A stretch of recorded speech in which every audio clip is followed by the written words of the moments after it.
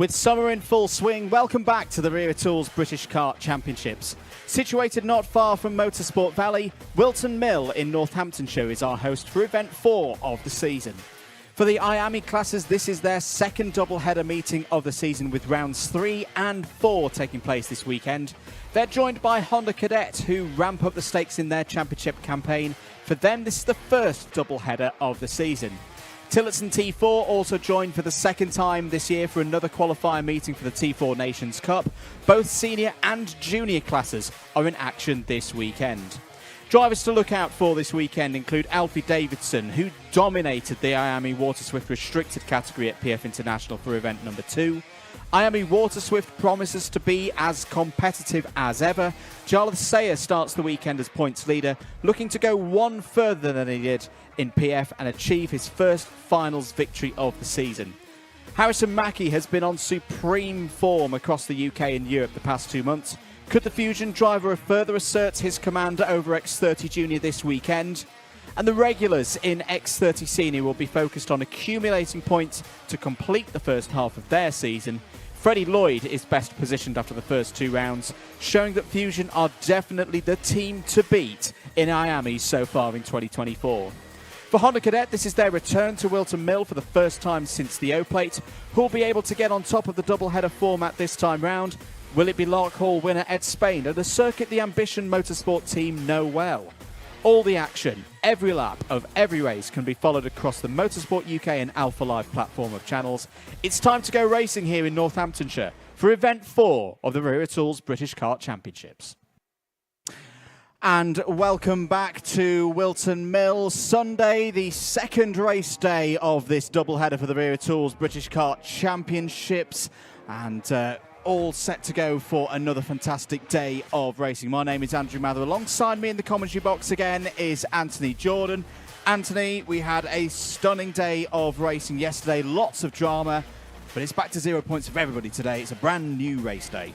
It certainly is. And you know what? I think for a lot of drivers, it's an exciting day today, because if they didn't have a good day yesterday, they might certainly have a different story today. A look at the track, though. Whilton Mill, a superb venue, isn't it? Absolutely. 1,200 metres in length, 12 turns, 26-foot elevation change, especially that run up to Christmas Corner where we're going to see tons of overtaking today. And this circuit, established in 1991, changed, of course, recently with the addition of the new chicane. Here's your weather forecast. Now, this is definitely going to be a talking point today. Mixed is how I think we're going to describe it. Potentially some light rain later in the day that could impact those all-important finals that will culminate the weekend with still, I wouldn't say warm, but not cold either. It's temperate at the moment here at Whilton Mill. Decent conditions for the drivers through their warm-ups and timed qualifyings this morning, which they did not have yesterday. We had rain a little bit earlier in the day for day 1 here. But yeah, again, plenty of challenges for the drivers, but those eyes are going to be on the skies, I think, a little bit today. Certainly will be. The clouds coming over a little bit. It is a cold, blustery day, but certainly looking forward to today. We're not alone, of course. Myself and Anthony were joined once again by Nicole Sutherland, who's down in the pits. Cold and breezy out here again then, similarly to yesterday. I've been chucked outside by the boys. Thanks, guys. But some maybe unpredictable conditions, like the boys just said. Bit of uncertainty going on in the paddock. Is it going to rain? We saw the drivers had to deal with a bit of wet weather yesterday. Some drivers off on the grass. We'll make sure you stay tuned to see if they face a bit of that. It's on the forecast to potentially happen. Fantastic driving yesterday by so many drivers. Some stunning overtakes, especially in those later laps. We saw drivers like Finley Lyons make moves in the finals for the win right on the very last lap. So definitely looking forward to seeing a little bit more of that today. Second day of racing, so like the guy said, drivers that missed out yesterday will get to do it all again. Noah Wolf, obviously, he had a difficult day yesterday, but he's a driver that will be on a redemption charge, I think, today. Personally, I'm really looking forward to it. Maybe not so much a bit of the wind and rain, but we'll see how it goes. And then we'll go back into the comms box. Andrew and Anthony will talk you through what we're heading into shortly. We will indeed. And first up on circuit in a racing capacity, first time that we've seen them this weekend on the live broadcast, Anthony. It's Tillotson T4 Junior will kick us off, followed by Tillotson T4 Senior. For those drivers in those categories today, this is another chance for them to qualify for the T4 Nations Cup. And let's have a little bit of a learning session about Tillotson T4 with some of the features that we recorded earlier on in the season.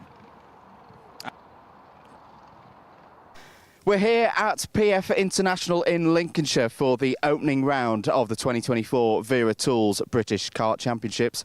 Once again this year, Wera Tools are the proud title sponsor of the top kart championship in the UK. But not only proud title sponsors, they're getting involved in the action. We're here at the scrutineering bay here at PF to see how they're getting involved and how their products are being put to good use.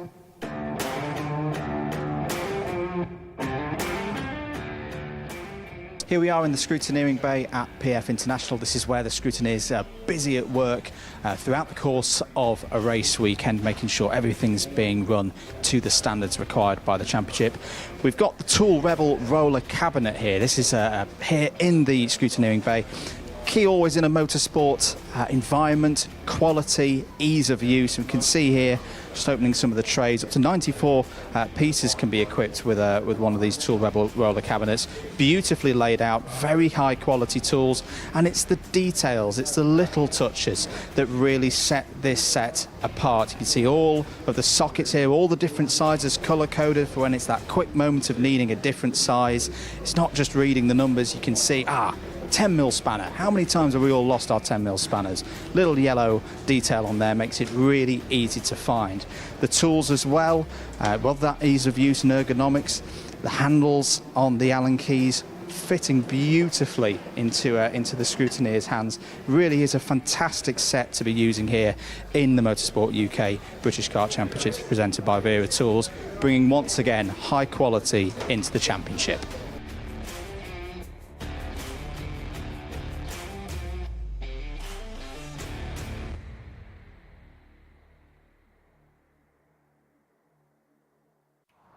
Welcome back to Whilton Mill, event 4 of the Wera Tools British Kart Championships. Thank you once again, of course, to Wera Tools for all of their support across the course of 2024. Anthony, Tillotson T4, tell us a little bit about it. Well, two categories this weekend. You've got the juniors and you've got the seniors, of course. It's an open class. Anyone can really jump into it. As long as you've got your licenses, get everything sorted out. You can request a test drive or anything like that. But the karts themselves, the juniors coming up first. Race ready package, drivers age 12 to 16. So it's a nice little age range that you've got there for the junior categories. There you can see them running on the Maxxis tyres, the MK Dry 1 tyres that they'll be using over the course of today. Relatively hard compound. That means they do last a fair while. The engines, you can hear rumbling there in the background, 225cc, specifically designed engines from Tillotson to really help push them through. They've got Tillotson carburetors on there as well. Everything is really sealed, controlled, and that's what makes it a really close package for racing in. And I would say a great feeder series for the world of karting. Absolutely, and a number of the drivers that we talked to with the seniors said likewise. But let's get ready for it. Next race out on circuit, first one of the day. It's the first heat for Tillotson T4 Junior.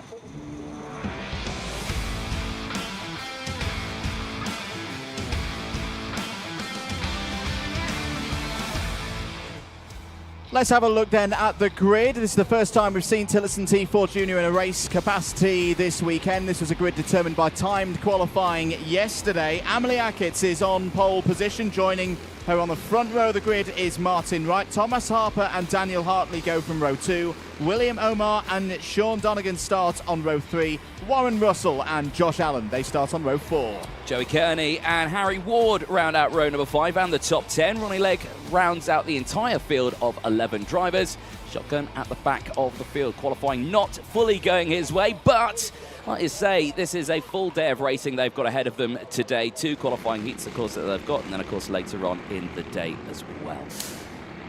So these drivers looking to race through, of course, to the T4 Nations Cup at the end of the year, representing the UK in Valencia.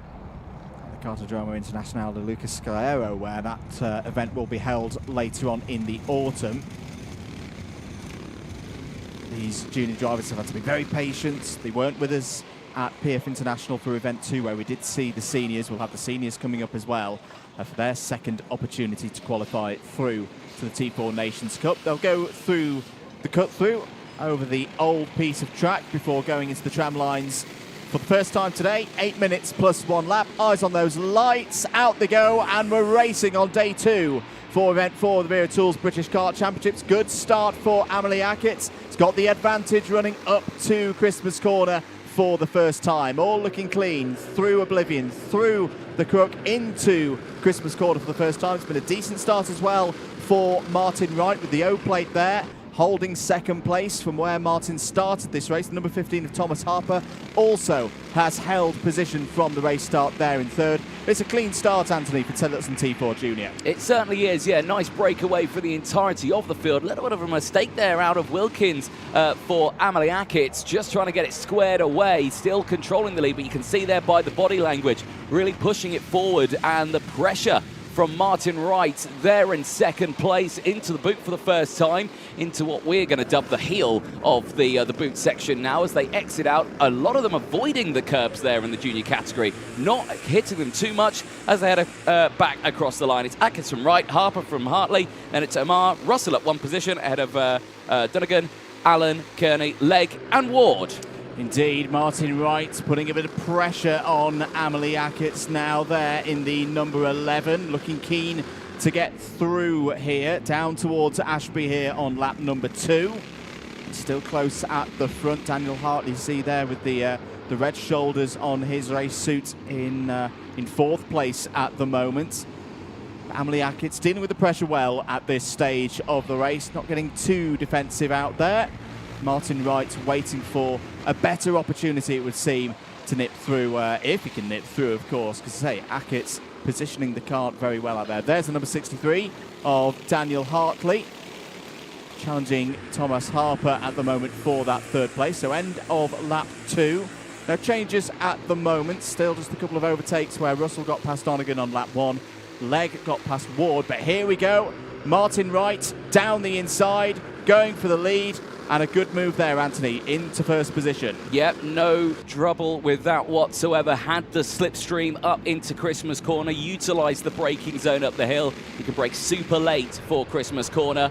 You can see some hand gestures coming up thick and fast there from some drivers, just clearly not maybe fully happy. And I can see here on our screens, Harry Ward, unfortunately, is going to be the recipient of a 3-second time penalty. That will be for tram lines. I will say, I think I did spot one kart just dipping a couple of wheels out before those lights had gone out, which will catch you a time penalty at the start of this race, but still race fully underway here. You can see there the motions that these drivers having to go through that chicane, really working hard on the wheels, and that's what we're talking about with that hard compound. The Maxxis tyres, they do deliver good racing, but they last a long time, which is good for the drivers. It's a cost-effective tyre as well for them. It's not like they can do a session, that's it, the tyre's gone, brand new set of tyres or anything. It's a consistent tyre, it's a good tyre, and it's going well. Now that is a bit of debris coming off a kart there. Not sure what that was, but it just flew off there at stage left. Now, whose wagon did that fall off?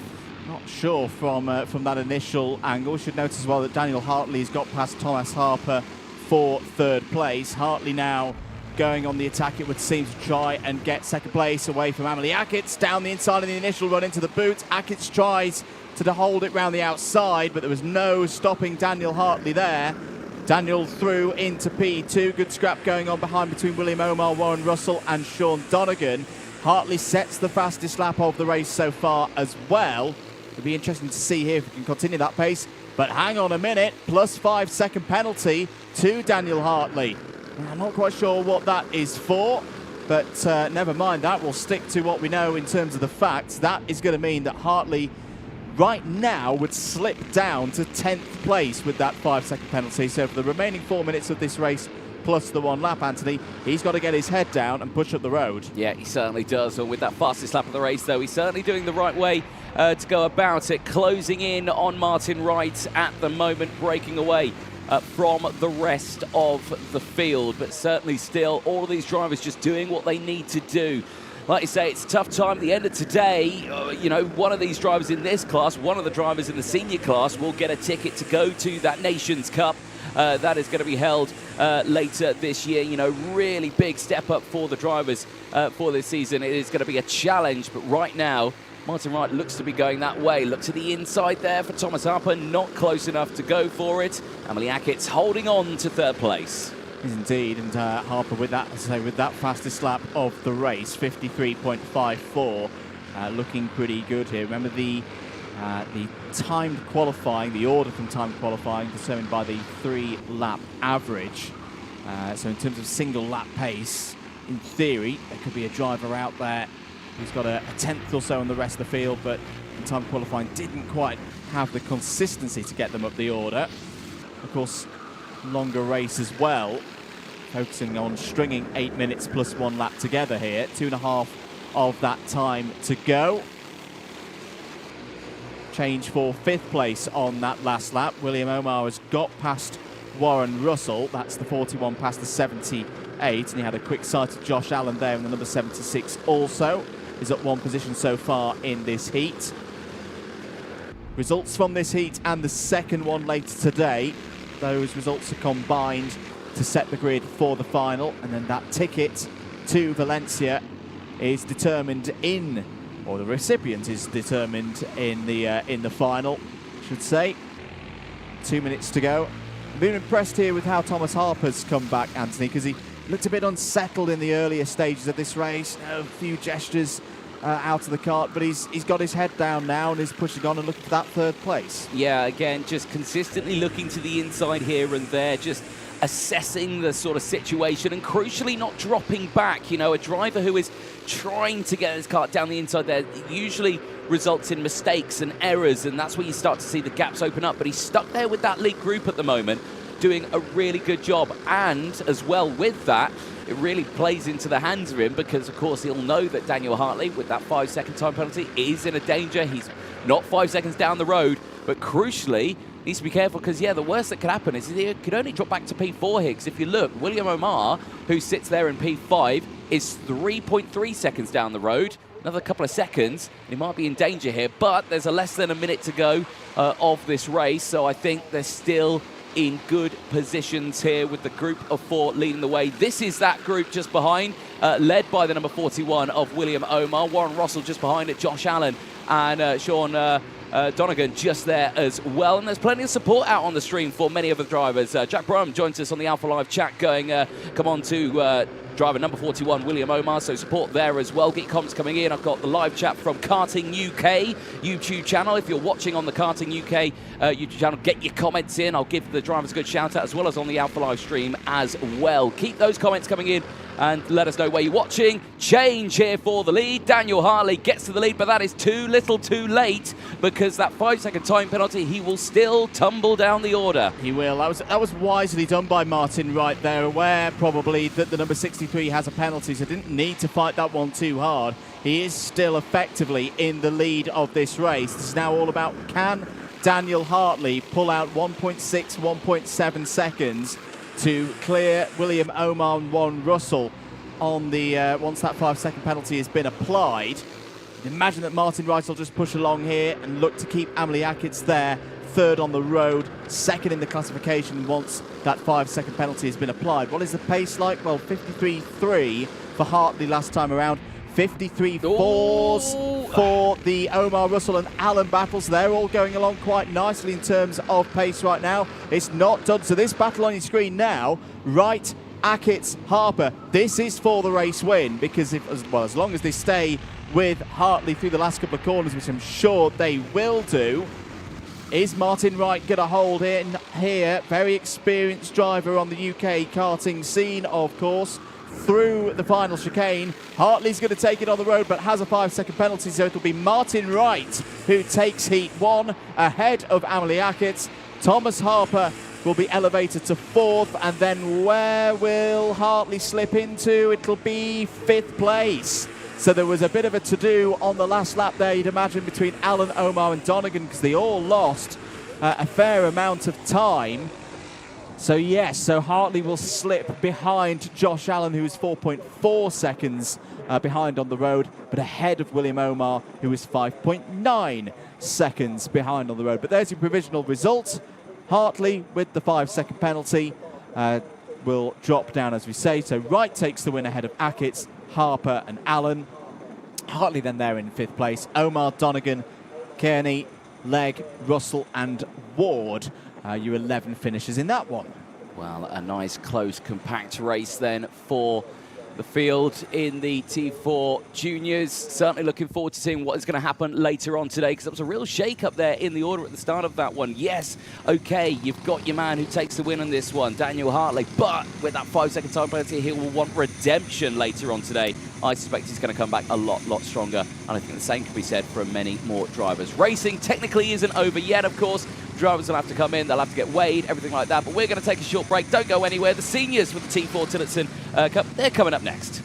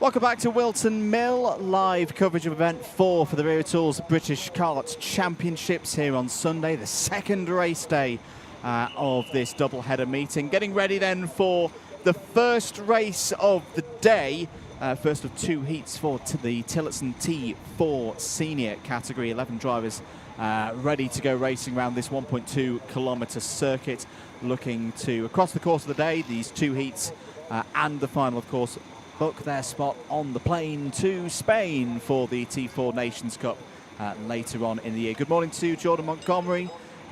Looking forward to heading to his part of the world for one of the upcoming events as well, for the Wera Tools British Kart Championships. Hello to Dan Grigger as well. We're going to get ready though. Next race out on circuit is Heat 1 for Tillotson T4 Senior.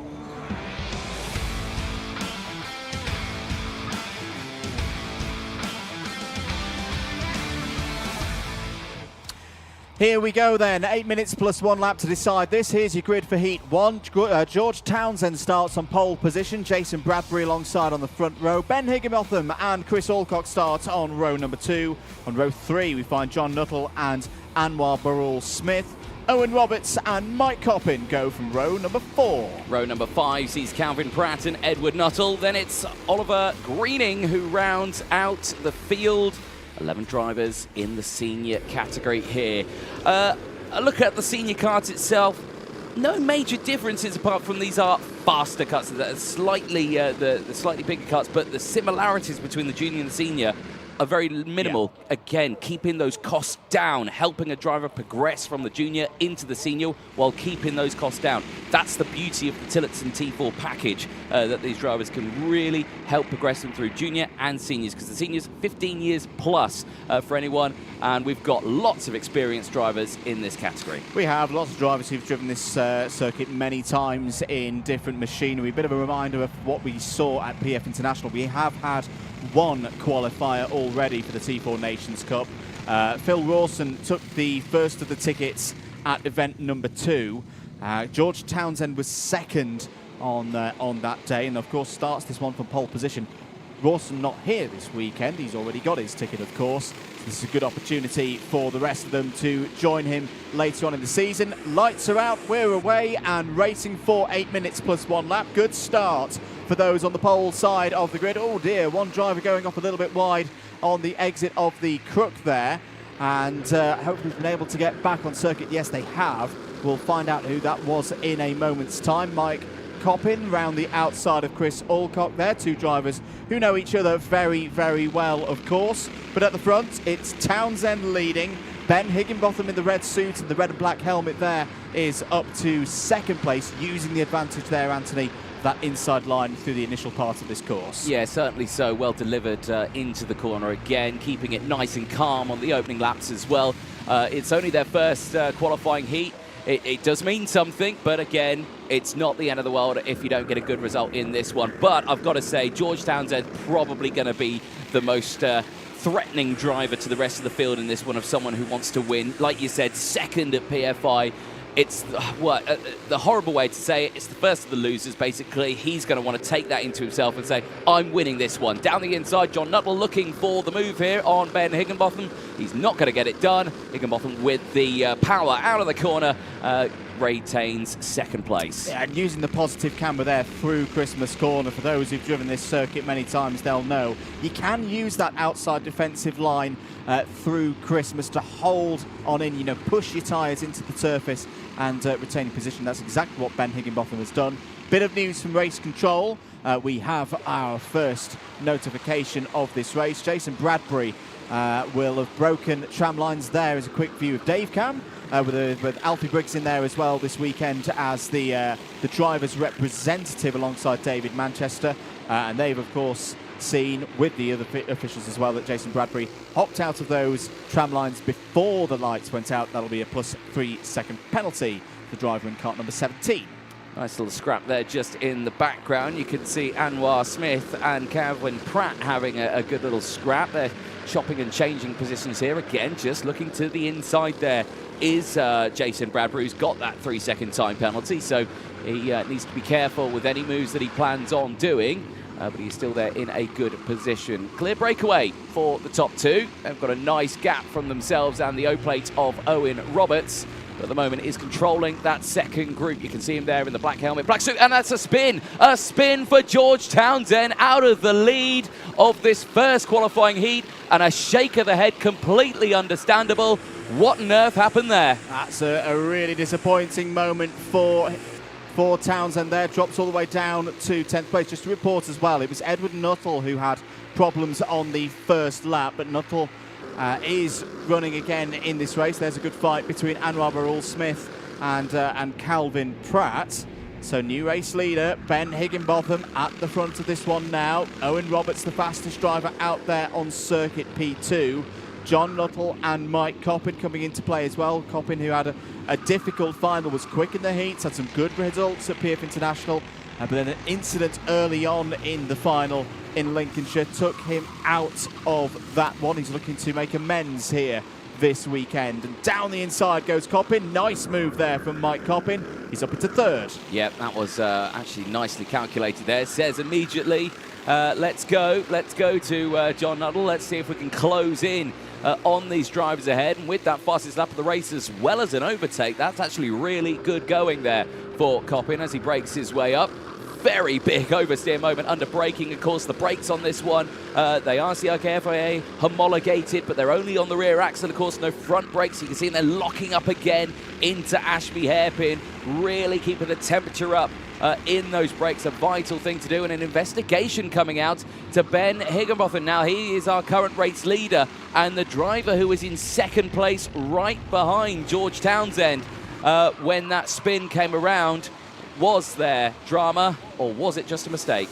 Well, the officials have a lot more camera views than we do, of course, with the CCTV round the circuit and all the observers out on track as well. It's just an investigation at the moment. No penalties, no changes to the race results as things stand. And I think Owen Roberts is not going to care about that at all. He wants the lead on the road. He's going to try and go down the inside of Ben Higginbotham there. Higginbotham tries to defend. Here comes Mike Coppin as well. So down to third place on the road goes Higginbotham. Great move, great determination from Owen Roberts to hold that in there and get through, and great opportunistic driving as well from Coppin to get up into second place. I'm looking at Coppin's driving style here, and the kart doesn't look settled at all, but it's working for him. It's working. You can see there now Owen Roberts trying to communicate there with Mike Coppin. Coppin's got a decision here. Does he get past straight away and try and break away, or does he work with Roberts here to try and open up that gap a little bit more? That's the question. But John Knowles closed in as well, so it's back to a group of 4 at the front here. But yeah, watch Coppin's kart as he goes to the braking zone up into Christmas corner. Whether or not he settled it down or whether or not he's pushing just that little bit too hard on the braking, well, he's going to go for the lead here in towards Christmas. Again, that time around is a little bit tidier, as he knew he couldn't step the back end out too much, as there would have been drama. Oh, we've both been watching this man race for many years, Anthony. Yeah. We know that Mike Coppin's always going to attack. I also now having shared the track with him a few times, and if he sees that opportunity, he's going to go for it. That was a classic Mike Coppin there. A good move into the lead of this race. Roberts still there, P2, Higginbotham P3. John Nuttall pushing along as well. He'll be quite happy, content with this position right now. He's less than a second off the lead there in fourth. If there is a bit of a scrap between these 3 drivers in the latter stages, he's going to be right there and right on them to take any opportunities. What a great drive this has been from Mike Coppin, up 7 places from where he started. He wasn't fully happy with his qualifying yesterday, but was upbeat, knew what had gone wrong, knew what he needed to do to get back to the front, and has applied himself really, really well in this race so far. There's been a change for 9th place as well, just to report, Anthony. George Townsend, the previous race leader in this one, has got past Oliver Greening, so the Townsend fight back is in full force now, and you never know in terms of how these heats work and intermediate classifications and all of that. Each position is going to count for something in terms of where he starts on the grid for the final later today. Certainly does, but you've got to say, for the drivers right at the front of this one, they've had the best race of today. Look at this, 7 and 5 places gained for Coppin, Roberts with 5 places as well. Superb drive from both of them. There's less than a minute to go. A tense time, but is this a sign of what we can expect at the end of today? Yes, okay, Coppin's quick, but we've not seen a George Townsend versus Mike Coppin just yet, have we?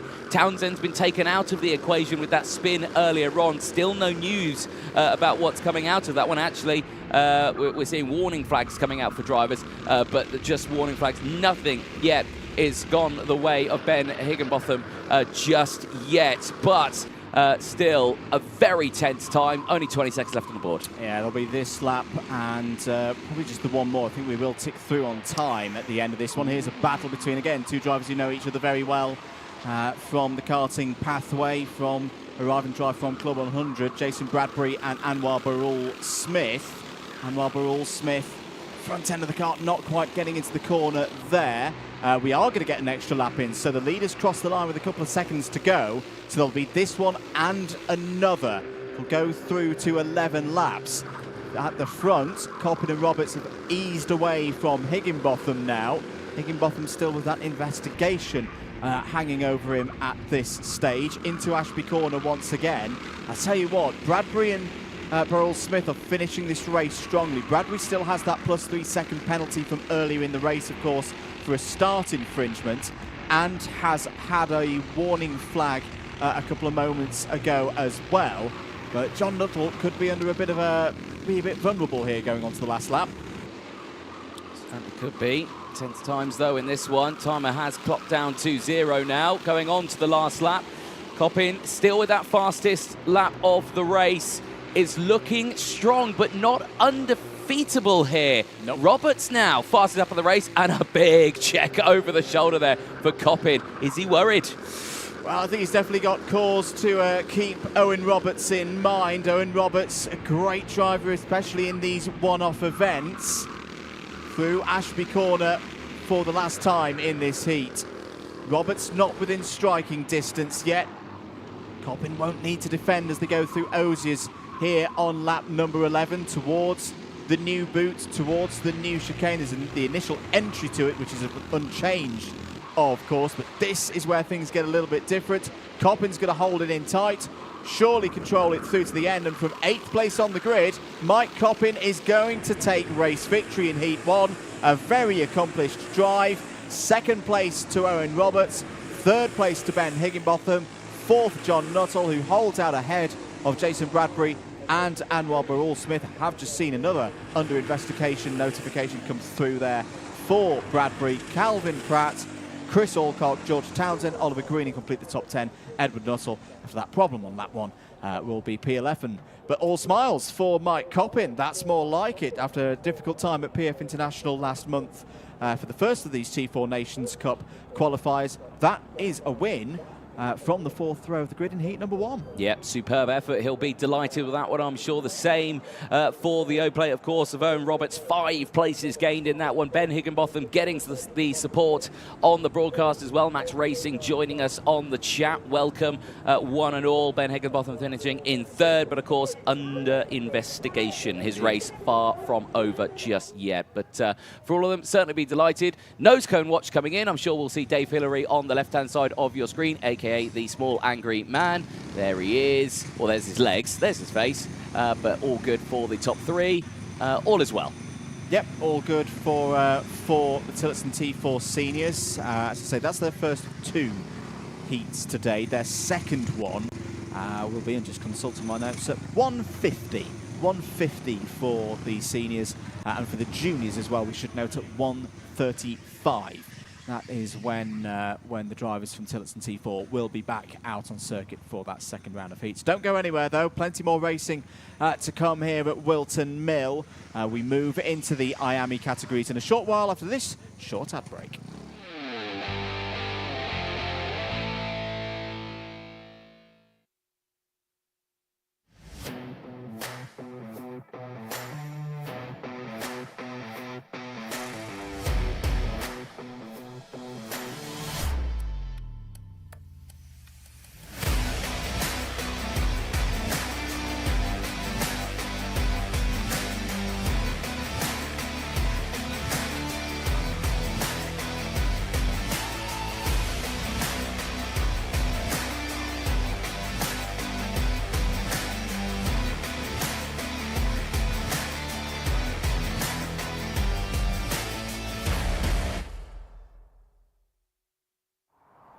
Welcome back once again to Whilton Mill. You're watching live coverage of the Wera Tools British Karts Championships Event 4 of the 2024 season.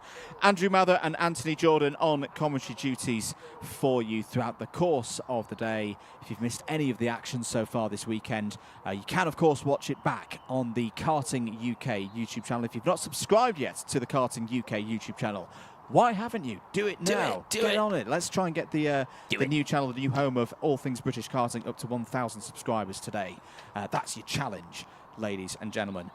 Anthony, yes. Junior X30 coming up first. It's another one of those where we've got a portion of the drivers, because 40 in total here this weekend for Junior X30. Groups B versus C coming up first. But we saw yesterday there's not a lot of margin for error in this class this weekend. No, there certainly isn't. It was very, very close. A handful of drivers did get eliminated, not from the weekend, but from yesterday's final, so they had to work a little bit harder today to see if they can go through. There you can see the drivers lining up, but it is coming up next. It is Junior X30. Stay tuned.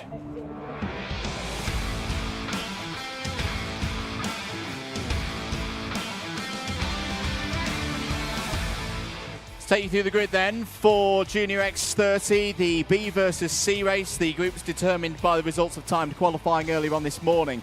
Thomas Minspearing has pole position, again is joined by Zach Green on the front row. Taylor Origin Rockaway and Shenton start on row number 2. Joey Brown and Morgan Moore go from row number 3, and George Edgar, carrying the onboard camera, is on row 4 alongside Kenzo Craigie. Arjun Kraling from Germany goes from row 5 alongside Wales's Archie Owen, and it's Sky Parker and Alex Dodds on row 6. Samuel Branson and Hamish Forrest, it's only his second year of racing, ladies and gentlemen. He starts on row number 7.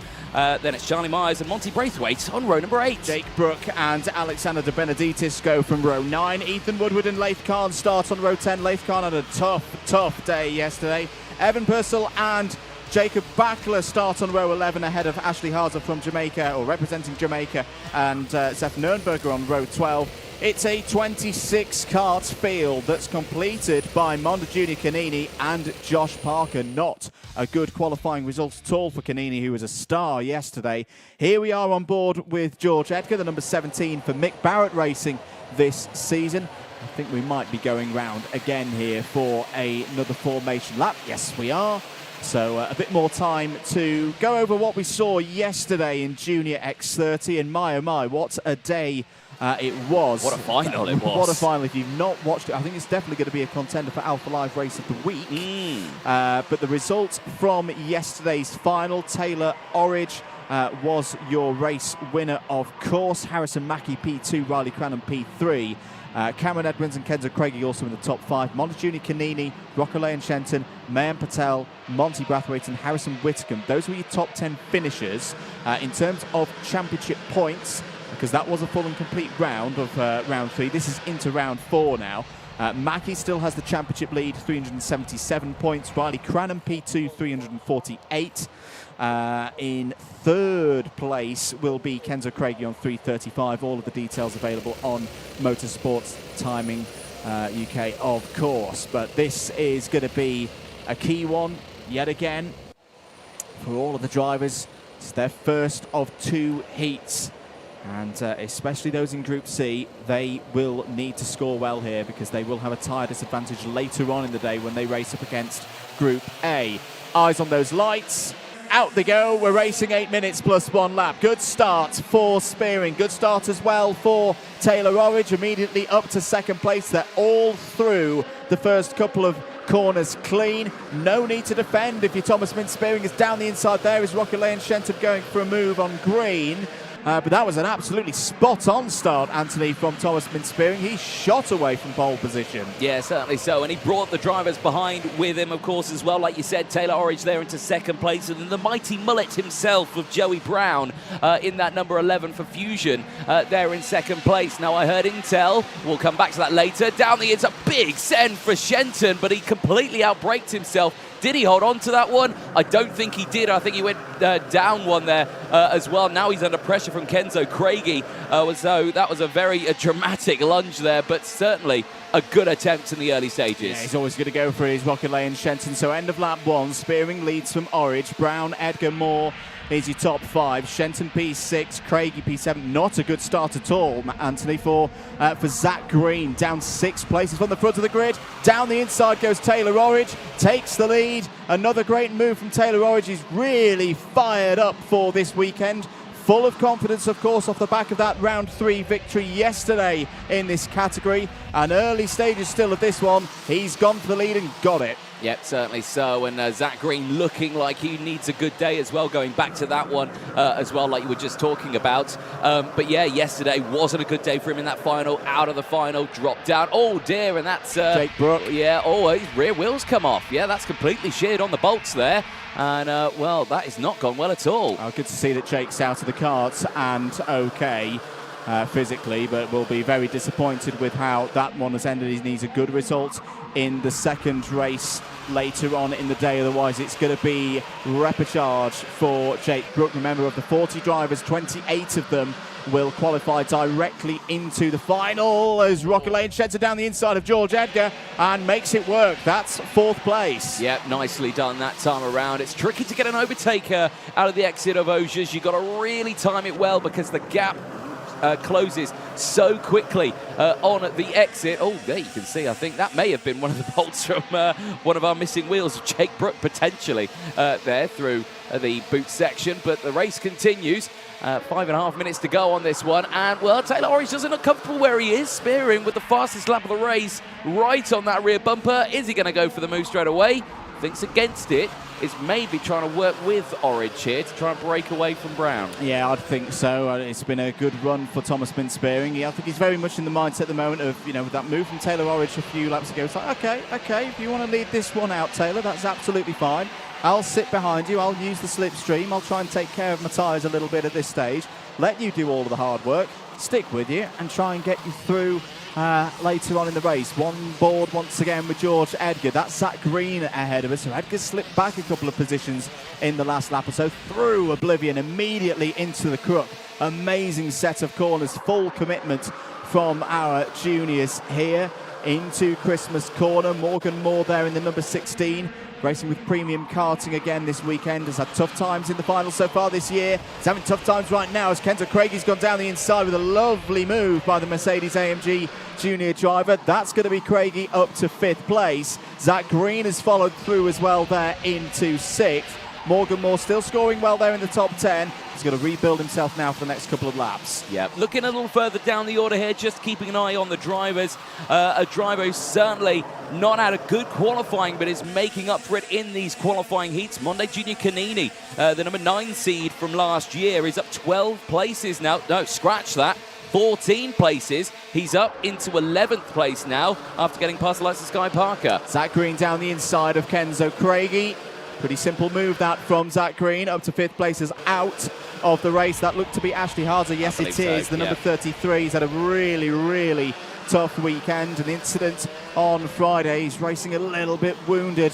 Not 100% so far this weekend. That's unfortunate to see Harzer out of this one on lap 5. Certainly so. Back on board here with our man George Edgar. It's not been the race for him in this one, just slowly eking backwards. There you can see Samuel Branson just ahead in the number 58 going through. More side-by-side action here. This is way further down in the field as we see the drivers battling away there. The number 78 and the 53. That's Laith Khan, Alex Dodds racing away. Evan Purcell just behind. Hamish Forrest is there in 15th place. Remember, I said it earlier on, Hamish Forrest is only in his second actual year of karting. Raced last year in the junior Rotax division, now stepping up this year into junior X30 and in the British Kart Championships. Talk about throwing a driver who's brand new into the world of karting in the deep end, but I've got to say, he's taking to it like a duck to water. He really is. This is a tough category to compete in. There's ferocious racing as we've seen across the course of the weekend. Big hop across the curb there from Taylor Orridge. And giving the chassis a bit of punishment, but it's taking it right now. Spearing was very close to the limits as well, as they're on lap number 8 now. 2 minutes and 20 to go in this one. They're well clear of Joey Brown at the moment. A second clear to the number 11 for Fusion Motorsport. Zach Green's continued. This is a really good comeback in the second half of this race from Zach Green. Has got through past Rocco Lane Shenton for 4th place. Laith Khan and Alex Dodds confirmed past Hamish Forrest there for 15th and 16th. Charlie Myers and Jacob Backler also on the move past Zef Nurnberger. But we're sticking with the drivers at the front of the order. What do you think will be going through the mind of Spearing right now, Anthony? He's being patient at this moment. He certainly is. I mean, I think just keep it controlled. Don't worry about things too much. It's only the first qualifying heat of the day. You got another one to go. Plus, maybe a rapid charge. Well, I think they don't need to worry about that one. But of course, that all-important final. It's early doors. It's another chance, a second chance for all of these drivers. Oh dear, Evan Purcell out, and that's at the final corner. He won't like that at all. He tumbles to the back of the grid. That's a tough one there for driver flying the flag for Northern Ireland. Drops down to 24th place. Here's Rocco Shenton closing in on Kenzo Craigie. This is over 5th place. Still a few laps of this one to go. Drivers are going to cross the line with 50-something seconds remaining. So there's going to be 3 more laps of this one. 2 on time, plus the 1 lap. End of lap 9. Orridge and Spearing. Gap between them is 1/4 of a second, which is next to nothing. And again, I think Spearing is just waiting his time here. He is just holding there in 2nd place, knowing he's got a decent gap over Brown and Green behind, but it could diminish if he goes too early. A good sign, I think, right now Anthony's, he's got good pace through sector number 1, where we've seen Orridge himself be very strong this weekend. So if you're closing in on the GP plate from Croc Promotion in that part of the circuit, you've definitely got a fast wagon.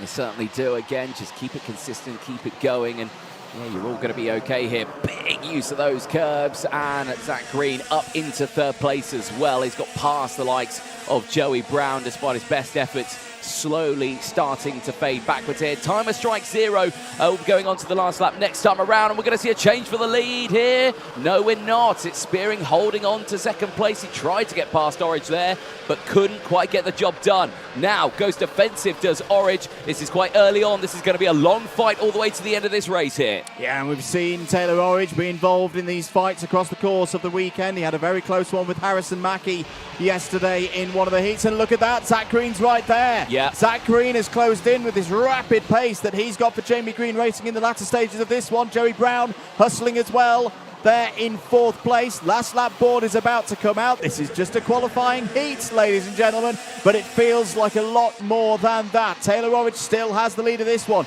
but this is where Spearing's been particularly good so far in this race.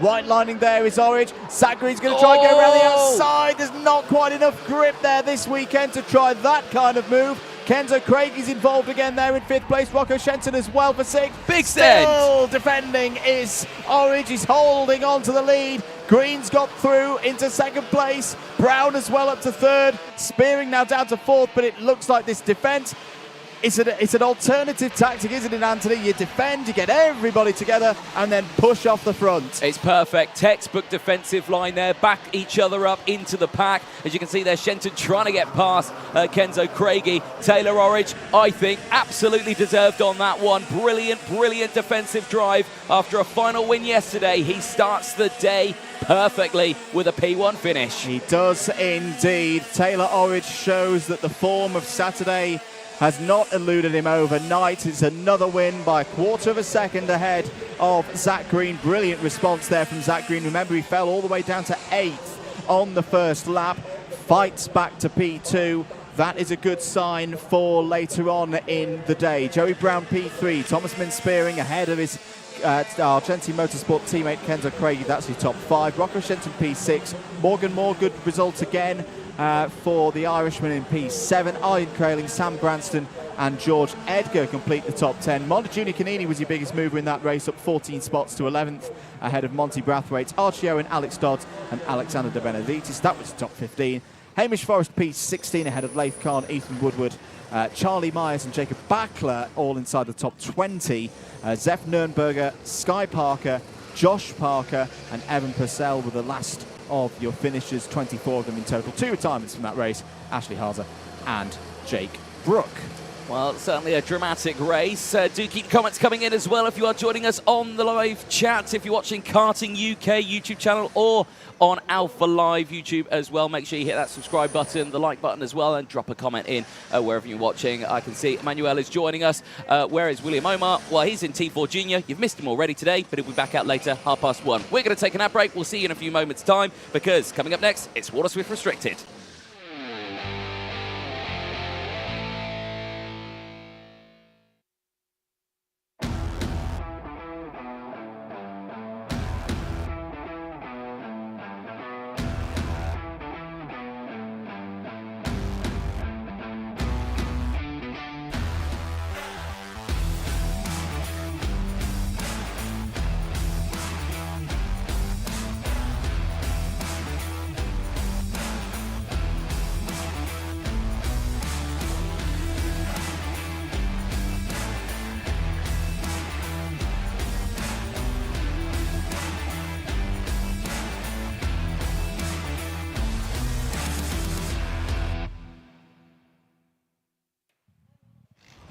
Back with us here at Whilton Mill. It's event 4 of the Wera Tools British Kart Championships for 2024. Andrew Mather and Anthony Jordan are alongside each other in the box, getting ready for race number 21 of the weekend, the first heat of this 4th round of the season. For IAME Water Swift, Anthony, IAME Water Swift Restricted, apologies I should say, that is up next.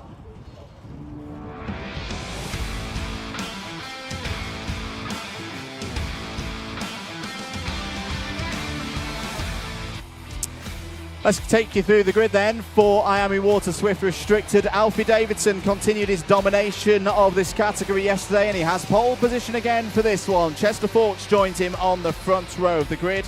Daniel Ferguson and Mason Hibbert start on row number 2. They're ahead of James Roots and Henry Algar on row number 3. Row 4 is Oscar Kenny and Harry Chapman.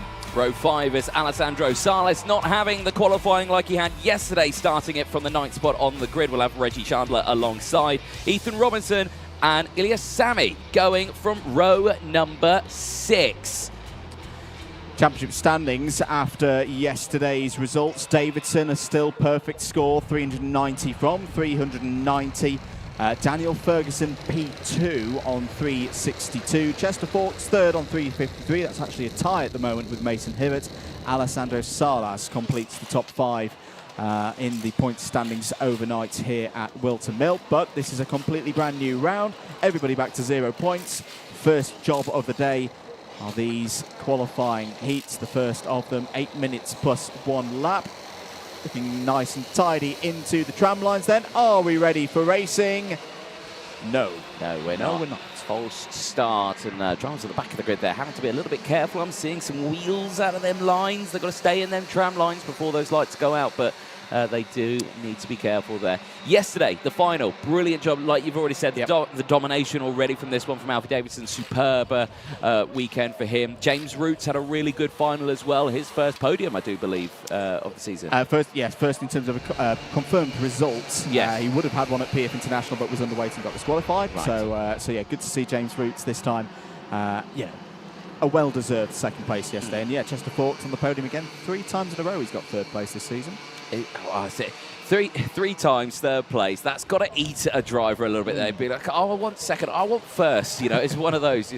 Hopefully he doesn't throw a tantrum about it. But yeah, no. Controlled drive. It's going to be another long day today, but I'm sure every single one of these drivers is ready for it. Before we get this race started as well, on Instagram stories at British Kart Championships, if you've got any questions for us in the box, do drop them in there on Instagram. Right now, though, we're ready for the first heat of the day for IAME Water Swift Restricted, and we're lights out. 8 minutes plus 1 lap begin. Good start for those on the pole side of the grid. Davidson leading from Ferguson through the first couple of corners. Chester Fawkes, I think, has slipped down a bit. Now, we saw a little bit of this at PF International, that Fawkes having some difficulties with starts, and yes, it's happened again. So Chester Fawkes has fallen down to around 10th place. Hopefully this isn't a full repeat of the issues that we saw in Lincolnshire. We know he can fight back through the field. We know his race pace is good, but you talk about that trio of third places in finals. Problems here in the heats has been a factor in that. As through goes Ferguson. Ferguson gets through past Davidson through hoses. It was very, very close indeed there between the top 2 drivers in the championship. And on a day like today, you know, Davidson with this run of scores, he's been top of every intermediate classification so far this season. He's been the winner of every final. If any of these other drivers are going to take this championship long-term through the 8 rounds, they really, really have to start finding a way of beating the young driver in the Fusion Motorsport number 46. But here he comes again, down the inside on Ferguson for the lead of the race. Great move, back up to P1 goes Alfie Davidson. The speed, the toe, everything came into effect there. You can see the closing distance just disappear. Ferguson could do absolutely nothing there to hold on to that one. And crucially again, he'll have the chance to close back up, and now this time he will get that toe. He will get the slipstream up in towards Christmas Corner. As long as he can get the exit out of Oblivion and Crook, that's the key part of this lap, and especially as well the exit out of this final corner. Remember, you're flat out from this moment now all the way up to Christmas. You are indeed. You see a little bit further down the order there. Alessandro Salas has had a good start. He's up 4 places. Chester Fawkes is coming back as well.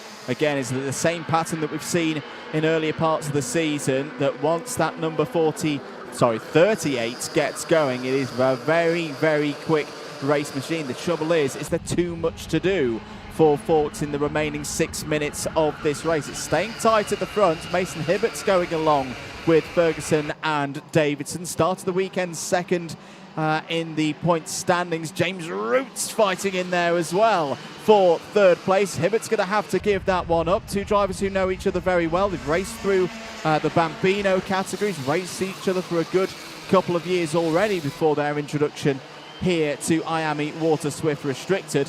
That was a nice move there from Roots up into third. Certainly was, and I've got to say, Roots is closing in on the likes of Ferguson and Davidson. Ferguson now with the fastest lap of the race. Watch him here now. Is he going to do what Davidson did earlier on? Use that slipstream, use that toe. Is he going to pull out? The answer, no, he's not. He's going to stay behind. He's going to work with Davidson here to try and break away. So I think he's checked behind and he's seen the Roots has closed in and thought, that's a danger coming up behind us there. Change for 9th place as well. Henry Algar has got past Ethan Robinson for that spot. As Chester Fawkes has had a problem. Chester Fawkes, well, his race, which didn't start well, was recovering back through. He's got to do all of that hard work again. That looked possibly to be a spin down through Ashby Corner, which, as we've mentioned yesterday, if you were with us, it's a very, very tricky corner. Downhill, weight transfer all goes to the front of the kart, and especially in these machines, you know, they get very, very light through that apex, and it's very easy to have a tumble. Yeah, indeed. Well, we're seeing a change here for second place now because danger as James Roots goes for the move, utilising that fastest lap of the race. Furious is Daniel Ferguson. He's throwing his hands up in the air saying, what are you doing? I was trying to close up to Davidson, but control yourself now because you can dig in, stay behind, and now try and work together to go through. But as that red mist already descended on our drivers here, with still 4 minutes to go of this race. 4 minutes to go. It's enough time if they can start chipping away sector by sector, 10th by 10th. They can pull Alfie Davidson back in. I think for James Roots, he was seeing that there wasn't too much of an impression being made there by Daniel Ferguson on Alfie Davidson, so he's taken matters into his own hands here to go, right, no, I want to be the chase guy. I want to be there in second place to see if he can pull the race leader in. And tell you what, that last sector was pretty useful. 14.07 versus 14.23. So he's already taken a 10th and a half out of Davidson's lead. Round a third of this circuit, 3.25 minutes to go. This next 2 laps, I feel, really, really important for these chasers here, Anthony. They've got to get back on terms, otherwise Davidson just get into that rhythm that we've seen him have so many times this season. Yeah, certainly so. But right now, they're just tucking in now, working together, not pushing too hard. And again, you're seeing those fastest times. Gap is less than a second still, with just over 3 minutes to go. So there is still plenty of time left in this race. Mason Hibbert, he's done all right, hasn't he? He's having a good little race. He stayed there. He's P4. He's not gained anything. He's not lost anything. He's been right there in that position. I think just doing what he needs to do. There we saw a brief look at Alessandro Salas. He's had a really good run in this one. 4 places gained from the near back of the grid. He's there in the top 5. Yeah, he's had a really good weekend. Really big step forward for Alessandro Salas here at Whilton Mill. Is that gap coming down? It is. It's down to 0.61 of a second now. So Roots, Ferguson, Hibbert just need to stay with this at the moment. Davidson won't be panicking. To say he likes leading these races out. It's in terms of the championship standings, it may look, you know, oh dear, bit of a almost Max Verstappen style domination of the season. But all the races have been close. Yes. There's been a number of times where Davidson has lost the lead, been able to fight it back and, you know, always get to the front at that most crucial of laps when the checkered flag comes out. And that's the real big question, I think, for Roots, Ferguson, Hibbert and the others is they know they can get ahead of Alfie Davidson. We've seen that numerous times this season. But it's how do they stay ahead of him? How do they change their racecraft to make sure that those times when they do get past stick all the way through to the end? Oh dear, as Reggie Chandler retires from the race. The privateer in the number 47 there. Not quite sure what the problem was from that view, but a shame there for Reggie, out of this race. Yeah, that is a pity. Eyes on this one. Gaps closed in, 0.2 of a second, 1 minute to go. James Roots is piling on the pressure, and he's bringing Ferguson with him here. Davidson is in a spot of bother here as they make their way into the boot section here for, I think, the 8th time. They've completed 7 laps so far. They'll be going nearing to the end of this race relatively soon, but they've still got another lap to go, plus another one as well. So there is still plenty of time left in this race for Roots to really pile on the pressure here. Up through Oblivion, up towards Christmas Corner. Has he got enough for the slipstream? Has he got enough for the move here? No, stays behind, waits for another opportunity. Yeah, it wasn't quite close enough there for an attempt at the lead. Mason Hibbert's still there as well in 4th place. He'll be hoping for a bit of a squabble between now and the end of this race, because he's in that kind of range where he could get up to the back of this pack pretty quickly if Davidson was to start defending. Into the boot for what will be the penultimate time. Timer ticks through to 0, so the last lap board will be out this next time around. There it is. Change for 9th place. Chester Fawkes has got past Ethan Robinson for that spot. Up the hill now. This is going to be one of the best opportunities, surely, for James Roots. He's right in the slipstream. Davidson goes defensive. Nowhere through there. That was wise stuff from Alfie Davidson. Certainly was, closing that inside line, but again, keeping the group nice and close. Down to Ashby. Here's another attempt. Again, just sweeps to the inside, covers it off. Compromises his exit a little bit, though, here. Does Davidson. He's got to be careful. Ogiers is an opportunity for drivers to get past. Not this time around, just the boot to go, but it looks good, but nothing is certain. Yeah, this is classic Alfie Davidson. Oh, I thought James Roos was going to have a go down the inside there. Daniel Ferguson's line has been compromised a bit. Alfie Davidson is going to hold on for another victory. He's going to keep this run going in IAME Water Swift Restricted. James Roots pushed him all the way again, but it's Davidson from Roots by 0.08 seconds. Daniel Ferguson comes home with another 3rd place. Mason Hibbert P4. Alessandro Salati, biggest mover in that race, up 4 spots to 5th, continuing the strong race pace that he had yesterday. Harry Chapman, Oscar Kenny, Henry Algar, Chester Fawkes and Ilias Sami all in the top 10. Ethan Robertson, the last of the 11 finishers. Single retirements in that race. Reggie Chandler, well, first question of the day to Alfie Davidson, and it's been answered. Aplomb there from Alfie Davidson. Again, the championship leader looking at the moment invincible in IAME Water Swift Restricted. At the moment, yes, but again, long way to go in the championship, and but so far, like you were saying, doing what he needs to do here. James Roots really impressing me on that one. 3 places gained, like you say, up to 2nd place. A sign potentially of what's going to be happening later on. Nose cone watch now for the drivers. All good for 1, all good for 2, all good for 3. So your top 3, absolutely fine. Excellent. That's what we like to see here in the box. IAME Water Swift Restricted will be back out again at 2:05, 14:05. For the 2nd heat for IAME Water Swift Restricted. Do definitely hope you can be with us for that. If you can't be, don't worry, you can take us with you, whether it be on the Alpha Life YouTube channel or on the new Karting UK channel as well. And if you've got no signal, or if it's like my house where internet providers are letting you down again, don't worry, you can watch it all back for free later on at your leisure. Always a plus, isn't it? Always a plus. Always a plus, isn't it? Rest of the field coming in, of course, there very closely followed Oscar Kenny. No positions gained in that one, but none lost, staying in 7th place. So a good, solid race for Oscar Kenny there, making his way back in. There we go. There's the camera, Oscar. Give it a wave. No. Denied me on that one, did Oscar. There we go.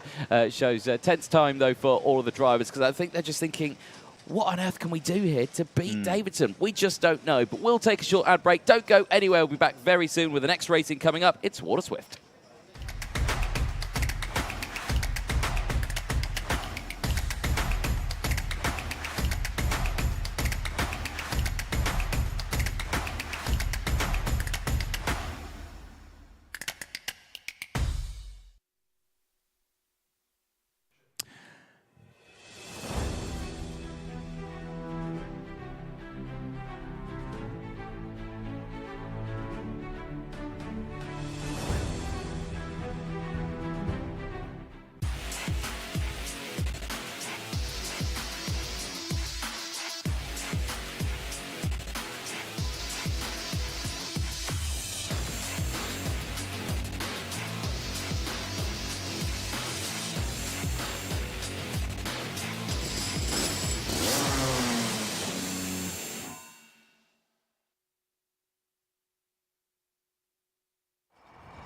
Back here at Whilton Mill, getting ready for race number 22 of our weekend, Anthony Jordan, the first race of the day for IAME Water Swift. Certainly is. Big group. It's coming up next. Race 22, Water Swift.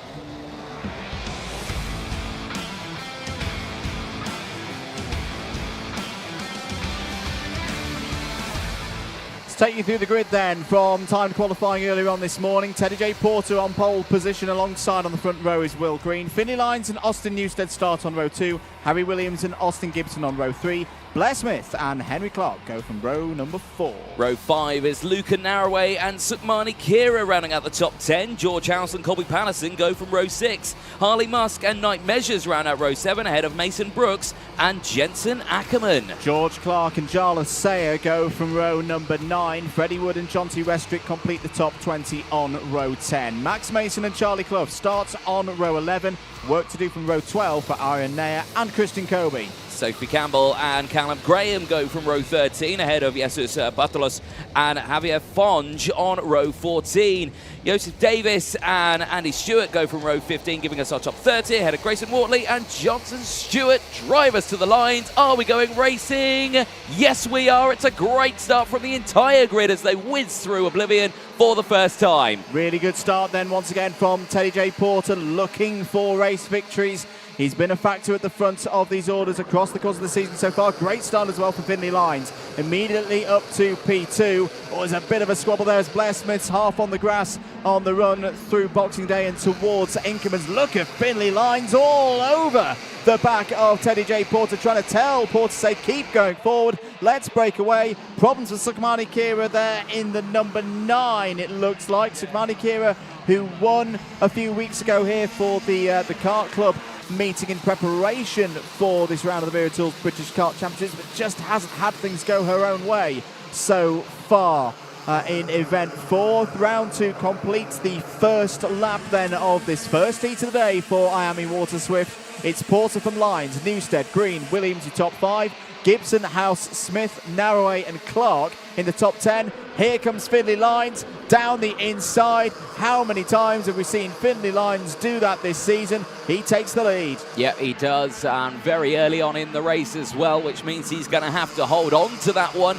because in Water Swift it's very difficult to break away on your own by the rest of the field. The slipstream, the toe, plays such a huge effect here at Wilton Mill. Off the track there, disaster for Javier Fonge for the Evolve Motorsport team out of this race. That looked like the exit of Ashby Hairpin. Again, that's been causing dramas for a lot of drivers. Will Green down the inside, going wheel to wheel with Austin Newstead. Newstead slams the door closed and denies third place as they continue their fight up to the top 2. Very competitive, as it has been throughout the season so far in IAME Water Swift. A good number of these drivers were top runners in IAME Water Swift, restricted last year. A little bit of a move there. Down the inside goes Will Green. Harry Williams trying to fight his way through as well.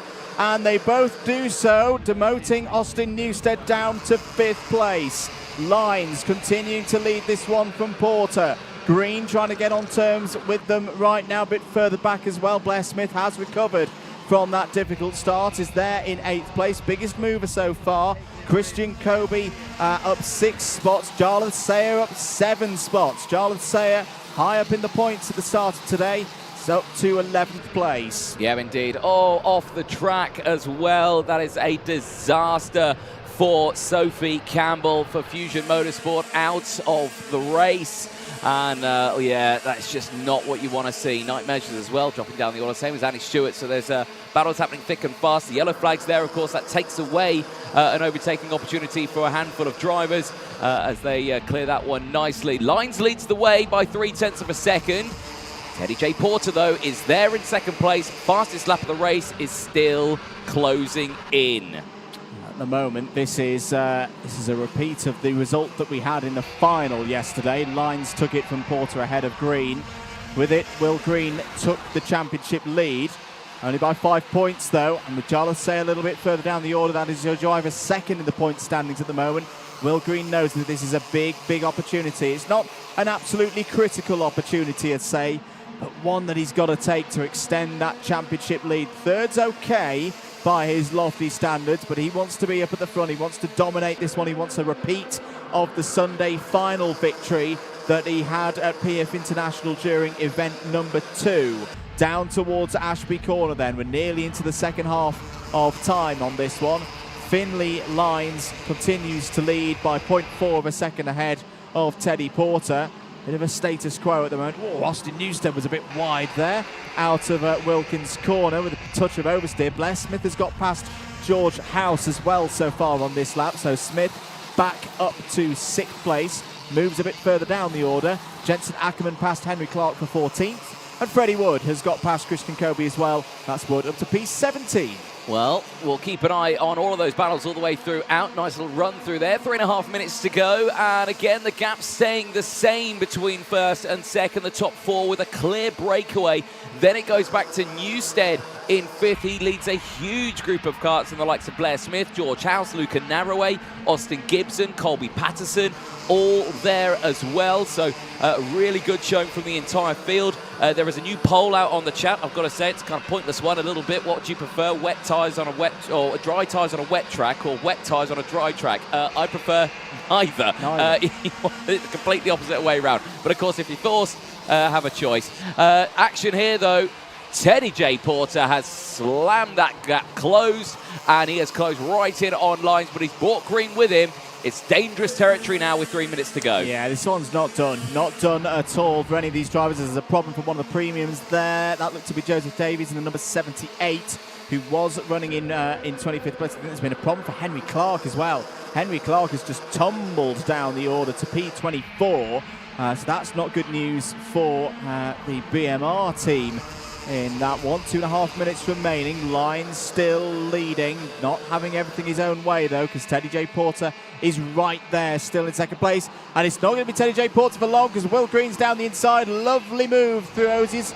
You can do that there. It's quite a wide entry in a late apex. If you can get down the inside and not scrub across the corner, as Will Green accomplished there, that's a good way to get through. Will Green up to P2. Lines checks over his shoulder, sees that the championship leader is there. A driver who in this category with this engine formula of Water Swift engine has been a very strong force, not just in the UK, but in Europe in recent weeks as well. Oh, a touch there between Lines and Green. They both keep it under control, but Green's got through. The Lines did not have the pace off of Christmas Corner. Will Green has the overtake done. Is there a problem for Finley Lines? Because all of his pace seems to have gone now. He's lost the position to Porter. He's lost the position to Harry Williams as well. He's looking steady now there in 4th place. That's a definite flash moment in this race. It certainly is. That was a tense moment for all the drivers. That everything looks okay on the wagons, but Teddy J. Porter really has an opportunity here now with his teammate Harry Williams right there just behind. They have a chance to really pile on the pressure on these drivers here. The two teammates could work together to really close in on Green, who now has that 3/10 lead, checks over the shoulder, but watch out for the slipstream, watch out for the toe. The gap will disappear now through Christmas Corner, and Will Green could be under some pressure here. He could indeed. Looking further down the order, Austin Gibson has just got through past Luca Narroway for 7th place, so the driver who was your champion last year in IAME Water Swift Restricted, having a strong run in this one, still getting to grips with this higher category. Of course, George Clark has just got past Colby Patterson for 11th spot as well. That's a gain of 6 places so far for Clark, as Lines fighting back down the inside of Williams. Williams will have the advantage for the next corner. Williams holds on to 3rd, but that fragments the two ORMs apart. It's 2-2 now for the last 2 laps of this one. What can Teddy Porter do about Will Green's pace? He's right there as they go into Christmas Corner.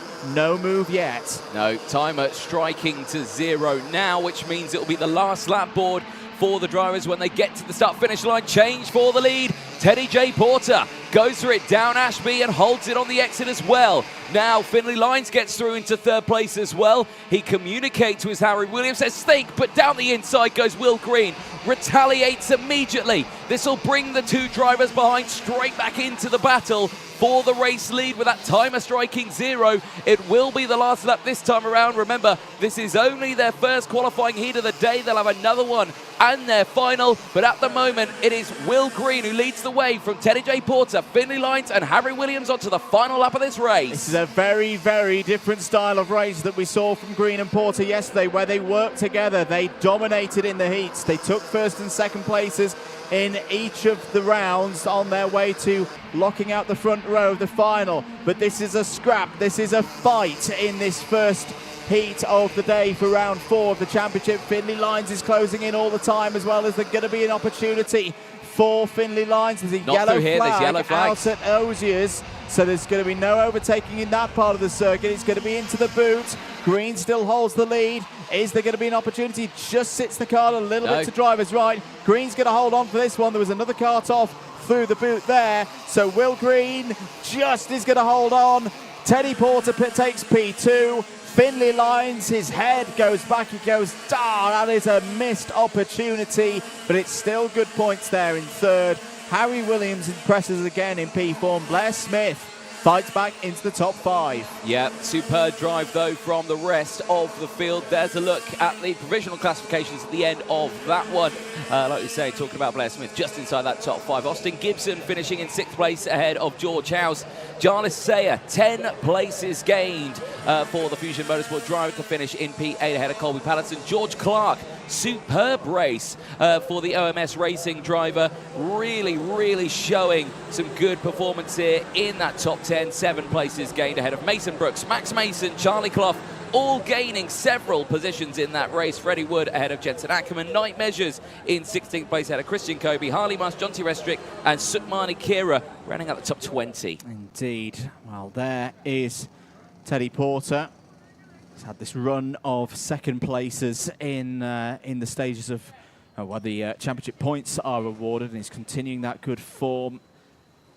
I think a wise decision there, that it would have been easy to get tempted into throwing one down the inside and potentially having problems. You know, it's not a race win, but second place will do. He's continuing that run from yesterday. Well, the downside that they had was they had the yellow flags all the way through that infield sector. They weren't allowed to overtake going into the boot. You could see it was just on the sort of toe of the boot. There was karts going off there. The green flag was going into the that new chicane. And we know how difficult it is to get an overtake there, so there was just no time for it. Indeed. There's Finley Lyons, 3rd place. Well, the driver who's definitely shown he's still got that form that took him to the O plate title in the Rotax categories here at Whilton Mill at the start of the season. But next time we'll see IAME Water Swift. So that's just heat 1 for them today. Second one will be at 2:20. More racing to come here, though, at Whilton Mill. Next up, it'll be Senior X30.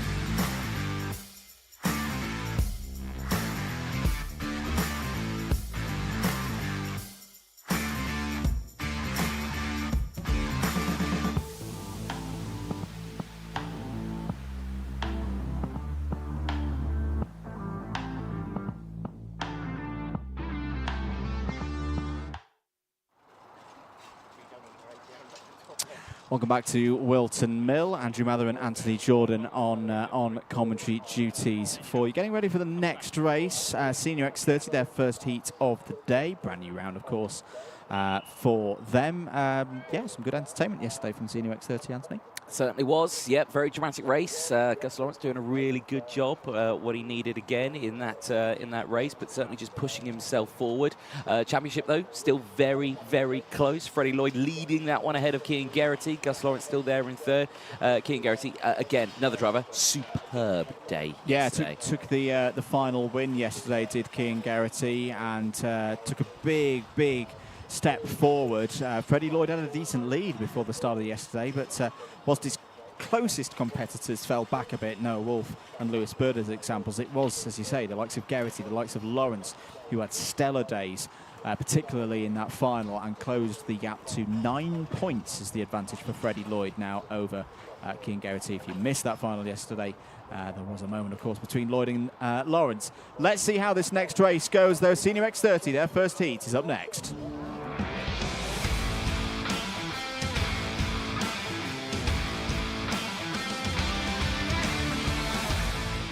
Big grid of drivers, let's take you through it. Gus Lawrence starts on pole position. No repeat of the dramas in Sunday qualifying that he had at PFI. Joining him on the front row is championship leader Freddie Lloyd.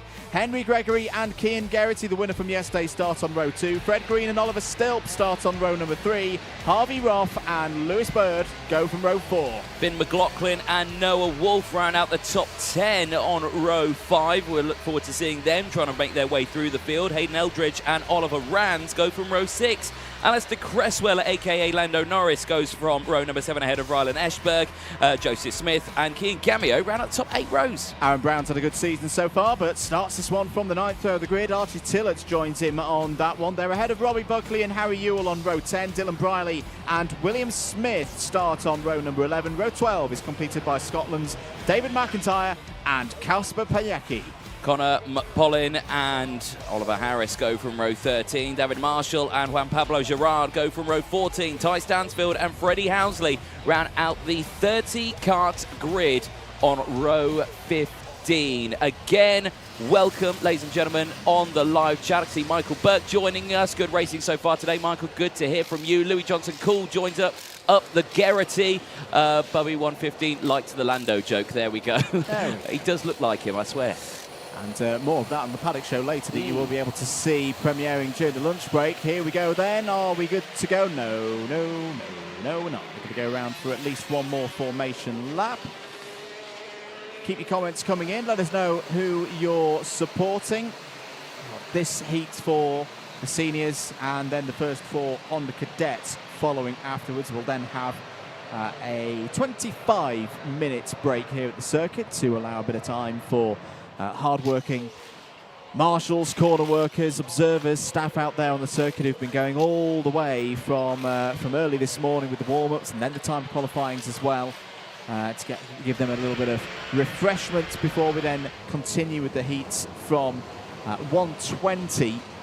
We'll have the second one for Junior X30. That'll be the first appearance of Group A and the second appearance of Group C, and then it's pretty much the same rotations as we've had so far this morning, all the way through to the end of the day, the rest of the heats and those finals. Do stick with us here on your live coverage. The broadcast brought to you by Alpha Live, both on the Alpha Live YouTube channel and, of course, the Karting UK channel and the Facebook pages for the British Kart Championships as well. We're trying to get the Karting UK channel to 1,000 subs today and 40k subs if we can on Alpha Live. You got your pen in the air. I do. Rebecca Lloyd joins us on the live chat, says, good luck to Freds. Here we go. Lights go green. We are away and racing down in towards turn 1. Great start once again. The inside row. Lawrence gets away. Henry Gregory into second. Yeah, good start there from Henry Gregory, taking the advantage from P3. Gus Lawrence feels the need to go defensive as Archie Tillotson getting involved there with Joseph Smith. It's elbows out racing here on the second day. But Whilton Mill is very squabbly in the second half of the field. Everybody having little moments here, there and everywhere, but they're all pointing in the right direction. It's a fast start for Gus Lawrence and Henry Gregory. They're gone. They've disappeared up the road from Freddie Lloyd and Cian Geraghty for the first time. See Finn McLaughlin there as well, racing this weekend for Fusion Motorsport. Very strong season on the European stage so far for Finn McLaughlin for VDK Racing, and he's there in 7th place, is up 2 positions. Biggest mover on that first lap. You've got to go down to P21. Juan Pablo Gerard has come from 28th on the grid. That's a gain of 7. Certainly is. Welcome one and all to everyone joining us on the Karting UK YouTube channel. Big move down the inside there. Geraghty on the move again, getting past the likes of Lloyd. Lloyd dropping backwards, I think, a little bit there. He's under pressure from Finn McLaughlin. Lewis Bird just there as well. Harvey Roth is up in a good position as well. All battling away in that sector. You can see, though, everyone piling on the pressure, but they're losing time to Gregory and Lawrence. You know, they're just breaking away at the moment at the front. They are indeed. 6 minutes and 20 seconds to go. End of lap number 2. Lawrence and Gregory clear by 1.1 seconds. Big lap this for Cian Geraghty to show that he's got the pace to close those 2 breakaway drivers there. Down the inside goes Finn McLaughlin. That's a nice move on Harvey Roth for P6. Into Ashby once again. Hayden Eldridge is also on the move. Has got past Cian Gamiao for 15th place. Robbie Buckley has put a move on Archie Tillett as well for P17. That's all happening further down the order. If you've got a second device and a second screen, laptop, phone, whatever, head across to the British Kart Championships website. All of the live timing is available for you over there. Well, the first half of this lap was very good, Anthony, for Cian Geraghty, but Fred Green, Freddie Lloyd coming back at him. Is the gap going down relative to Gregory? Not really. It's holding stable there at the moment at around a second. Yep, certainly is. Well, still looking here. Oh, big lunge there for Freddie Lloyd. Past Fred Green, says thank you very much, moves up to P4. McLaughlin, though, is on the charge as well. He's going to have a go as well instantly on Green. And, oh, my goodness me, how close could you get? Roth goes through as well. Yellow flags there just in the background. But yeah, everyone just trying to hold on to their position. 5 minutes left on the timer.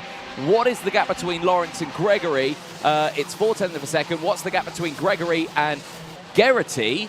That's now about 1 second. So they're just keeping the pace closely. It's one of those where it's coming down by hundredths when it needs to be tenths. I think the yellow flag was out for Oliver Harris, because Oliver Harris had a very slow sector number 1. Meanwhile, Finn McLaughlin down the inside of Harvey Roth once again. Here comes Noah Wolf as well, and very close there with Fred Green. Wolf goes through past 2 of them. Lewis Bird is there as well in the number 24 for Croc Promotions. It's all kicking off, properly kicking off. Oliver Rands for Optima is in there as well in the number 27. He's now being attacked once again by Lewis Bird. No, not by Lewis Bird. It's another one of the Crocs coming through. I think it's Oliver Stilp. Yes, it is, in the number 43. I was going to say, this feels almost like a final lap. Never mind lap 5 in a first qualifying heat of the weekend. There is Oliver Stilp in the number 43. So that should be Stilp up into the top 10. Yes, it is, up to P9. But still, well, say no impression being made on the 2 leaders. That was a nice lap from Cian Geraghty. He's got the gap down to around 0.8 of a second. Big send there for one of the BMRs in the background. That's Hayden Eldridge getting past Aaron Brown for P14. Nice little change of position there, just putting himself up in the order. Again, looking here, and yeah, you're bang on right there. Geraghty, the gap's down to just 1 second now between himself and Gus Lawrence. Geraghty is closing in. There's only 0.7 between him and Henry Gregory now. There's Finn McLaughlin going through. He's there in P5. There's your leader. There you go. Look how close 3rd and 4th are. Lloyd is right on that rear bumper now. Ooh, there's a poll on the chat. Can Gus Lawrence and Henry Gregory be caught by the end of the race? I'm starting to think I'm going to go towards that yes marker. Yeah, I'm swaying in the direction of yes as well, particularly now Freddie Lloyd's pace is back. He had a bit of a fluffy start. It wasn't the greatest first couple of laps. Maybe temperatures weren't quite up to where they needed to be, but they definitely are now. And this is the kind of pace that we've seen across the course of the season so far from Freddie Lloyd. This is why he's the championship leader heading into this morning. Made a mistake yesterday. I think he'll put his hands up and admit to that. It's one of those things that just happens in racing sometimes. Lost out in positions, in points as well in the final, but was definitely a big factor of it in that race between himself and Gus Lawrence. Gus Lawrence, I think, has put the hammer down now. He's just starting to stretch this one out a little bit. He's got it up to half a second ahead of Henry Gregory. Interesting to see how Henry Gregory deals with this. A lot of experience around this circuit for Gregory. In terms of Whilton Mill experience, was 2022 WMKC Junior X30 champion, so he knows how to pedal here, and he knows how to race against these drivers as well, the likes of Cian Geraghty and Freddie Lloyd. 2 minutes to go, very much in the balance at the moment. Certainly is.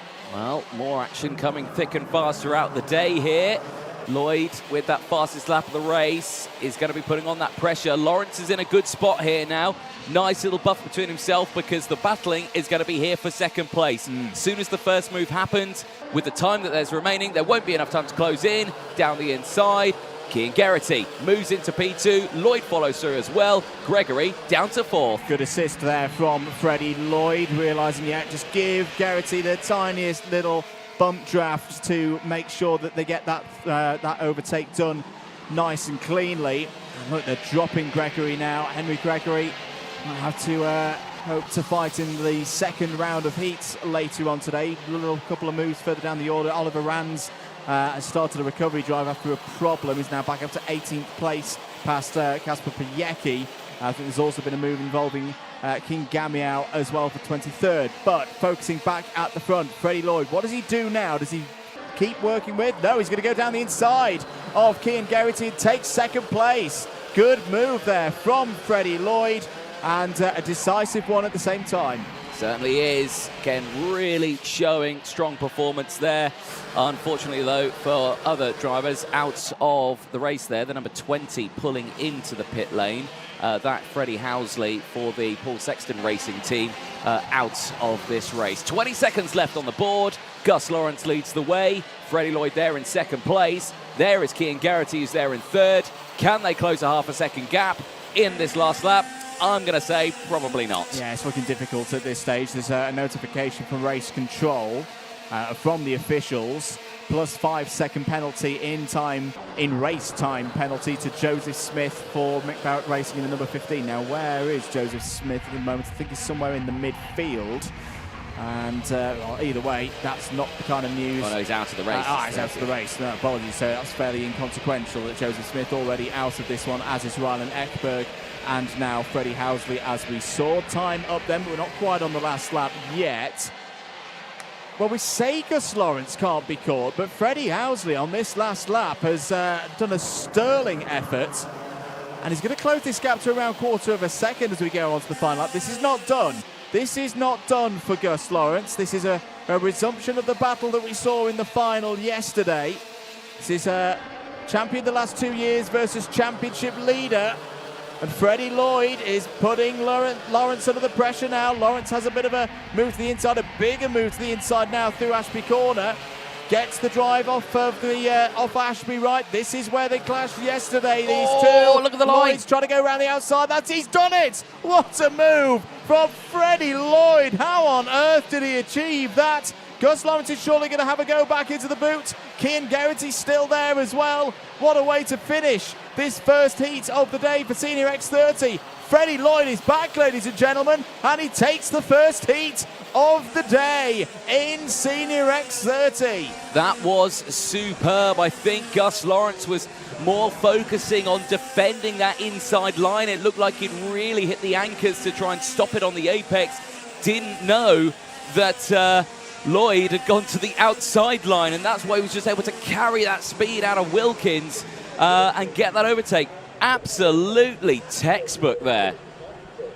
Magnificent win then for Freddie Lloyd. That is a way and a half to respond from a difficult final yesterday.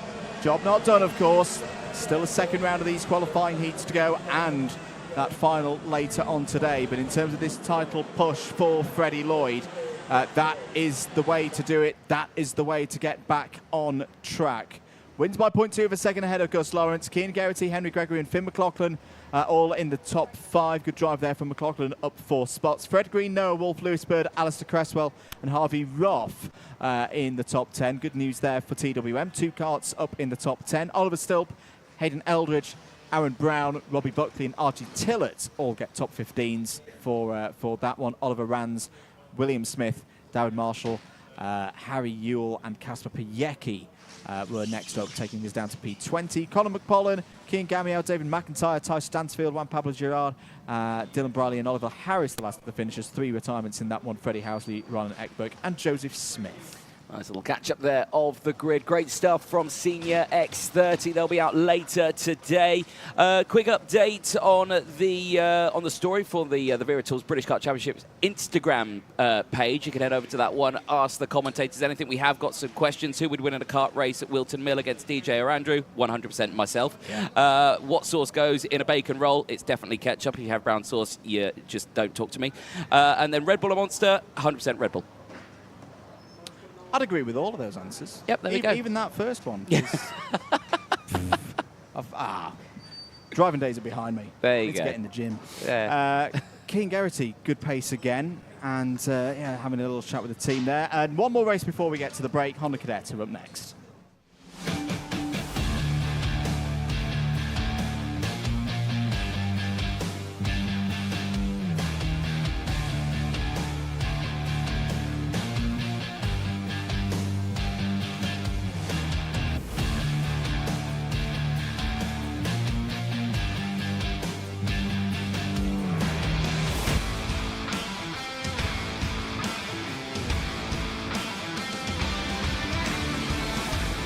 One race to go before the mid-afternoon break. Here's your grid for the first heat of the day for Honda Cadet. Ralphie Branscombe, clutch issues fixed, back on pole position. Ed Spain alongside on the front row. Ryan White and Archie Cannon start on row number 2. Margaret Skavekis and Alfie Mayer, the winner from yesterday, they start on row 3. They're ahead of Archie Loveridge and Elliot Bourke on row 4. Row 5 sees Luca Bataviu and Enzi Rosie rounding out the top 10. Riley Blakemore and Harry Grant on row 6. Shay Hilton and Yaden Prakesh go from row 7, with Ricky McIntosh rounding out the field in Honda Cadet GX 200. 15 drivers taking to the circuit in this one. Then results from yesterday. Actually, let's go through your championship standings first for Honda after the third round. Branscombe leads 489 points, a 6-point advantage over Kevin Ivanov. Has shared with us some of the issues that he had yesterday for round 3 during the paddock show, so do give that a watch. Not too long to the premiere of that. Archie Loveridge is third in the championship on 476. Ed Spain, winner from Lark Hall, in the final on 474. Margaret Skavekis 10 points further back, complete the top 5. Plenty of support on the live chats for Honda Cadet. Go for Ed Spain, go for Hayden, then you've got Archie Cannon for the Zip Factory team as well, and go Ralphie. Plenty of support on the broadcast there. Do keep it coming in. Honda Cadet is so nearly ready to get going for their first race of the day. We saw Ed Spain yesterday have some cracking starts from P2 on the grid. Can he do likewise again here on Sunday? Revs rise and racing, and it's another great start from Ed Spain, straight into the lead from P2. Ralphie Branscombe slots back into that second spot. Good start as well for Ryan White. Oh, bit of a move there, bit of a wobble for Jayan Prakash in the number 44, but at the front of the order, good stuff once again from Ed Spain. Seems so rejuvenated after his win, to a level surprise win at Lark Hall, but is going from strength to strength, it would seem. All 15 drivers through the first couple of corners and on their way through sector 2. Yep, action coming in thick and fast. Look down the inside there. Very close move for Archie Loveridge. He's gone down a few positions there, but still in a really good spot. Check over the shoulder for Ed Spain just to see what's happening behind. Well, behind you've got some more action here, as it looks like Ryan White has got up into P2. Yes, he has, but not for long, as a Zip has zipped its way down the inside, and it's in the form of Alfie Mayer, the final winner yesterday, who's into P2. Yeah, looking really good so far this weekend is Alfie Mayer. End of lap number 1, Spain ahead of Mayer, White, Branscombe, Kvekis, that's your top 5. Cannon, Loveridge, Batuev, Blakemore and Bourke all in the top 10. Alfie Mayer is your biggest mover on that first lap, up 4 spots into second place, but what can he do now?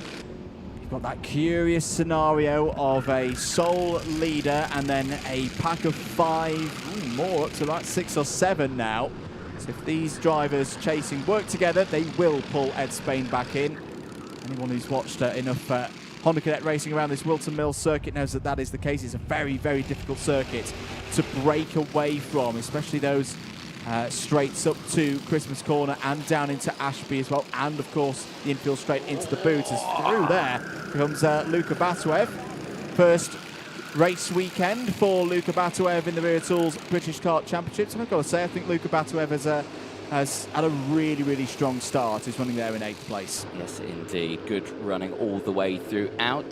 Christine Jones' YouTube channel joins us on the live chat. Go Riley from Nana and Grandad watching on the broadcast there. Riley Blakemore currently sitting in the midfield around P10 at the moment for Riley Blakemore, up 1 position at the moment. Rest of the field going through then. There's no breakaway here right now. Ed Spain still leads the way, closely followed by Alfie Mayer. Ryan White still in 3rd place. The O-plate of Ralphie Branscombe still in P4, but there is starting to get a little bit of a breakaway between the top two. Alfie Mayer really pushing Ed Spain along here, looking to the inside a little further back. That's a nice move there from Archie Cannon, getting past Kavekis. Kavekis going down another position there as they go back across the start-finish line. It is Branscombe with the fastest lap of the race. He's pushing himself along there in P4. You can see him in the pink helmet, just going through the O-plate kart. Now we're going to see a change for the lead. Down the inside, Ryan White's going to follow, but it's Alfie Mayer in the lead. White has to hold on to third. He gets squeezed onto the grass. Amazing car control. Stays there in position, but drops down now to P5. Yeah, it's difficult moments there, but still a good amount of racing to go in this one. The number 73 of Archie Loveridge trying to fight back as they go through Wilkins. It's a breakaway of 3 now. Mayer still at the front of it. Spain there, P2. Branscombe in third. It's a great opportunity for them to work together now over the next couple of laps. Get that gap out if they can to 2 or 3 seconds. Because another one. Whoa! Luka Batuev sideways through the new chicane. Catches that one up beautifully, does Luka Batuev. Because we often see here at Wilton Mill, we saw it before the changes. I think it's even more so now with the nature of that last sector. You know, when you're fighting, especially in Honda Cadet, you can lose time to your other competitors in a relative sense very quickly indeed. Yeah, I can imagine the driver going whoops as he went into that corner.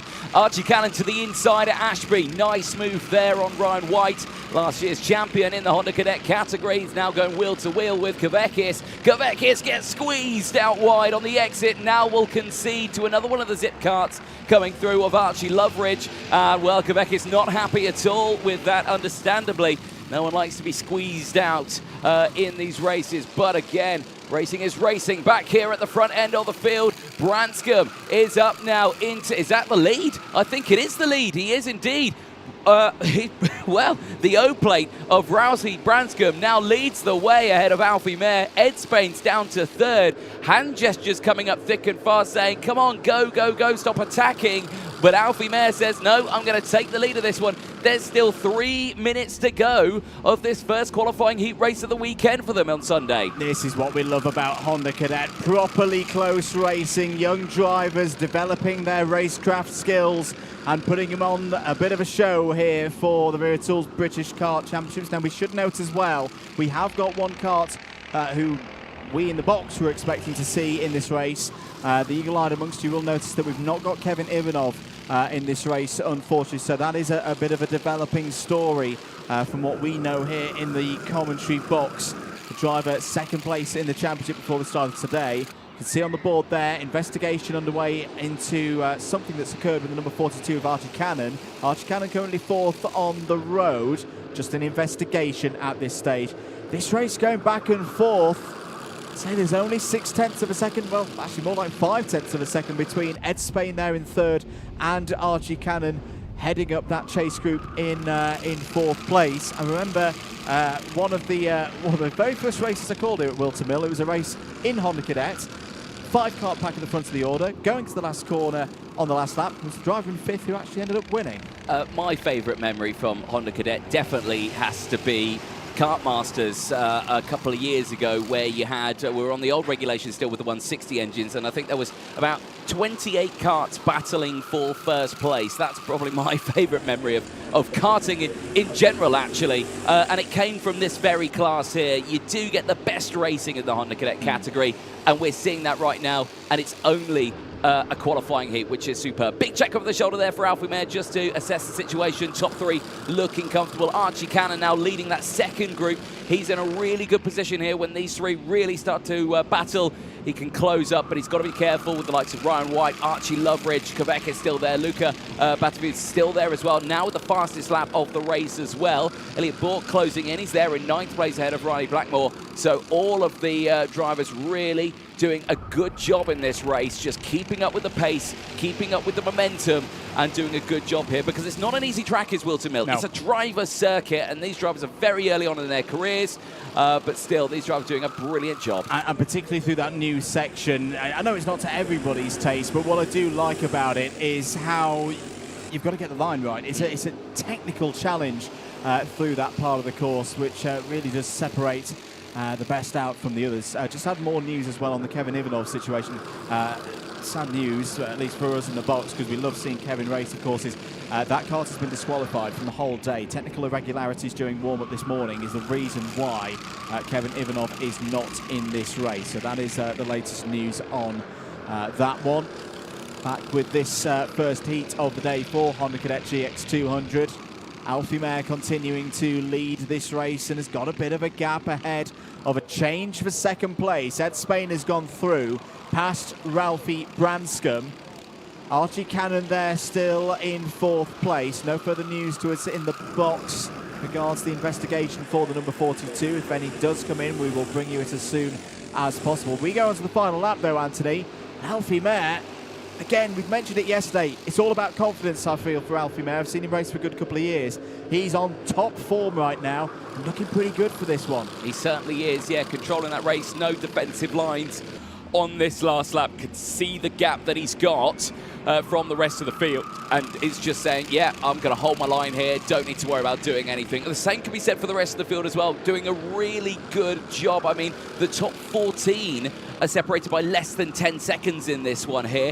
MC Rosie being there in P14 is battling away with Shea Hilton, who is literally just ahead, so they're having a really close battle there in the background, but at the front here, calm, collected, Zip Factory team looking strong. Alfie Mayer going for another win here. Alfie Mayer continues the form from yesterday's final, takes the first heat of the day in Honda Cadet GX200. Ed Spain comes home P2. Ralphie Branscombe is back on form. Those issues that he had yesterday with the O-Plate kart have been fixed. That's more like what we saw at the O-Plate meeting here at Whilton Mill earlier in the year. Archie Cannon P4 on the road. Ryan White in the top 5 as well. Archie Loveridge, Margaret Skavekis, Luka Batuev, Elliot Bork and Ricky McIntosh finish in the top 10. Great drive there from McIntosh from the back of the grid. Riley Blakemore, Harry Grant, Shea Hilton, Esme Rosie and Jane Prakash go through to 15th place. A personal best in that race on the last lap there from Jane Prakash as well, continuing to improve his pace. There we go. That is the culmination of the first round of heats for all the classes that we have seen this morning in the early part of the afternoon. Next time we'll have Honda Cadet out on circuit will just be after 3 o'clock, 15:05, the scheduled time for race number 32 of the weekend, the second heat of round 4 for the Honda Cadet GX200 drivers, who of course in the second half of their championship with that race now. This second part of the double header will obviously be completed today, and then they complete their season at Three Sisters later on in the year. But a good race there, and again, Alfie Mayer continuing to impress, Anthony. Certainly is. That's certainly a sign of what we could see later on today. Can he take 2 back-to-back final wins in one weekend? We just don't know. We'll find out later on today. We're going to take a short ad break. It's the lunch break now. We'll see you in a few.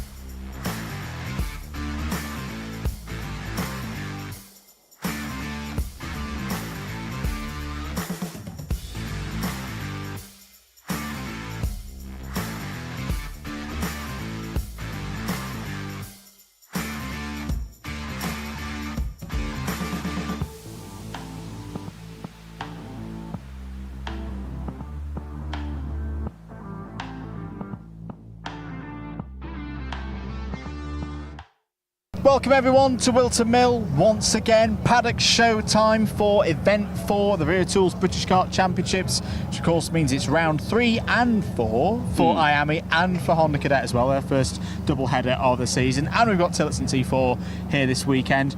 You, Mr. Jordan, are not alone. You've got a load of stuff with you. I've got stuff in my hand. This stuff is from Fibre King, who have been one of the great partners over the course of this season. And, of course, they have given me a massive bag of microfiber cloths and a T-shirt that I'm going to be giving away to unsuspecting victims. No, willing participants. Winners. That's the word I was looking for. hearts. Of who's going to receive some of these. Basically, it's my choice, and I'll find out who is going to get one. But yeah, well, let's talk a little bit about today. Yes. What a day! Really what a good day, day Saturday here at Whilton Mill. Brilliant racing. Close racing. This circuit in its new form is providing that. It's different, but I still think it's a really entertaining circuit. Junior final, if you've not seen it, was absolutely mega. And yeah, more of the same tomorrow. That's the great thing about these double headers. One of the many great things about these double headers is that we get to do it all again. I'm going to self-praise just to come this way. Going to get run over by a car. Yes, there we go. No. 2.2 litre. No, you don't want to get hit by one of them. That'll be a slow and painful death. But there we go. We're not going to go in JGR because they're playing loads of music, which means we'll get taken off. And they're cleaning away. Taken off of the air. There we go. Vismo. We've spoken about them a Sofas lot. are in action, but yeah, we've seen them a fair bit this weekend. I want to try and have a chat. Shall we have a chat with some drivers? Shay Hilton, Harry Grant, come on in. One of you stand on one side of us and one of us on the other. Shay, talk to us. How was your day? It's been good. It's a pretty decent day overall, to be fair. Whilton Mill, do you like it as a circuit, even in its new form? Yeah, it's a great circuit, pretty technical. You just got to get it right and have fun. How tricky was it in the wet earlier? All the time qualifying were a little bit slippery. Yeah, qualifying was really tough in the wet. Everyone was slipping around. A few people went on the grass, but it was fun in a way. Good stuff. Harry, continuing. I've got to ask, because we talked to you at PF International and you said your dad was the worst mechanic in the whole of the British Car Championships paddock. Is he still the worst mechanic? He's getting better, but I don't know. He's right. He's all right. He's top 10 mechanic. Yeah, he's learning. How's your day been? Yeah, it's been good. In the finals, I managed to go up 4 positions, but then I got a drop down, which is sad. But I still learn for the setup for tomorrow, and then that means I can push forward for tomorrow. What would you be happy with for tomorrow? What are you aiming for?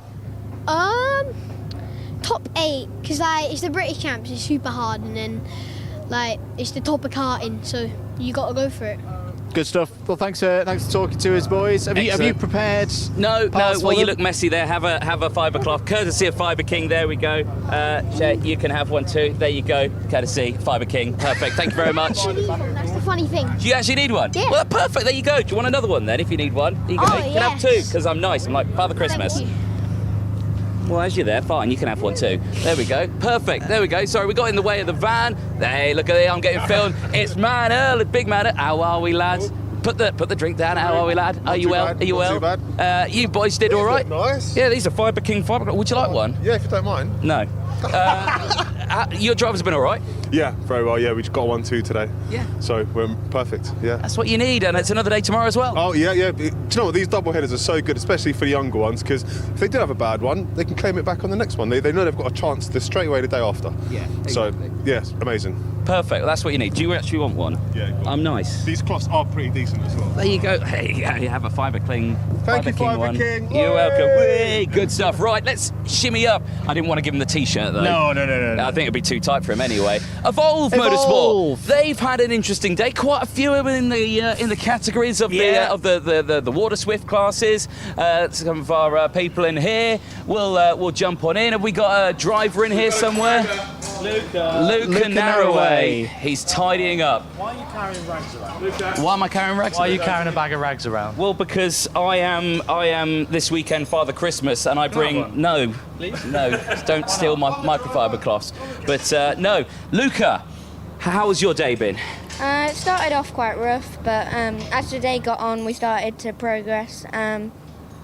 Heat 1, we had a DNF, which was quite unfortunate with the chain coming off.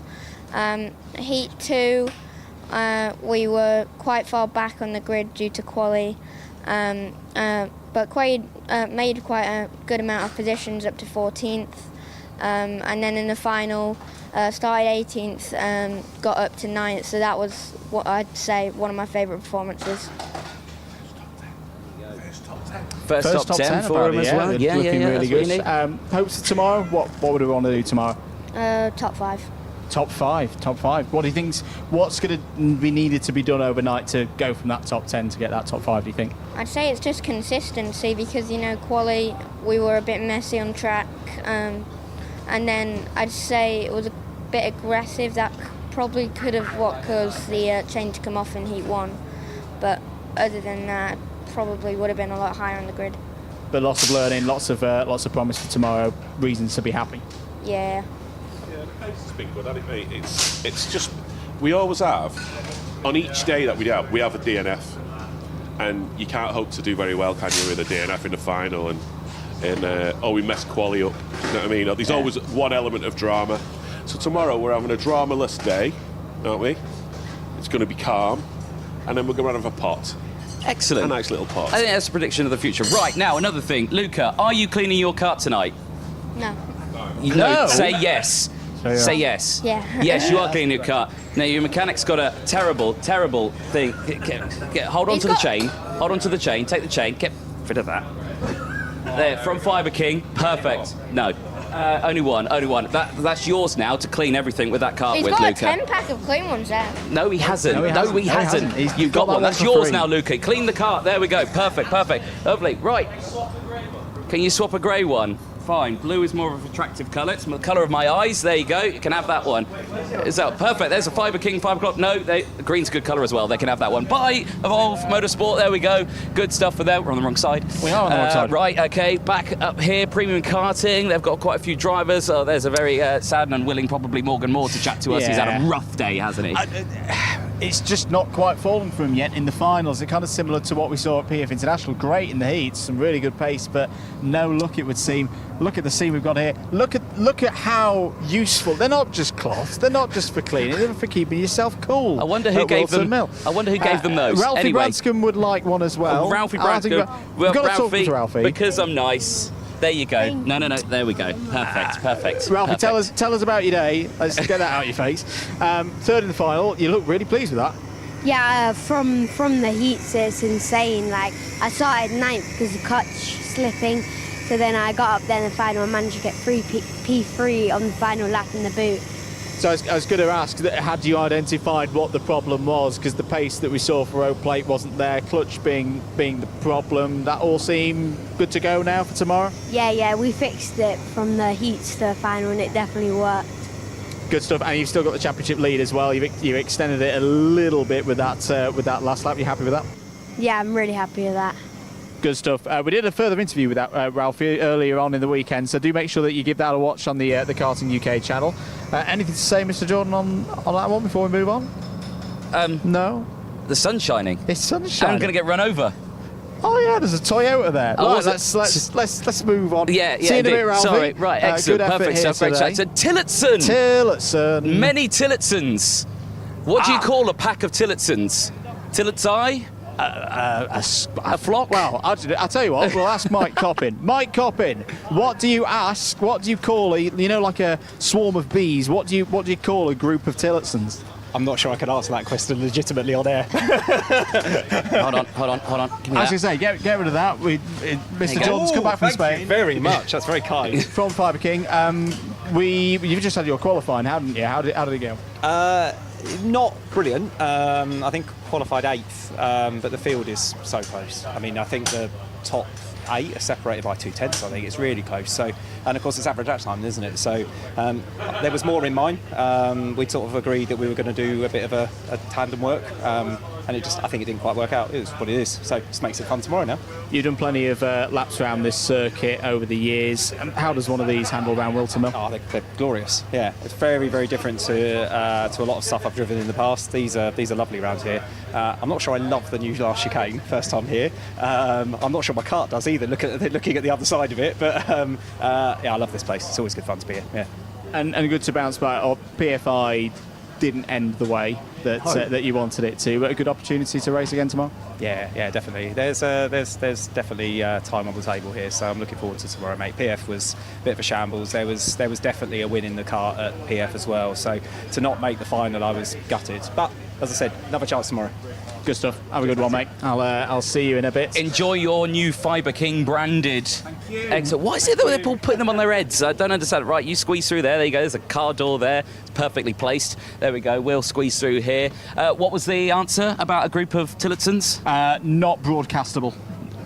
Okay, yep, that sounds like I might copy an answer. There you've got the PF International team, you've got Archie Tillett in there, then you've got Gus Lawrence. They've had one's had a good day, one's had a not so good day. Yeah, it's a tough day for Archie Tillett working from the back. I thought something smelt good. There's no sausages on it yet, though. It's just burning coals. It's probably not good for you. We'll come back later for that. Yeah. But yeah, Gus really wasn't happy yesterday. I mean, professionally unhappy with how his free practice has gone in terms of tyres in particular. He felt like he was having some problems there, but clearly today back on form and good points as well. He really needed that after a tough PFI. Yes, certainly so. I want to jump in here. I've got a couple of pilots in here somewhere, right? Okay. Firstly, you've all got your race suits off and helmets off. I haven't got no idea who you are. Right, who we got here?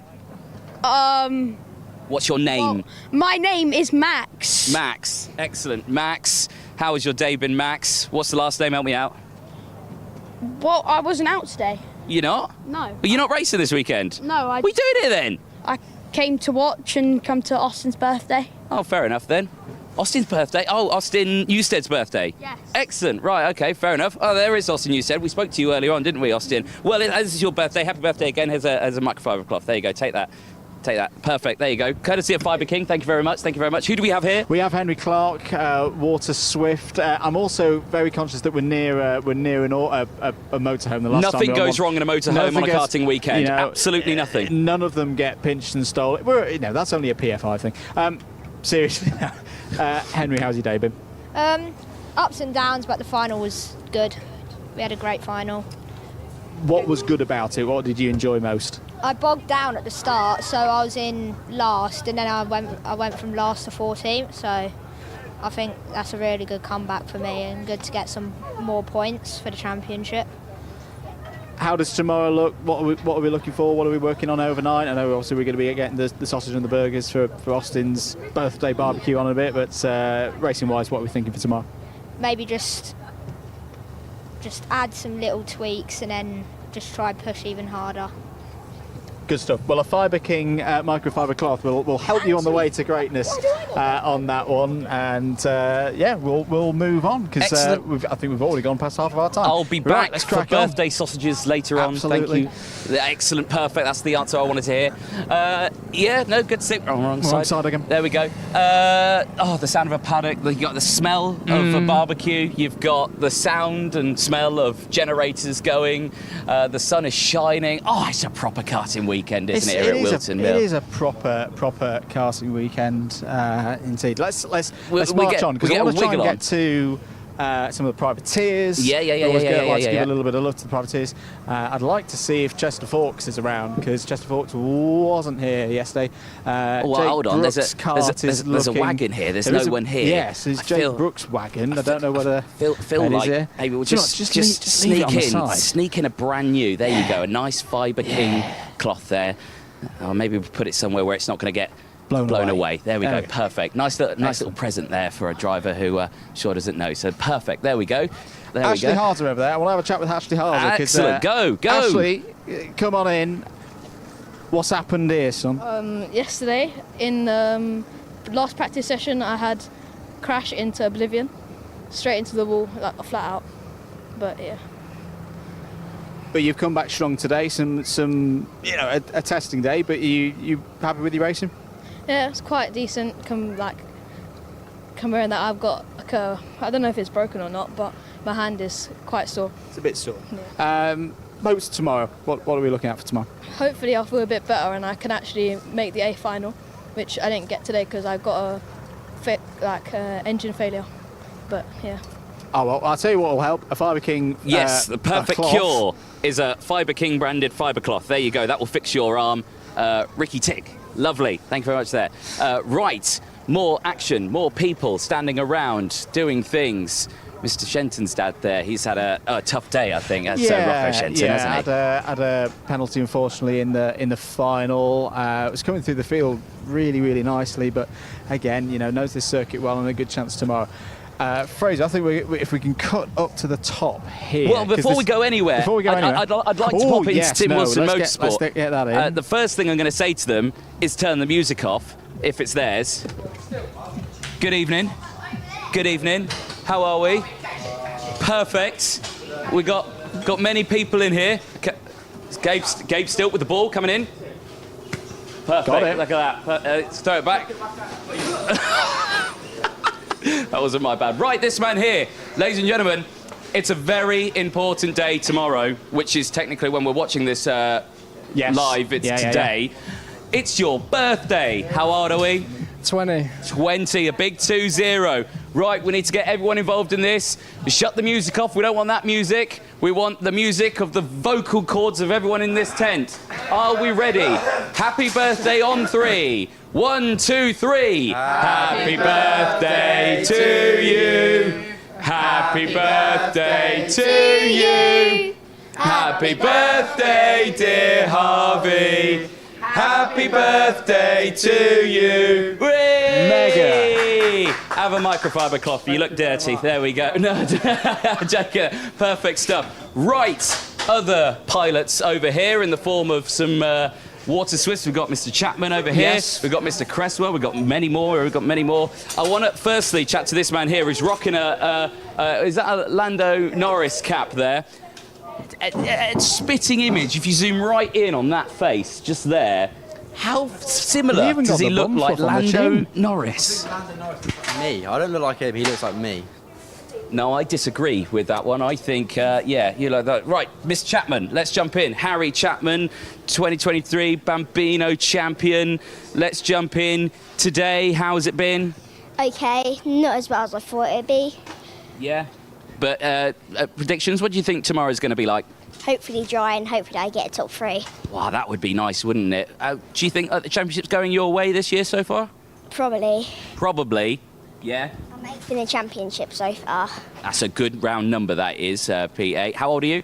8. There you go, you're 8 years old and you're 8th in the championship. Perfect, there we go. Well, saying that, have a fibre cloth there from Fibre King. Thank you very much. Ollie Rand's calm there, he's fine. Still, do you want one? There you go. Cheers, Lando. Have a good one. I've got a T-shirt to give you. Well, I was going to give it to one of you, but I don't know what size it is. Oh, that's a good shout. Should we do it? Rock, paper, scissors. Right, okay. All of you in, and you as well. Right, the rules are rock, paper, scissors. You go 1, 2, 3, and show. He's going rock. Okay. Are we ready? Are you going to get involved? Yeah. Yeah, we'll do a knockout. You're doing it as well, Gabe. You're doing it as well. Right, okay. All of you in at once. Okay, are we ready? So ready? 1, 2, 3, show. Right, okay, so we got paper beats rock. Oh, this is actually quite confusing. Right, how do we call this? You're not switching. Stop cheating. I was rock. He was rock. Right, okay, so paper beats rock. You're out. All right, it's down to Gabe and it's down to Mr. Chapman. Right, okay. They're all out. No, they're not. Right, okay, so it's down to these two just here. Right, okay, so rock, paper, scissors. Just stop talking with your blue lips and everything. You've been eating sweets. Right, okay, so rock, paper, scissors. Ready? 1, 2, 3. No. Right. We'll try again. 1, 2, 3, show. Oh, I think you won, Harry. There you go. Well done. Mr. Chapman wins T-shirt. Round of applause, ladies and gentlemen. The round of applause. Perfect. He's got a microphone and a T-shirt from Fibre King. Absolutely superb. Lovely. Thank you very much, Mr. Tillotson Motorsport. Have a good day. Hopefully tomorrow's also a good day for you. Perfect. Don't back yourself up into a truck. Perfect. Right. Sorry, I ambushed that there. Andrew, back over to you. That is perfectly okay. We didn't go up. We didn't. Do you want to go up that way? Because we didn't go there yesterday for track talk, and lo and behold, there's going to be nobody up here. But you know, probably a handful of Tillotsons again. There's another Tillotson over there as well. Yeah, the juniors are here this weekend, of course. I'd like to see if we can find. There's someone here. There's someone here. There's a Kearney Engineering. Where's our driver? Hill Talk. Is it Jason? Joey. Come on in. I think one of our juniors in Tillotson T4 for the paddock show. Introduce yourself and how you found Whilton Mill today. Good. It's a nice track. I don't like the chicane though. It's like if you take it too much and come down and you hurt your back. So I don't like it that much. So I like the track. I like the rest of it. So how did qualifying go? Not that well because I pulled in and to let faster drivers pass because I thought at home we do normal qualifying, so like fastest average lap, but here they do the 3 lap. So I pulled in to let guys fast, so I lost 2 positions. So we'll make him back tomorrow. What would you say to, because how old are you? 13. 13. So what would you say to anyone who's 12, 13, 14, who's looking at this and maybe having a go in Tillotson T4 Junior? What would you say? And drive faster. And drive. How would they get involved? Take the first year easy and don't go too hard on yourself. And then as you kind of get more experience, you get better. So don't be too hard on yourself from the start, basically. Good words. Well, best of luck for tomorrow, and yeah, we'll see you out there on circuit for those races. Have you got some more Fibre King cloths? I've got many. Would you like one? Courtesy of Fibre King, there is a Fibre King cloth. Perfect. Look at that, the hard-working man on spanners. But yes, excellent. Perfect. Best of luck tomorrow in all of the racing. Obviously, they've just had qualifying right now. Did you want to go a little further? I don't think there's much up there. No, I'll have a quick run around. There's and see if motorhomes. There's motorhomes. That's Motorhomes always are a good dangerous. sign. He's running away from us. I'll see if anybody else is around. I just want to see. I'm just quickly going to run and see if Chester Forks is around, because Chester Forks had another really good day. Is Chester around? Chester is somewhere. He's probably playing football somewhere. He's probably playing football somewhere. He's meant to be going to presentation. So right, that is true. And we're probably going to. You look like you're working really hard there, and taking the rubbish out. And there's fibre cloths in there. So, would you like a nice brand new replacement? Wow. Fibre King fibre cloth. You're welcome. Perfect. Thank you. You're welcome. There we go. Right, your phone alarm's going off, which means, Andrew 1 minute Mather, to go. right at the top of the paddock, it's fields as far as the eye can see. Further behind us, we're rounding it out now. Tomorrow, busy day. Busy day. I think we've got something like 23 races, because we've got more classes running tomorrow as well. For everybody, it's 2 heats, it's a final, it's tickets to T4 Nations Cup in Valencia, it's more championship points, it's the halfway stage of the season. Planning to get your teeth into. Yeah, I'm looking forward to it as well. Right, there we go. Well, the lunch break is over. Back to the racing, and there's a smudge on the lens. Bye.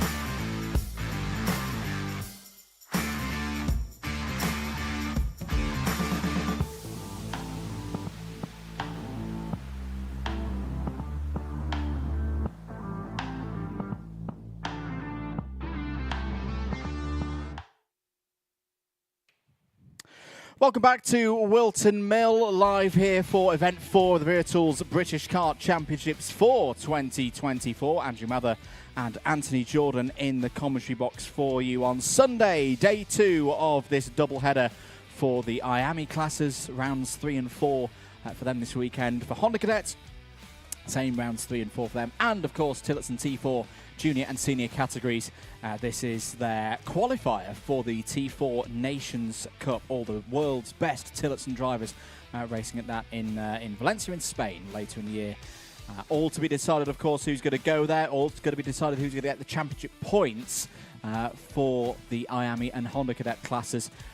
Plenty of racing across the course of this afternoon. 16 races in total to get your teeth into between now and around 6:30. As I say, Anthony Jordan alongside me in the box. Decent morning of racing, I thought, Anthony. Decent morning of racing, calm, collected, good overtakes, some dramatic moments as well. Everything you like to see from a good old bog standard British kart race, I think you could take from that one. And there's plenty more coming up as well today. We've still got so many more heats to go, and then of course all-important finals, and of course that one repechage for Junior X30, and that's what kickstarts us after this lunch break, isn't it? Yes, we've got the A versus C race for Junior X30 coming up. Interested to see how this one goes. Yesterday we saw a bit of a tyre advantage for those in Group A in particular, also having the inside line on the run through turn number 1. The drivers who started on the inside of the first 5 rows really did do very nicely indeed. Everyone on the outside, so 2nd, 4th, 6th, 8th, etc. back, they've already done a race this morning as well versus Group B. So arguably, their tyres, their materials, not quite as fresh, but still a good basis for them to race on. And some good moves around this circuit where you can defend, you can overtake, they can get some good points. It is a key race, though, for anyone on the Group C, on the outside column in particular, because this is their last chance to qualify through to the top 28 who go through to the final direct and will not be running in the dreaded repechage. Yes, indeed. Well, there you can see, you know what, as I'm the guest here this weekend, I'll say it. Then clouds are looming, aren't they, in the background? Sting race coming up. It's Junior X30.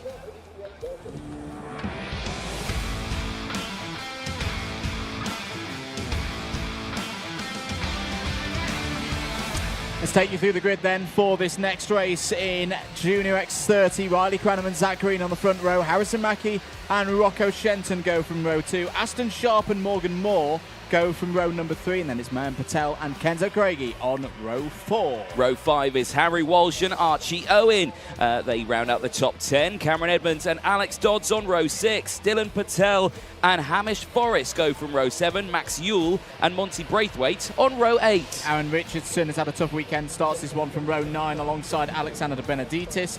Jack McLaughlin and Laith Khan starts on row 10. Theo Lestrange had a really tough day yesterday, starts this one from row 11 alongside Jacob Backley. Katrina E and Zeph Nurnberger starts on row 12.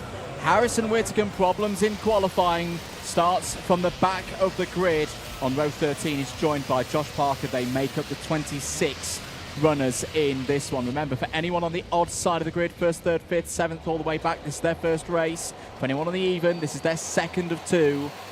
What is going to happen here across the next 8 minutes plus 1 lap? No. We're not quite going to go just yet.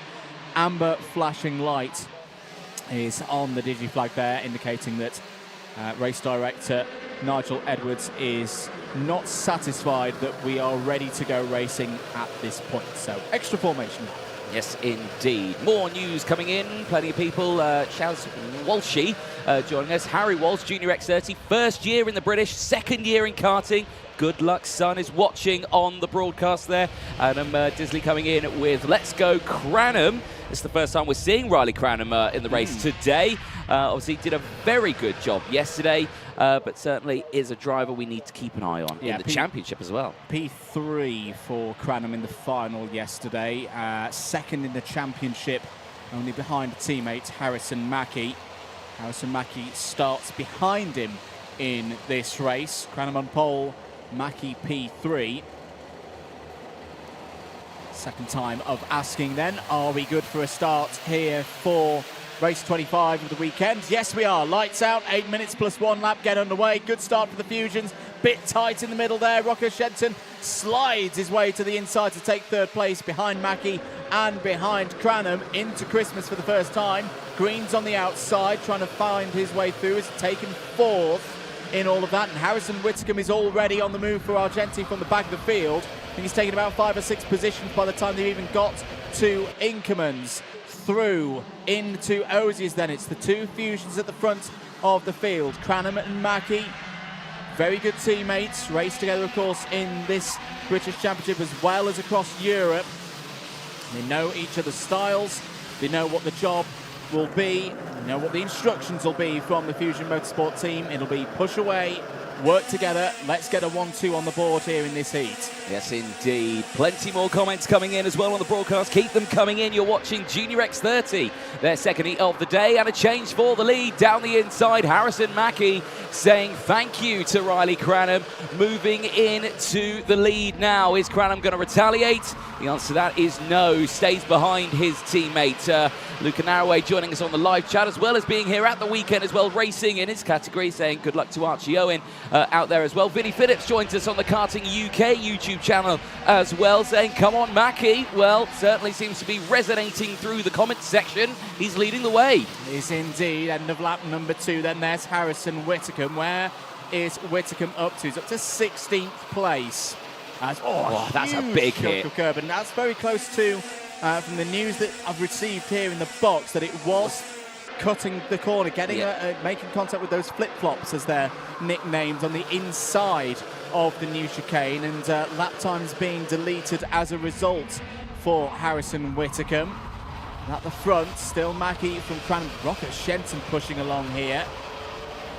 He's done a lot of overtaking here this weekend, knows the circuit well, has raced through from the start of his career at Whilton Mill Kart Club back in the old Honda Cadet formula. He's pushing on now, is up to third. Another driver who's had many a kilometre and mile around this circuit. Mayan Patel had a terrible qualifying yesterday, but showed he can race through the field. Better qualifying today, and is being rewarded once again. 4th place at the moment for the driver there for Jade Racing Team. Well, actually coming in, Mackie still with that fastest lap of the race. There's the next group just further behind. Mayan Patel with a really good run in this race. He's got Zach Green in tow. Kenzo Craigie just behind as well. Really sticking it to his own here. Here's Mayan Patel. Great to see such a good run there in the Jade Racing Team. More comments coming in, as I'll come back to that in a bit, because we'll get a bit feisty there. That Green looking to the inside. It seems to have settled down now. Again on the exit. Kieran Mogg joins us. Are you guys enjoying the onboard camera? Does it help commentary with the camera? Yes, it does, but not if they're in first place. Then it becomes a little bit pointless. Oh, well, you still get some good reactions. You from get drivers, good reaction, and you get some good views of the of the lines that they're taking, whilst in the lead of these races. Harrison Mackie, another new fastest lap. This is what he does. This is what he does. He gets to the front, starts hitting those fast laps in the mid stage of the race, and leaves it to everybody else to chase him down. Work their tyres harder. Down the inside goes Green on Patel. Craig is going to try and take advantage of this as well. He's going to be on the outside now for Wilkins Corner, and can't pull alongside the number 20 by the time they get to Osiers. An eye out on Aston Sharp as well. I think Aston Sharp's got to be a contender for most overtakes done this. Oh, Patel's gone round. Patel went round, and that looked to be all on their own there. Over-rotated over the curb on the entry to the boot, and Mayan Patel drops all the way down, out of the top 10, out of the top 15, 17th. That is a big shame there. It is so easily done as well here at Whilton Mill. Those curbs are vicious. Down the inside, Aston Sharp getting the move done on Kenzo Craigie. Moves up into P5 as well. So still positions changing in that mid-pack. Yeah, and Sharp, for me, his overtaking has been on point this weekend. Had a really tough day yesterday, all from a bad times qualifying result. Tore his way through the field in the first heat, then had a problem, fell all the way back down again. So the hard work that he put in didn't give him wasn't given the full rewards of that hard work. Showed it again through the second heat, and then did so again in the final. So we know that Aston Sharp in race trim is a very, very quick competitor here this weekend. Riley Cranham sets the new fastest lap of the race, just holding there at about 0.6 of a second. They've fended off the attack of Rocco Shenton. Shenton is now a further second back from the number 18 of Cranham. And the highest ranked battle, close battle out there on circuit is this one here for 5th place. Aston Sharp hasn't dropped Kenzo Craigie yet. Cadman Edmonds going along very nicely as well. Good to see Cadman Edmonds here in the Wera Tools British Kart Championships, having a strong run at the moment. He's gained 4 places. He's up to 7th place. Yep, some really strong runners in this race as well. Harrison Whitcomb also really good showing. Not the greatest qualifying, of course. He got caught out using those flip-flops, as you mentioned, Andrew, earlier on. But he's up into P11. He's just outside the top 10. He's battling away with Alex Dodds. And actually, you can see that battle happening right there on your screen. Dodds just getting past by Whitcomb. He's certainly not going to allow him to get away. And he's going to fight back there. Back to the battle ahead, just in front. Craigie still in a bit of a sandwich here. He's got Cameron Edwards behind. Aston Sharp just ahead. But no positions changed between these drivers. Harrison Mackie breaking away at the front. He's up to 0.8 of a second now. Yeah, this is danger times for the rest of the Junior X30 drivers, the other 39 of them here this weekend, because this is a continuation of the form that we've seen from Mackie, whether it be here in the UK or in Europe as well these past few weeks. Hasn't just been sticking to X30 racing as well. Having a double in other categories as he's looking further down for other events in the UK later on in the season, perhaps. But right now his focus is this title challenge. Is Craigie down the inside of Sharp. Lovely stuff again from Kenzo Craigie. It's a good move for 5th place. Yeah, nicely done there. Ashby, it looks so inviting for an overtake. It's so difficult to get the exit, though. Really easy to run out wide, especially if it's slightly greasy out there as well. The paint stays wet out there. It becomes an absolute ice rink on that curb on the exit. So you have to be super, super careful. God, look at the size of the curve they're hitting. The air they're getting out of that corner is crazy. You can see there Wiscombe saying to Harry Walsh there, just saying, keep going, but Walsh fully focused on what's going on ahead, so I think that's going to give a green light to Wiscombe to go for the move here, and he's going to do that, straight down the inside. Not going to waste any time. Yeah, Walsh wise there to not fight that one too hard. Is still in a decent position there in 10th place. Is having a good run. And into the last 30 seconds on the clock. It's getting close as well. In fact, Zach Green has got through past Rocco Shenton for 3rd. So that's happened, I think, quite recently. Does mean there's a 2-second gap between Cranham and Green, so the two Fusions are long gone in this one. Mackey's going to come over the line, so this one's going to go to 12 laps. It's all about the angle of attack. The angle of attack between the kart and the curbs is what we're seeing with those big, hairy moments through the new last corner. 1.18 seconds the gap now for Mackey over his teammate Cranham. Harrison Whitcomb still your biggest mover in this race, up 16 spots in this race. We mentioned Mayan Patel earlier having that problem in the entrance to the boot. Mayan Patel is still running in this one, but in 17th place. Who else has made good progress? It's out as the number 73. That's Harry Walsh. Oh, Harry Walsh, who is having a great run up to that point in the top 10, retires on lap number 11. Yeah, that's a sad thing to see there. We do go on to the last lap, but yeah, really strong showing in that one, and just to drop down, that is a big, big shame. Back here, there's your 1st and 2nd. This is about a 3rd, 4th, 5th, 6th, though, is looking interesting. Ashton Sharp battling away with Edmonds. Edmonds trying to get past. And Cameron, I think Cameron Evans has got a bit under the radar this weekend. He had a really good final yesterday. Wasn't at PF International, so it is not a championship contender. But it's showing that he's got the pace here this weekend to challenge those who have been regulars so far in the 2024 season.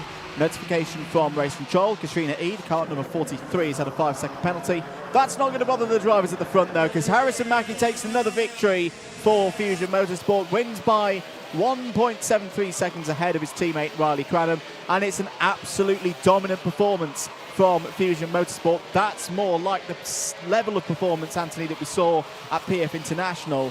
Well clear of the rest of the order. Great tactics between the drivers as well. They had a 2-second gap nearly to Zach Green there in 3rd. Rocco Shenton P4, Kenzo Craigie, Aston Sharp, Cameron Edmonds, Morgan Moore, Harrison Whitcomb and Alex Dodds all in the top 10. Great drive there from Whitcomb, up 16 places. Max Ewell, Aaron Richardson, Hamish Forrest, Archie Owen all in the top 15. That's completed by the privateer from the Republic of Ireland, Jack McLaughlin. Mayan Patel fights back to 16th place ahead of Laith Khan. Khan looking to avoid the repechage for today. Wasn't able to do so yesterday. Decent results as a driver who's completed both of their races. Dylan Patel, Jacob Backler and Monty Brathwaite completing the top 20. Well, good stuff for Junior X30 for their 2nd qualifying heat of the day. The 1st for some, 2nd for others. Their racing is done.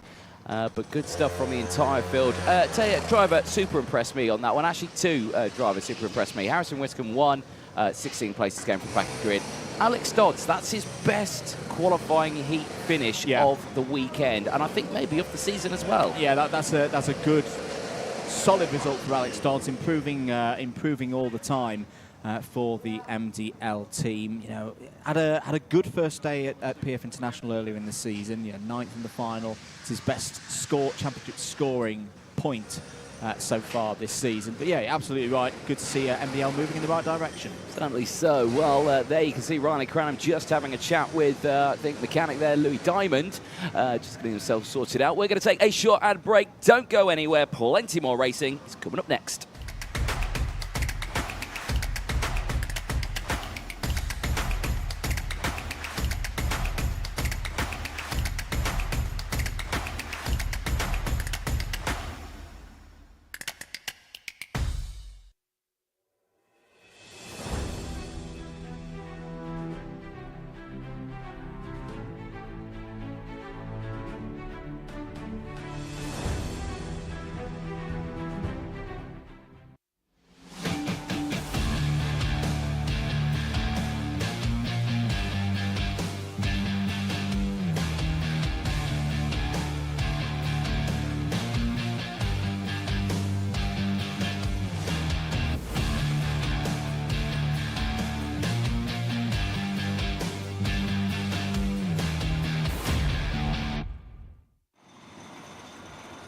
Back here at Whilton Mill, preparing for race number 26 of our doubleheader weekend here for Event 4, the Wera Tools British Kart Championships. Tillotson T4 Juniors are up next. This will be their second heat of the day. You can see them heading out on circuit. And it's up next, the Tillotson T4 Juniors, the next race.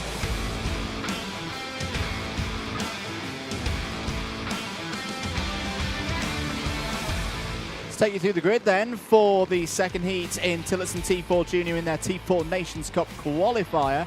Emily Ackett's on pole position. Martin Wright alongside on the front row. Thomas Harper and Daniel Hartley start on row number 2. They're ahead of William Omar and Sean Donegan on row number 3. Warren Russell and Josh Allen form an All Republic of Ireland row 4. Joey Kearney and Harry Ward round out the top 10 on row 5. Ronnie Legg rounds out the back of the field.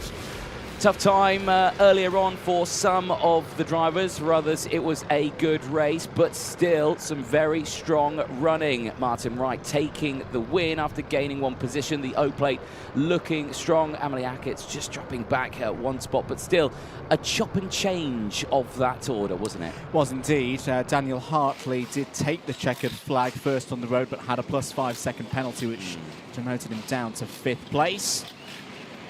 What are we going to see here in the early stages of the second round of all of our classes here today? Into the tram lines, lights out, and we are racing once again in Tillotson T4 Junior. Very even start for those across the front row, but it's advantage Ackett's as they head up to Christmas Corner for the first time in this one. I think Hartley's had a good start. He's up to 3rd place and right down the inside into Christmas Corner, takes the lead. Yep, nice start there for the rest of the field. One driver getting squeezed out onto the grass there, rejoins, and furious, absolutely furious there is Sean Dugan, unfortunately, who's just been squeezed out and again squeezed out wide. He is not going to be a happy chappy. No, Sean Donegan, who started there on the 3rd row of the grid, has got it all to do now for the remaining 7 minutes plus 1 lap of this race. Side by side there into the boot. That looked like the number 78 of Warren Russell going for an overtake, and I think potentially up to 5th place now. So end of lap number 1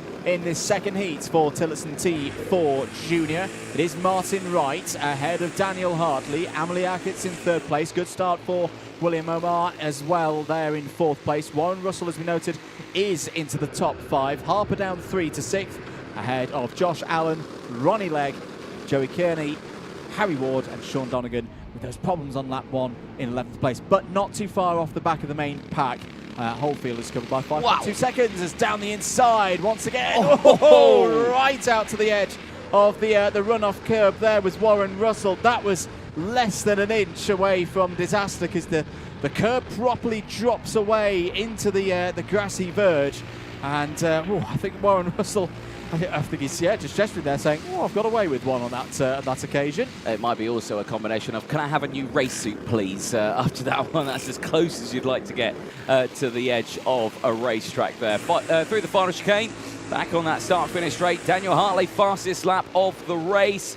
He's looking very strong here. Back with this one now. Thomas Harper rides on the outside there, looking like he's trying to go for the move. He'll never get it on the outside there. We'll have to switch back to the inside. Back here at the front, though. Very close action. Well, actually, I think he has got it done. Look at this right on the outside. Now he's going wheel to wheel with William Omar. Emily Ackett's there as well as they're going in front.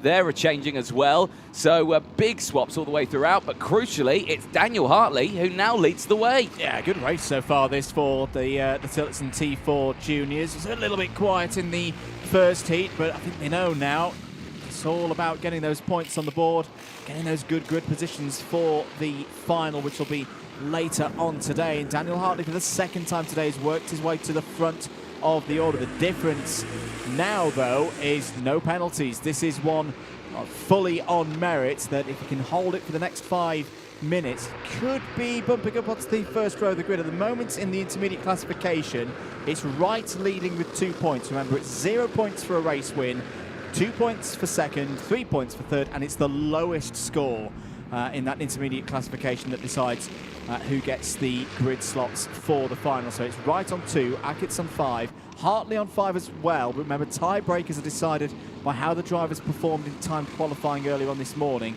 Ackett's was the fastest of anyone across the 3-lap average.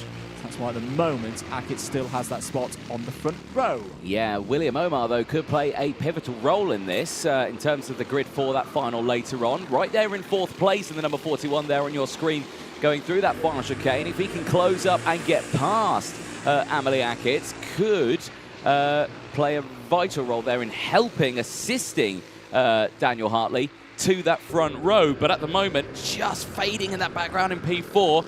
Unless they start battling, then it really brings William Omar into the fray. Absolutely. I think tactically, Amelie Hackett is playing this spot on right now. She's just pushing along. It doesn't want to go for big overtakes and break up the progress of this top 3, because right now she's getting that front row slot for the final later on today. Daniel Hartley looking to push off the front as well. Just doing the maths in my head. No, for Hackett and Wright swapped positions. Wright would move to 3 points. Hackett would move to 4, so it wouldn't be enough for Hackett to take pole position outright at this stage, but you never know. That was live maths there, ladies and gentlemen. That is something that never happens in the commentary box when I'm involved, because numbers are not my thing. Apart from kart numbers, but well, as you can see, there's a letter in there as well in the form of an O. So it's really shaking me up, this grid has. Crucially, though, 3 minutes to go.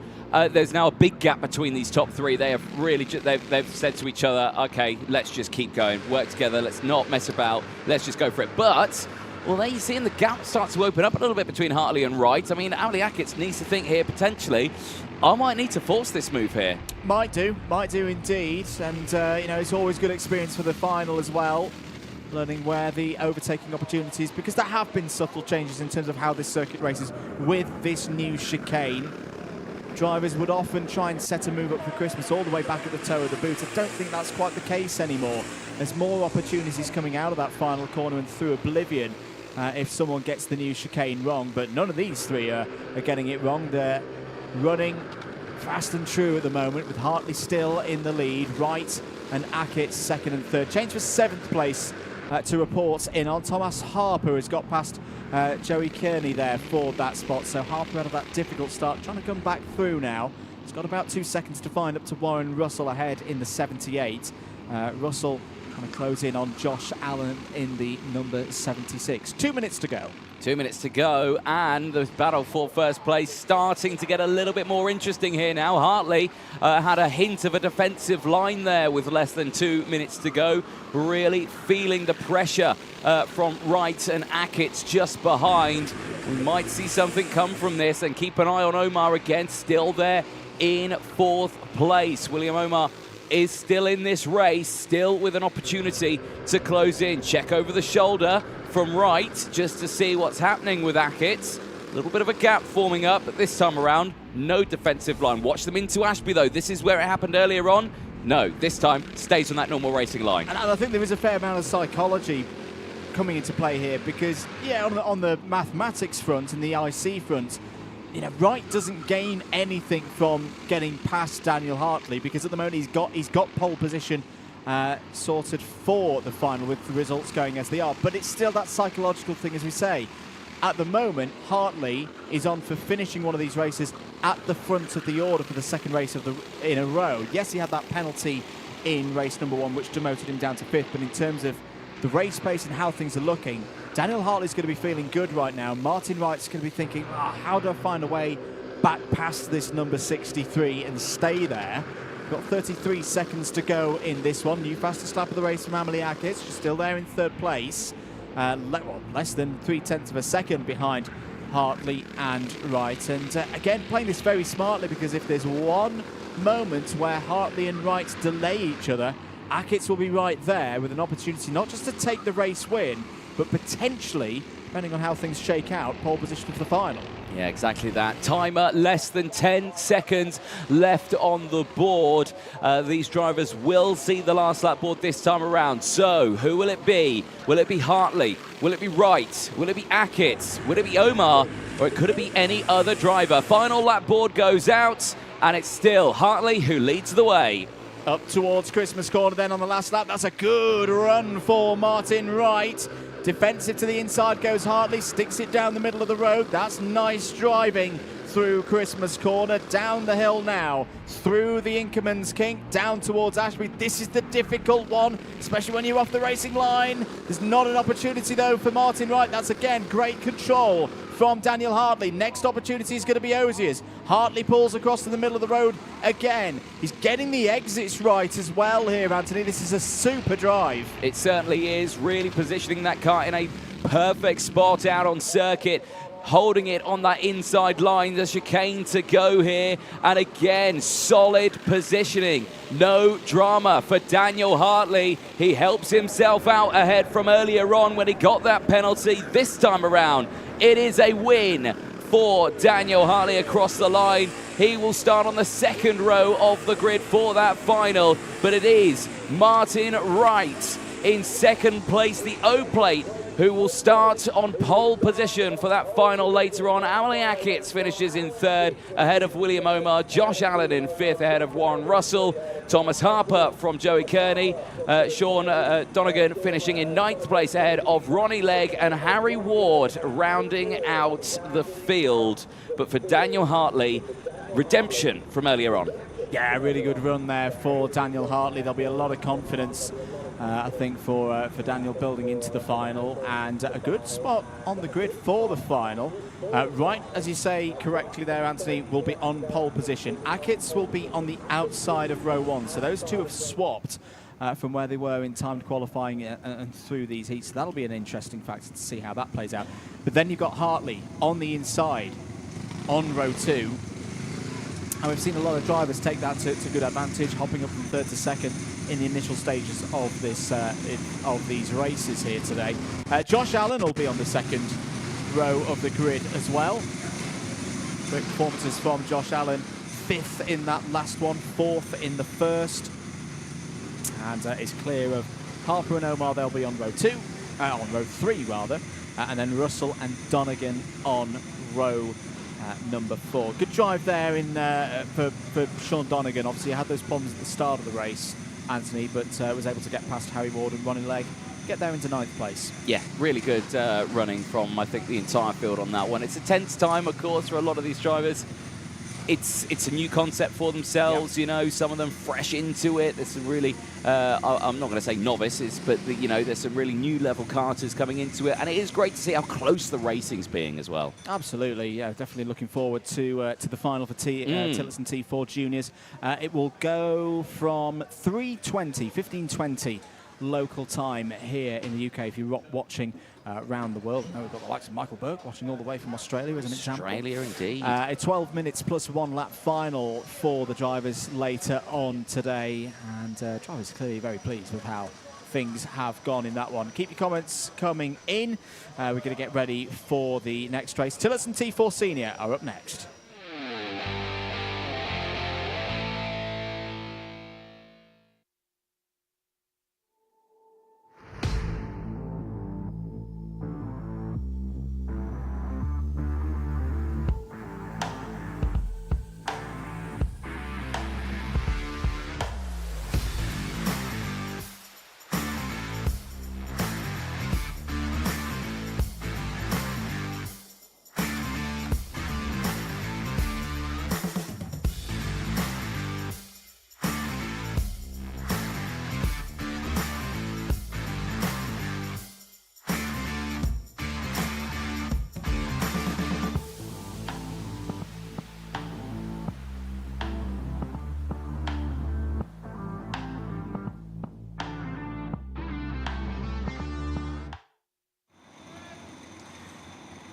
Welcome back here to Whilton Mill, getting ready for the next race out on circuits. It'll be race number 27 of this doubleheader weekend, Heat 2 for Tillotson T4 Senior.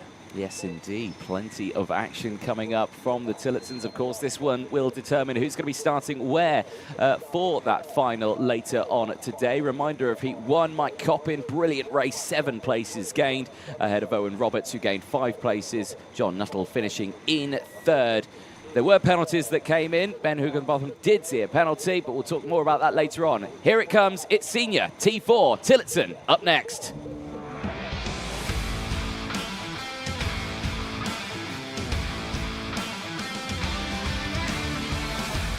Here's a grid then, determined by timed qualifying earlier on this morning. George Townsend, second in the final at PF International, starts this one on pole position. Is joined by Jason Bradbury on the front row of the grid.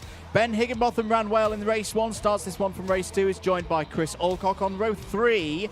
It's John Nuttall and Anwar Barul-Smith. Owen Roberts and Mike Coppin go from row number 4. Row 5 is Calvin Pratt and Edward Nuttall. Oliver Greening rounding out the field of 11 drivers. Like you were saying, yes, indeed, Ben Higginbotham, really good race in that one, but unfortunately came away with that penalty after the contact that we thought had come away with George Townsend. Unfortunately, he tumbled down the order.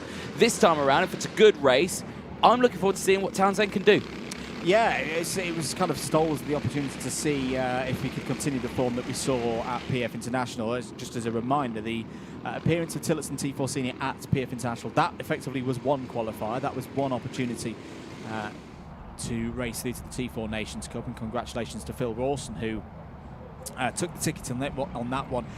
It's not a championship as per se. There's not point standings carrying over. This is a completely separate, brand new qualifier. It's like attempt 2 for these drivers to secure their spot on the grid for Valencia later on in the year.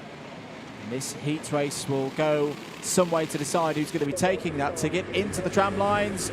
Lights are green. We're racing for 8 minutes plus 1 lap once again. Good start for the pole side of the grid.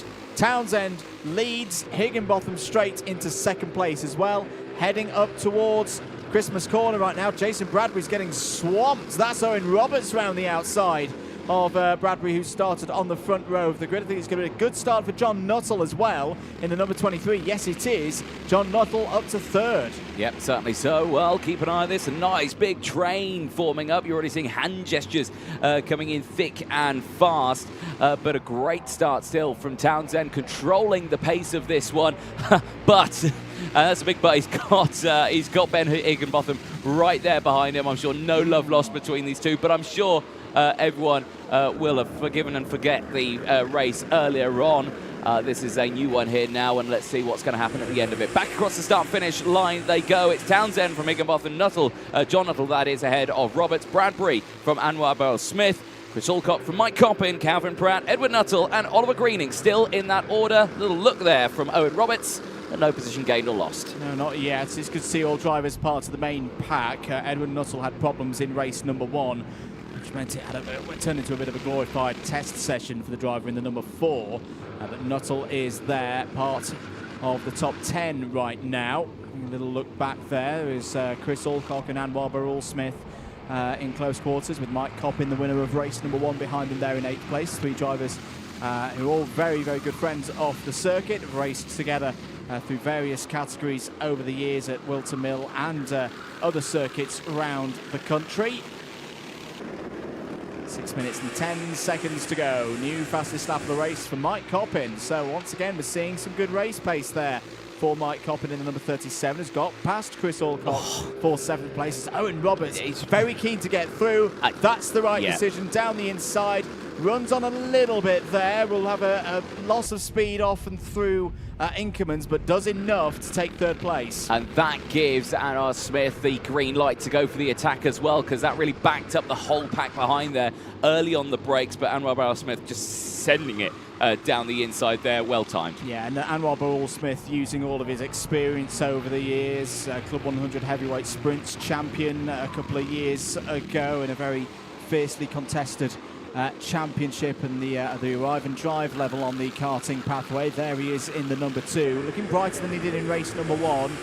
And so there is an element of setup for these cars. It's why it's that step up into owner racing. They can't change a lot, but you know, your tyre pressures, your sprocket sizes, gearing, these are the things that the drivers can use and play around with. And more often than not, all of these drivers are doing the kart setup themselves. They are both driver and mechanic at this level. And yeah, the number 2 is looking like it's got a bit more of a turn of pace in this heat. Yeah, it certainly does. Keeping an eye on the intermediate classification, of course, for the final. We'll talk about that a little later on as Coppin down the inside through Oceans in the background there. Well, Jason Bradbury will have to defend from that one. I don't think he was able to. And Mike Coppins now up into 6th place. That battle still raging on. The intermediate classification, yes. It is currently Owen Roberts who leads that one at the moment. 5 points to his name. Mike Coppin, one more position gain, and he starts on pole. Yeah, he could very well get through there onto that inside line from row 1. I often say with the finals, would you rather start second or would you rather start third? I'm thinking statistically, you want to start first. You want to start. You want to start first, but yeah, you want to be on that inside. Mike Coppin knows he's got the pace here to keep pushing forward. It's just a small matter of getting past Anwar Barul-Smith, which he knows from many years racing up against Anwar. He's not an easy task indeed, and John Nuttall is going along nicely once again there in 4th. Still no changes between Townsend and Higginbotham. Owen Roberts closing in as well. Roberts, who was 2nd in the first heat, to strengthen his position. If he can get through past Higginbotham, that would give Mike Coppin more work to do to overhaul Roberts in the intermediate classification. But right now, things staying stable. The only change on that last lap, Chris Alcock past Jason Bradbury for 7th place. Yeah. This position for Townsend, obviously leading the way. This is what he wants. Obviously disaster struck earlier on when he got shuffled down to the back of the order. With this win, it would put him 4th in the IC, the intermediate classification. So that 2nd row of the grid on the outside, you would prefer it if you'd had 2nd row of the grid on the inside, i.e. 3rd place. But he can't do anything more than this. Now it's John Nuttall, who's currently in 4th place on the track. He's 3rd in the intermediate classifications by 1 point. If he was to go back 1 position, and if Anwar Barul-Smith would get through, that might help out George Townsend quite a bit. Yeah, it would, because Townsend would have the tiebreaker based on what they did in time qualifying earlier on today. That's that battle you could just see just behind these 3 raging on. If that position changes, which it could possibly do so, because Smith is looking really strong there, isn't he? Yeah, it's more like it from Anwar. We'll keep pushing along for the next minute or so. Oh, Mike Coppin's going for a move, though. Down the inside, so maybe a little bit of hesitation there from Anwar. And sweeping through into 5th place. Now, what does that do in terms of intermediate classification? It should pull Roberts and Coppin equal on points. Roberts would still have the advantage, though, because Roberts qualified 1 position ahead. And yeah, that's confirmed. Big thanks to Ian Rogers and all the team for Motorsport Timing UK. Motorsport Dash Timing. Motorsport Dash Timing UK. Can't forget the dash. As now Roberts is going to try and go down the inside of Higginbotham for 2nd place. Can he get it done on the exit? Higginbotham's going to fight back. That's going to get very close through. Higginbotham's big hop over the curb there for Higginbotham. Roberts is going to be through. Nuttall's on the outside now, and here comes Coppin. Coppin through into 4th place. He'll be on the outside now for Wilkins. That will change things. No, it won't. Now it'll change, because Coppin's down the inside of Higginbotham. Coppin's gained 2 spots on this lap to Roberts' 1.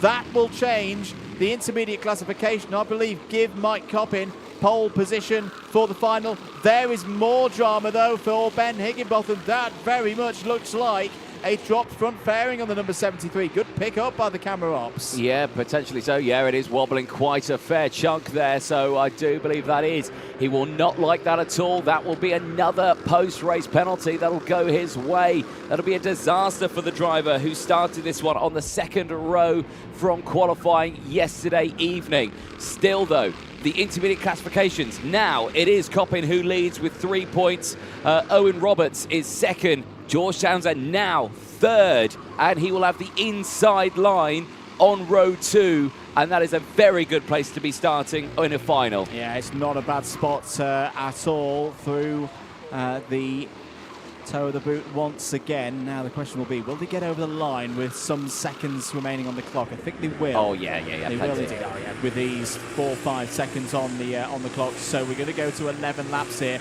Another new fastest lap of the race from Mike Coppin. Here's he fight for 4th place. Ben Higginbotham with problems there, it would seem, in the number 73. Anwar Barul-Smith looking down the inside into Christmas corner. Textbook move from Barul-Smith. And it's up to 4th place. Yep, and even throws up a thumbs up there just to say, nice one, let's go. Timer, though, on 0. It will be the last lap board this time around as the drivers make their way through the infield of the section of track. Now, Coppin's looking controlled here. I reckon we could see 1 or 2 more overtakes here. Could Coppin win this race on a last lap lunge? It would be a remarkable run for Mike Coppin after the difficulties that he had in time qualifying yesterday evening. We're about to see the final lap board. Time is up for the Tillotson T4 seniors. That was a good run through the final couple of corners for Townsend. He's got a bit of a gap. Roberts is going to have Coppin to think about here on the run up to Christmas corner. Roberts goes to the inside. Coppin's going to keep his nose in there. Oh, that's going to get tight through the kink after Christmas. Good driving from Owen Roberts gave Mike Coppin just enough room for both of them to get through the corner. Yeah, good attempt, but I think for Coppin this time around, he's going to have to concede with the 3rd place. It's not the end of the world, though. He is still prime position to start on pole position, is Mike Coppin with that 3rd place. His best effort from George Townsend here has seriously helped him out after that disaster in the first one. He's looking like he's going to start on that inside row. Change for 4th place on the road. Higginbotham's got ahead of Beryl Smith, but it's George Townsend who comes back from disappointment early on in Heat 1, takes Heat 2. Roberts P2, Coppin P3, Higginbotham up to P4. Will remain to see whether it has. There is a dropped nose on the number 73. We'll see that with the camera phone of doom in a few moments' time. And Rob Earl Smith P5, John Nuttall P6, Jason Bradbury, Chris Alcock, Calvin Pratt and Oliver Green in your top 10.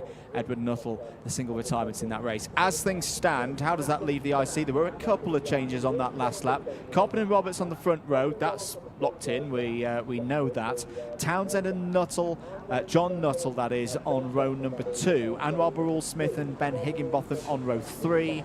Calvin Pratt and Chris Alcock on row 4. But I'm interested to see, Anthony Jordan, whether we have any dropped bumpers from that field of 11 in Tillotson T4 senior and whether we're going to have any 5-second penalties. Here we go. Here's the moment of truth. Nose cone George watch. Townsend is good. Yeah, he's good. Yeah, he's good. Owen Roberts is good. Mike Coppin is good.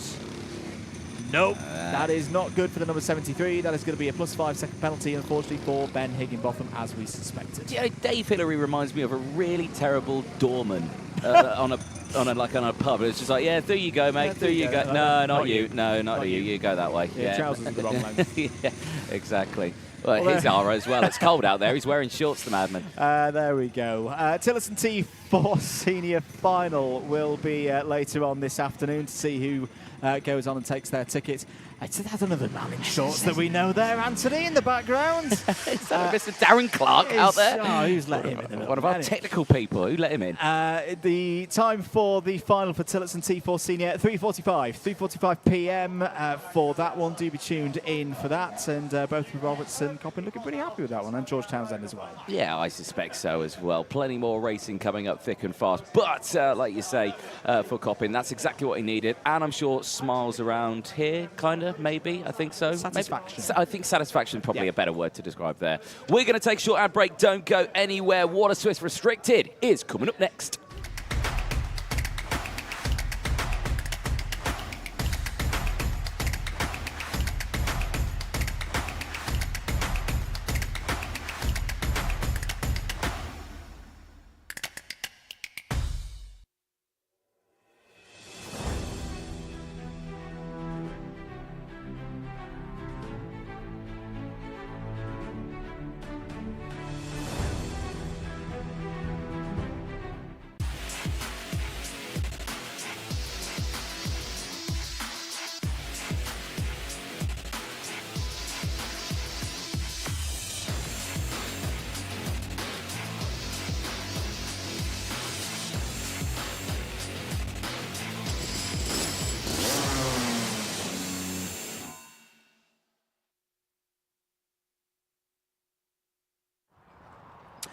Welcome back once more to Whilton Mill. It's event 4 of the Wera Tools British Kart Championships for 2024. Andrew Mather and Anthony Jordan on commentary duties today for your live coverage, brought to you, broadcasted by Alpha Live. If you're watching on the Karting UK YouTube channel, welcome, good afternoon. If you've not subscribed yet, do give it a press of that button, because next down on circuit, it's Water Swift Restricted.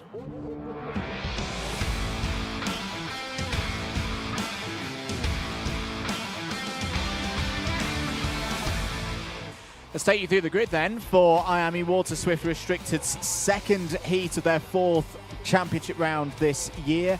Alfie Davidson and Chester Fawkes on row 1. Daniel Ferguson and Mason Hibbert start on row number 2. It's James Roots who starts on row 3 after his first podium of the season yesterday. He's joined by his teammate Henry Algar. Oscar Kenny and Harry Chapman start on row 4. Row 5 is Alessandro Salas with Reggie Chandler alongside Ethan Robinson and Illy Sammy on row number 6.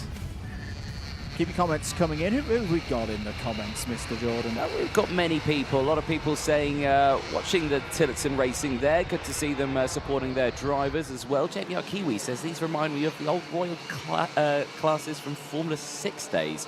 Well, that was, I think, way before my time. I'm only 29. You're older than me, so maybe, yes, even before my time. There you go. 33. Yeah, there you go. No, you're way older than that.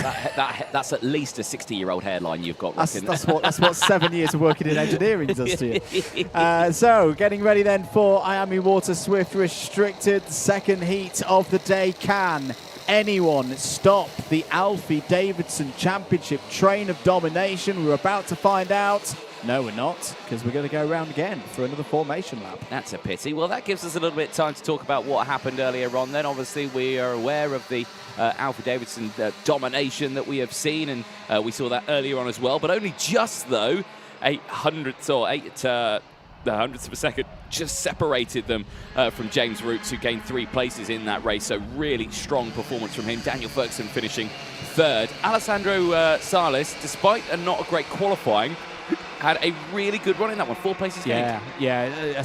Alessandro Salas has been on cracking form this weekend, particularly in the races. Thank you, David Whitehouse. It could be worse. I could have his hairline. You He's could. only 3 years older. You could. So there we go. 8 minutes plus 1 lap. Once again, a couple of drivers just trying to get themselves in position. I think Mason Hibbert's not in 4th place at the moment on the grid. He's behind Henry Algar. So let's see if the officials are satisfied to get going for this one. Oh, now, Nanny Kelly's watching again, saying good luck to Alfie, who's at home looking after puppy Noodles. Noodles, the puppy, is watching Alfie. Lights go green. 8 minutes plus 1 lap underway. Davidson, good start, straight away, followed by Daniel Ferguson once again. Chester Fawkes has got a good start. Oh, there's problems towards the back for at least a couple of the drivers. Chester Fawkes is on the attack. No, just holds there in 3rd place. Had problems at the starts during race number 1. Now, who have we got not coming through sector number 1? It's Mason Hibbert. Mason Hibbert hasn't come through. Harry Chapman hasn't come through. There is Harry Chapman for Tim Wilson Motorsports, out of this race on lap 1. That is a big shame. You'll have seen him in the paddock show there, winning a rock, paper, scissors, and winning a Fibre King t-shirt. But certainly for the 2023 Bambino champion, his second qualifying heat of Sunday is over. Coming around to complete lap number 1 then. Alfie Davidson leads once again here in IAME Water Swift Restricted. But he's got the challenge of Daniel Ferguson and Chester Fawkes not too far behind. Good start for Henry Algar, up 2 spots to 4th. James Roots has held there in 5th. Also gains as a result of what happened there on the first lap for Salas, Chandler, Sammy and Robinson. They're all up positions. There's a change between the Evolve Motorsport teammates. That's James Roots going through to 4th. Yeah, nice stuff all the way throughout on this one. Nice close back here. Chester Fawkes needs a good result on this one. It didn't go his way earlier on, did it? So really good to see him there in 3rd place, fighting with these top 2. Ferguson looking strong again. But they've got to think of something here to try and get past Alfie Davidson, because he has just been winning after winning after winning. They've got to think of something. They have. I think the hope for Fawkes in this stage is that we've seen his race pace be good consistently across the season in the second half of the races. I still think there's a question mark. Putting my engineering hat back on, that's why I've lost most of my hair. The worst kind of issue is an intermittent issue, and some starts like this one are great, but then others, like we saw in race 1, mysteriously somehow the number 38 just seems a bit slow to get going, and we saw it a couple of times across the weekend at PF International. He'll be hoping that they've got it fixed now, that it doesn't affect him later on in the final, in particular when we get to that point later on this afternoon. In terms of this race, he's just got to go out there and try and win it if he can get ahead of 2 of the form drivers in this category, bump himself up the order. He's currently in 5th place in the intermediate classification. Meanwhile, for Davidson and Ferguson, they'll be aware of that. They'll be aware of the pace that the number 38 has had in the second half of these races. That's why they're working together at this moment, to see if they can drop the privateer there in 3rd. Yeah, definitely so. Well, we'll keep a close eye on it. 5 minutes left on the timer. Clean breakaway for our top 3. James Root still there in 4th place ahead of Henry Algar. Action here, though, as they try to go up the hill. Chester Fawkes with the fastest lap of the race, trying to get past Ferguson. Ferguson robustly closing the door. It was robust indeed, and James Roots will be at least optimistic at the side of that, because that could give him a hope of closing in this gap that's currently around 0.7 of a second between himself and the back of this battle. But I tell you, he's having a good race, Anthony. Ilyas Sami is up 5 spots for Jamie Green Racing, the young man there in the number 26. We like to have a little talk to him during the paddock shows and track talk. We talked to him on Friday, always with a smile on his face. He definitely will be smiling right now, having gained a number of spots. There's Mason Hibbert out of this race. Will have the consolation of being in the final, but it has not been the kind of weekend that he would have wanted. He's got double penalties, a +3 seconds for a start infringement and a +5 as well for that first lap. But again, it's not really going to matter too much because he's out of this race. James Roots is closing in. Chester Fawkes goes for the move. That will bring James Roots a little bit closer. We could have a 4-car battle here for the race lead. Whilst Anthony has a visitor to us here in the box, the race continuing, 3 minutes and 45 seconds to go. Alfie Davidson leads from Daniel Ferguson. Chester Fawkes, I just want to see the send from Chester Fawkes, because I think the pace is there at this stage for the number 38 to really make a mark in this second heat. Things go from bad to worse for Mason Hibbert. There's now an investigation flag for the as well. number 33. Well, they're throwing everything at him, aren't they? Up the hill once again. James Root's fastest lap of the race so far, 53.37 seconds. He's closing in there in 4th place. Took 2nd in the final yesterday. Getting that long overdue podium, arguably, in this IAME Water Swift Restricted category. We've got to sing the praises yet again, Anthony, to Alfie Davidson. This has been the story of the season so far. Soaking up that pressure, not galloping away, not doing things like we see in other categories, getting up to 0.5 of a second, a full second lead. As impressive as that is, this has got to be impressive in my book as well, because all the while he knows one little mistake and Daniel Ferguson will be through. Yeah, he certainly will be. Through that final chicane they go, and again, 2.5 minutes left. This is where it starts to get into that sort of danger zone for these drivers now, because you see the defensive lines coming in. You see who has worked hard throughout this race. Is check over the shoulder. No defensive lines yet, but a look there from Ferguson. Ferguson is starting to think about it here. He needs to time it perfectly, because every time it does it, there's always a retaliation from Davison. There always is. He always finds a way, or at least so far this season, to get himself back to the front by the time we get on to the last lap. 2 minutes to go in this one. There's been a change for 7th place. It's gone back again. Ethan Robinson had got past Ilyas Sami. Ilyas Sami has now responded. So the number 26 back into that position, back to a net gain of 5 across the course of this race so far. Round to complete lap number 7 then. Davidson still has control of this race, ahead of Ferguson, ahead of Fawkes. At the moment, in terms of the intermediate classification, Davidson is on a perfect 0, top again. This could be another haul of 65 championship points, because we've got to think about that now at this stage of the day. Ferguson would be P2. Will be another useful haul of points for Davidson, would extend his gap for 2nd in the championship. Roots would be 3rd, Salas would be 4th, Fawkes Still holding there in third place in this race would be on the inside of row number 3 for the final as things stand. At the moment, yeah, of course, but 1 minute left on that timer. It's slowly disappearing. Big checks over the shoulder. There's a couple of laps left in this race here, and you couldn't even hear a pin drop with how tense it is between these 3 drivers right now. It's just a carbon copy, really, of what we've seen over the last few days in terms of practice, testing, qualifying heats as well. We've seen it on both days. We're seeing it again here. 30 seconds left on the timer. Now we're going defensive. Davidson to the inside. Keep an eye on Ferguson. Takes the normal racing line. That will give him the optimal line out of it through Inkermans. Down in towards Ashby. Here's the move. There's the first move, but watch it again. You have seen Davidson immediately retaliate here into Wilkins and Osiers. Is he going to do it again? He's going to have a look down the inside into Osiers, but Davidson holds. Ferguson holds the speed around the outside. That puts Davidson into a bit of a position where he's got to defend from Chester Forks now. Chester Forks can't find a way through on the entry to the boot. Daniel Ferguson is your new leader as we go on to the final lap. Now, I don't think this will change things in the intermediate classification. No, it won't. Davidson still has the lead on 2 points. Ferguson now on 3, but back comes Alfie Davidson. This is what we've seen from him across the course of the season so far. Ferguson defensive to the inside. Good defense from Daniel Ferguson. Good corner speed as well for the number 15 Kart. Down into Ashby now. This is the difficult one. This is the one that can easily go wrong. And alongside Paul's Davidson. Davidson's on the inside, but look at Forks. Forks is on the inside. Forks has got through into second place. Roots is through as well into third.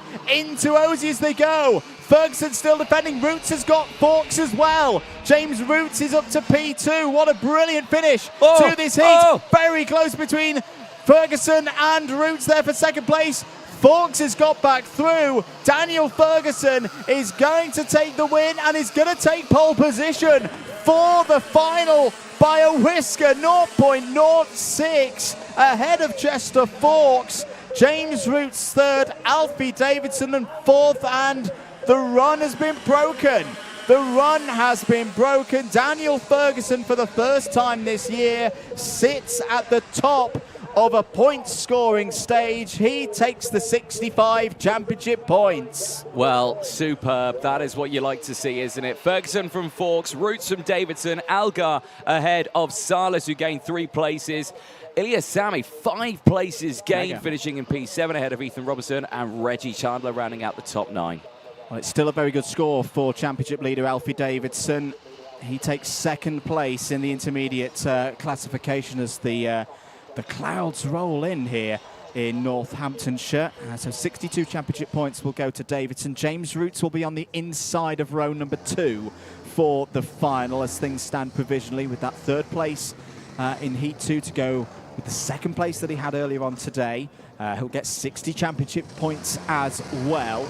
Chester Forks will be on the outside of row number 2. We'll be looking to get a good start like he did in that one. Another good haul for him, 59 championship points. Salas and Algar on row 3, Hibbert and Kenny on row 4. But still very much advantage Alfie Davidson in this championship, but a little bit of something to think about there. That's been coming from Daniel Ferguson. He's been knocking on the door. Now he says P1 through those qualifying heats here today. That was a good race. That was a tense moment there, and there you can see Greiser just saying his congratulations there to Daniel Ferguson. But this is really giving a true show of what we can expect to see in that final later on in the restricted category. And yeah, brilliant racing from these young drivers. As we say, yes, there's been this incredible run from Alfie Davidson of first in all of the championship stages. But it's been close. It's been like that all season so far. So yeah, we'll see what they're going to do in the final, which will be later on today at 16:25. For now, though, we'll take a short ad break and be back shortly with IAME Water Swift.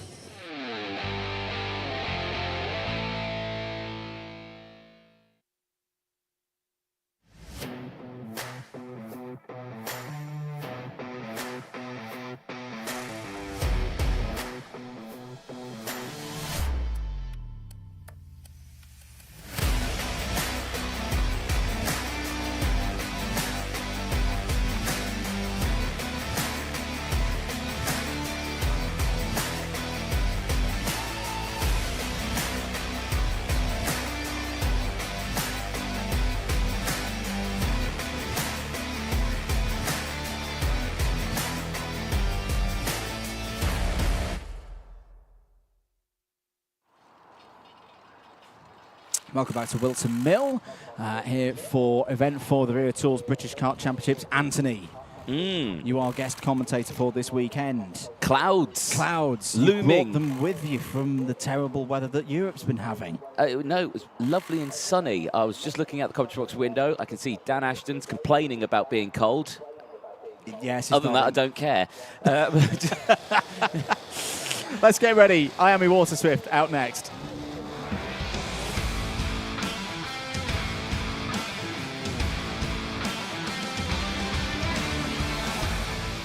Take you through the grid then. Busy grid for IAME Water Swift. Teddy J. Porter on pole position. Will Green alongside on the front row. Finley Lyons and Austin Newstead on row 2. Harry Williams and Austin Gibson on row 3. Row 4, it's Blair Smith and Henry Clark.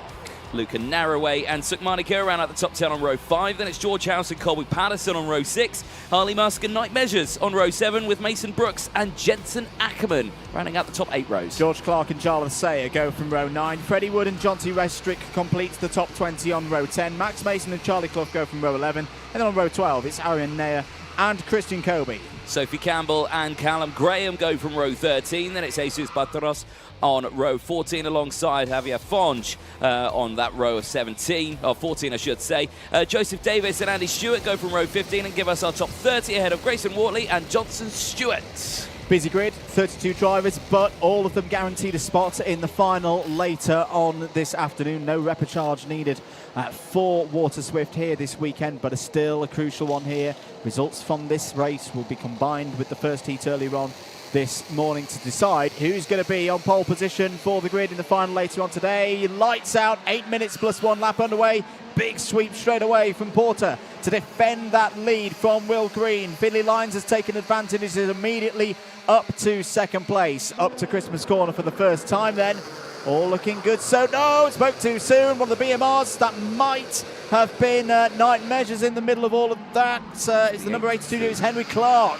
Henry Clark goes round and drops to the bottom of the order in the early stages of this one and changed the lead. Finley Lyons through past Teddy J. Porter. Will Green trying to close in there as well in the number 2 machine. Finley Lyons again at Whilton Mill leads. Yep, brilliant start then for the rest of the field. Yeah, big shame for Henry Clark there. Started on the 4th row of the grid. Now right to the back. The first time through the final chicane. Back across the start-finish line. It's Lyons, Green, Porter, Williams, Gibson, Newstead, Smith, Narroway, House and Measures. The top 10 at the moment. Breakaway for the top 4 as they go through. And Austin Newstead down the inside of Gibson. And it's Blair Smith through as well. Yeah, indeed. Big movers on that first lap. Jarlath Sayer up 7 spots to 11th. Sophie Campbell as well. From Northern Ireland, the yellow flags out as off the road. There is Austin Newstead, who loses a huge number of positions in that moment. But Sophie Campbell, as I say, up 7 spots as well into the top 20. Back with our drivers at the front, though, here on lap number 2. Finley Lyons leads. Will Green still there, P2. And then it's Porter and Williams once again. Got to say, I've been really impressed with Harry Williams so far this season.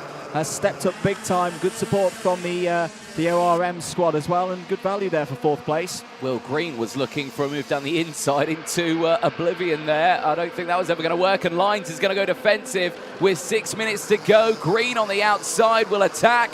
Cannot get the move done. Porter right there, Williams right there, and again Lyons defensive into Ashby. Big Sen in the background there. You saw the number 24 sending it down the inside, but a change for the lead, and round the outside again Teddy J. Porter gets into second place. Superb driving, but it is Will Green now who leads the way. I gotta say, it's a very different style of racing today from the IAME Water Swift drivers. It's a lot more frantic here on the Sunday round at Whilton Mill. Through the final chicane once again. There's Austin Newstead taking a big chunk of curb. All of them finding their way through. Tell you what, these leaders have got to be careful of. Jarlath Sayer is flying through the order. He's already up 10 spots into 8th place. It's around where he finished the Here he first comes. race. Down the inside goes the driver, second place in the championship, side by side between George House and Luca Narrow. That got very close indeed. Here comes the number 74 of Austin Newstead back on the attack. Knight Measures also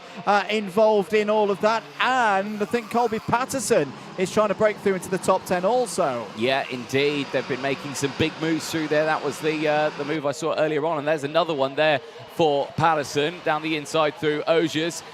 Big change direction there for Luca Narroway, looking very strong, part of the Evolve Motorsport team here, really showing good efforts throughout this weekend and in this race. 4.5 minutes to go. Lines now with the fastest lap of the race is back there in second place as they try to hunt down Will Green, who's got a gap of 0.2 of a second. That gap will disappear as they go into the braking zone of Christmas Corner. And look at this now, a fantastic battle of karts all the way, I think, to about 10th place. Lines down the inside, retakes the lead. Here comes Teddy J. Porter. He's got to run now on the outside. He's got to be careful here. Green might get back down the inside, but he doesn't. Stays there, but he does. He does through Ogiers back into P2. Brilliant stuff again from Will Green as he's looking to secure this pole position for the final and another 65 championship points to extend his lead over Jarlath Sayed. There, Austin Gibson on the scene. Well, Austin Gibson seems to be getting stronger and stronger. The IAME Water Swift restricted class champion from last year. This is a strong showing for him, up to 5th place now, up towards Christmas Corner once again. Couple of things from race control to notify, plus 5-second penalty for for Knight Measures. There has been a warning flag to Austin Newstead, though no penalty to be clear related with that. 3 minutes and 15 seconds to go. It's lines from Green, Smith, Porter, Gibson. That is your top 5. There's chopping and changing everywhere you look in this category. That's to be expected. When we get to the finals later on today, we haven't had a driver starting in the top 4 rows of any final this year actually go on to win. Here is your fight for 5th place. Jarlath Sayer ahead of Harry Williams and Austin Gibson now. End of lap number 6. Jarlath Sayer's gained 13 places in this race. Yeah, he's looking really strong in this one. He's just got to keep his head in the game here and see if he can close that gap up. Right now, Lines controlling it. Blair Smith with the fastest lap of the race is there in 3rd place. But just keep an eye on it. Any battling once again from those lead drivers, this second group will close straight back in. Look at the train that is forming just behind it. Ackerman's gone down to 16th. Charlie Clough up to 15th as well. That's a change that's happened on this lap.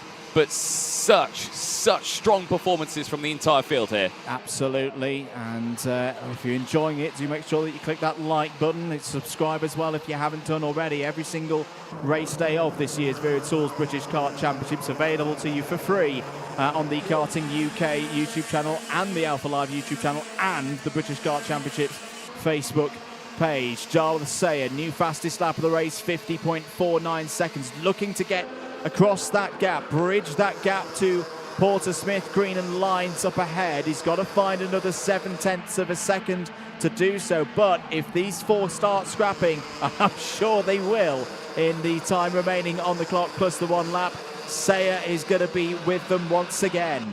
Certainly will be. 1.5 minutes left of this race. We keep an eye on these gaps.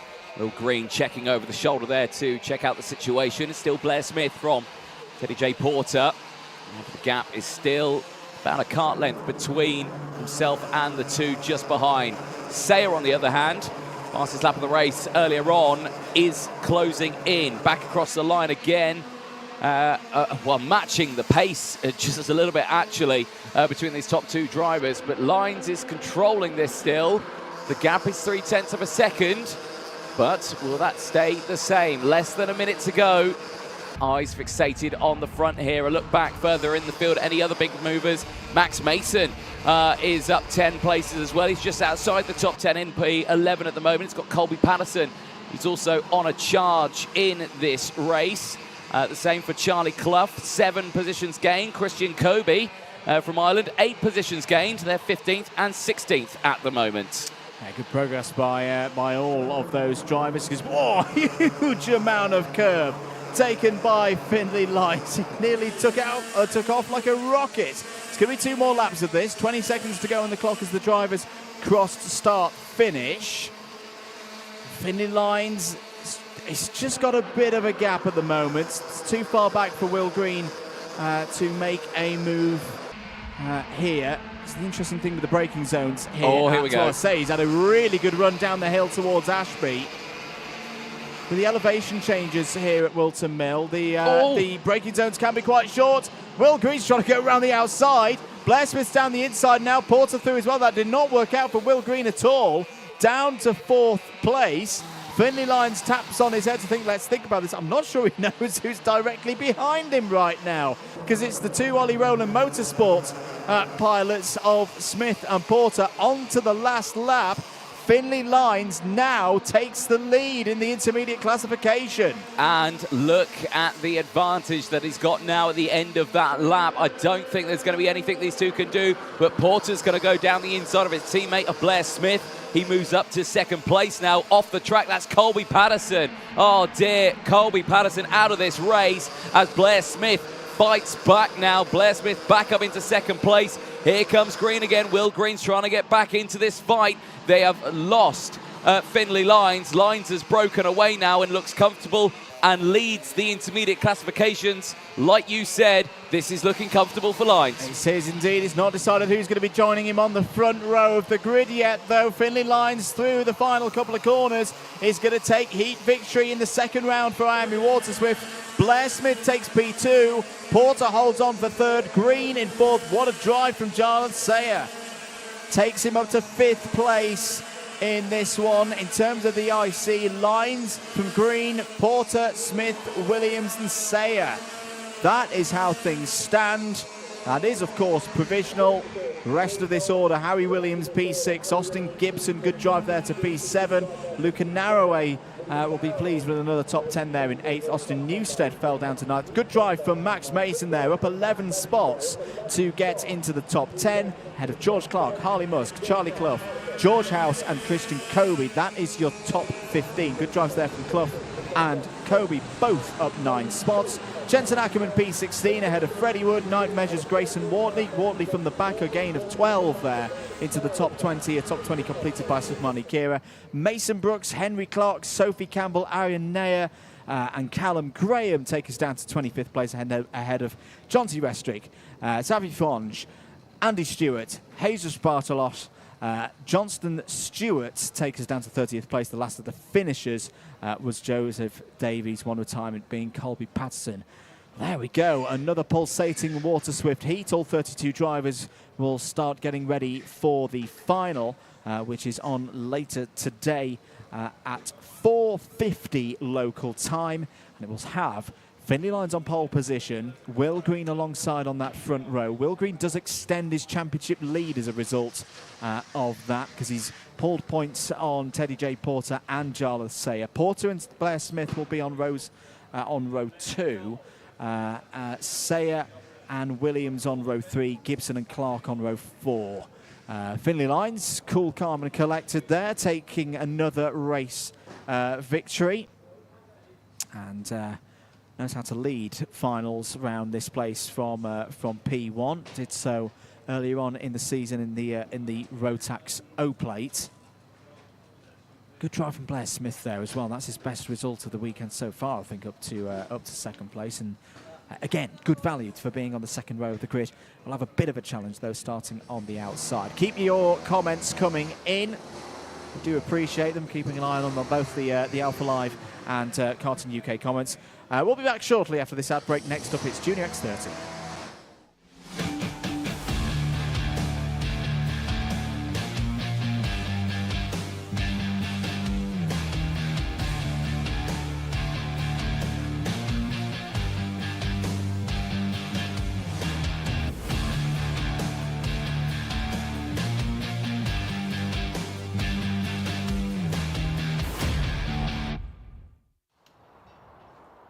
Well, welcome back, ladies and gentlemen. Finals coming up very, very soon. But before that, more racing from the junior categories. Junior X30 is lined up, ready to go. There you can see them getting sorted out, ready. Well, they've been the talk of the town this weekend, haven't they? Junior X30, brilliant close racing that we have seen all the way throughout this one. A dramatic final yesterday and close race heats now. Earlier on, Harrison Mackie took his first qualifying heat win. He's back out in this one, of course. He had Riley Cranham for close company. He starts just ahead of him in this one. So again, are we going to see a carbon copy with those two just breaking away from the rest of the field again, Andrew? Possibly, but I think they're going to have things a little bit tougher in this race. You know, you've got the likes of Thomas Min-Spearing in this one and Taylor Orridge. It's all still to come, of course. Next up, it is Junior X30.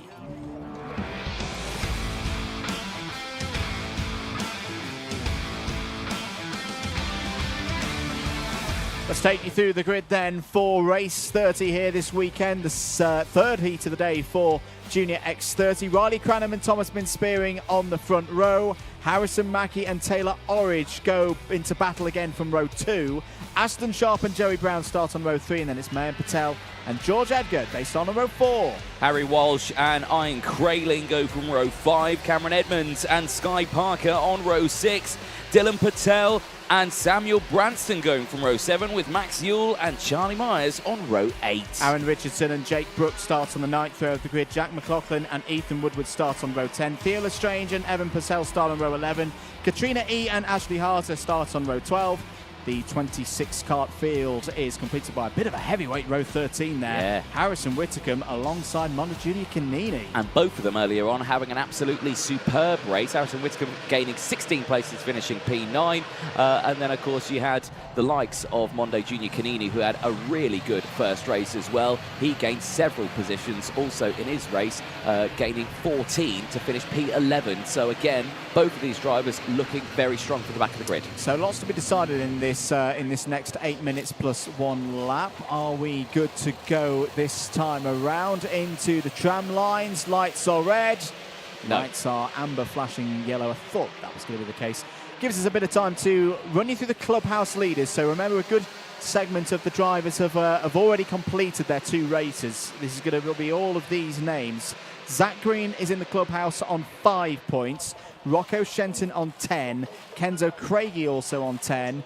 Moore on 15. Owen 26. Forrest 28. Dodds 30 and Brathwaite 32. So that's your top 8 at the moment, but got to remember that doesn't include any of the drivers who've only done 1 race so far and are in this one. So that is going to change across the course. Well, not even the next 8 minutes. It'll change once the data's coming in after lap number 1. Hello to Nanny June. Nanny cheering June on is Harrison watching. Mackie.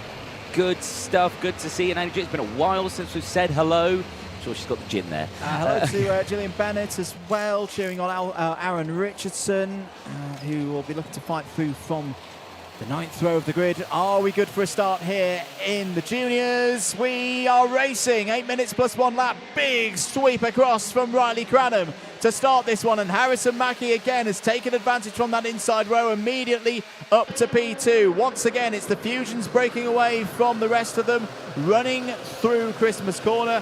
All looking clean there as Harrison Whitcomb again on the move, has already gained 3 or 4 places in this one. Orridge down the inside of Sharp there, taking 3rd place once again.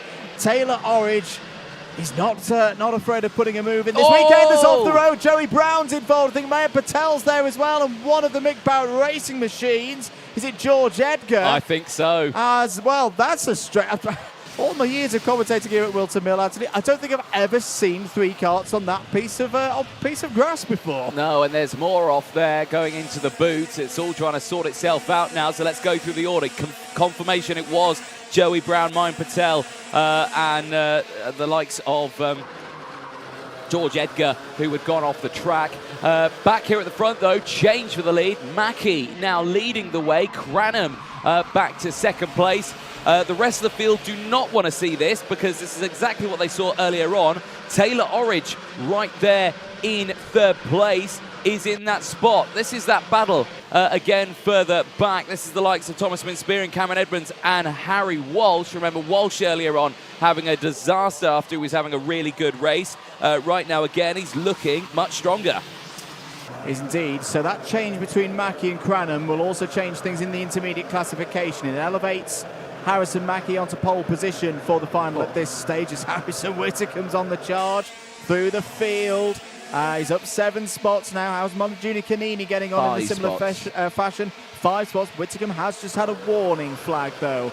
We need to keep an eye on that. Through goes the number 58 of Samuel Branston for promotion this weekend. Gets past Harry Walsh. I think Max Ewell might have also gained in that exchange. So right now, if the race was to finish like this, Mackie on pole, Orridge on the outside of row 1, Cranham on the inside of row 2, and Zach Green would also be on that second row of the grid. Yes, indeed. 5.5 minutes to go. And, well, we're keeping an eye on this one. Taylor Orridge, I think he is closing in here. Remember, now he wasn't racing with these two earlier on, was he? So we didn't see that fight. Now we're going to see it. And, yes, he is closing in. He's bringing Sharp. He's bringing Spearing. Spearing's going fastest as well at the moment. So we could have a 5-kart battle for the race lead here. And with 5 minutes left to go, plenty of time for that to happen. Ian Kraling is there in 7th place. Ian Kraling really impressing me this weekend. A driver who has not raced here before. It's a brand new circuit for him.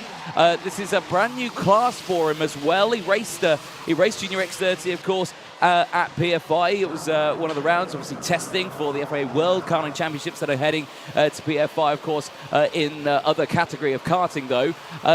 But he did so well at PF. It was just like, you know what, I'm going to stick with it. I'm going to go to Whilton Mill, because I went up to him and be like, oh, you don't race in this category.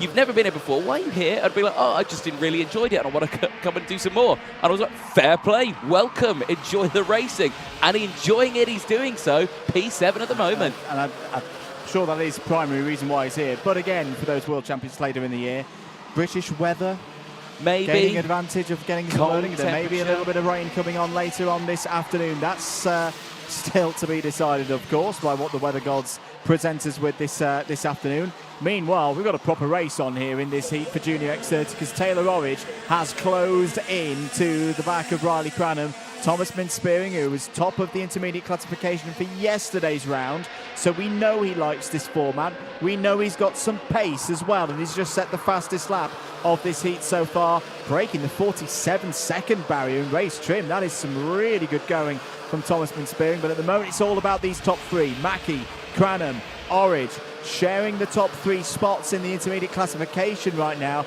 This is going to have a big effect on the outcome of where they're going to start the final and where these next Hall of Championship points are going to go.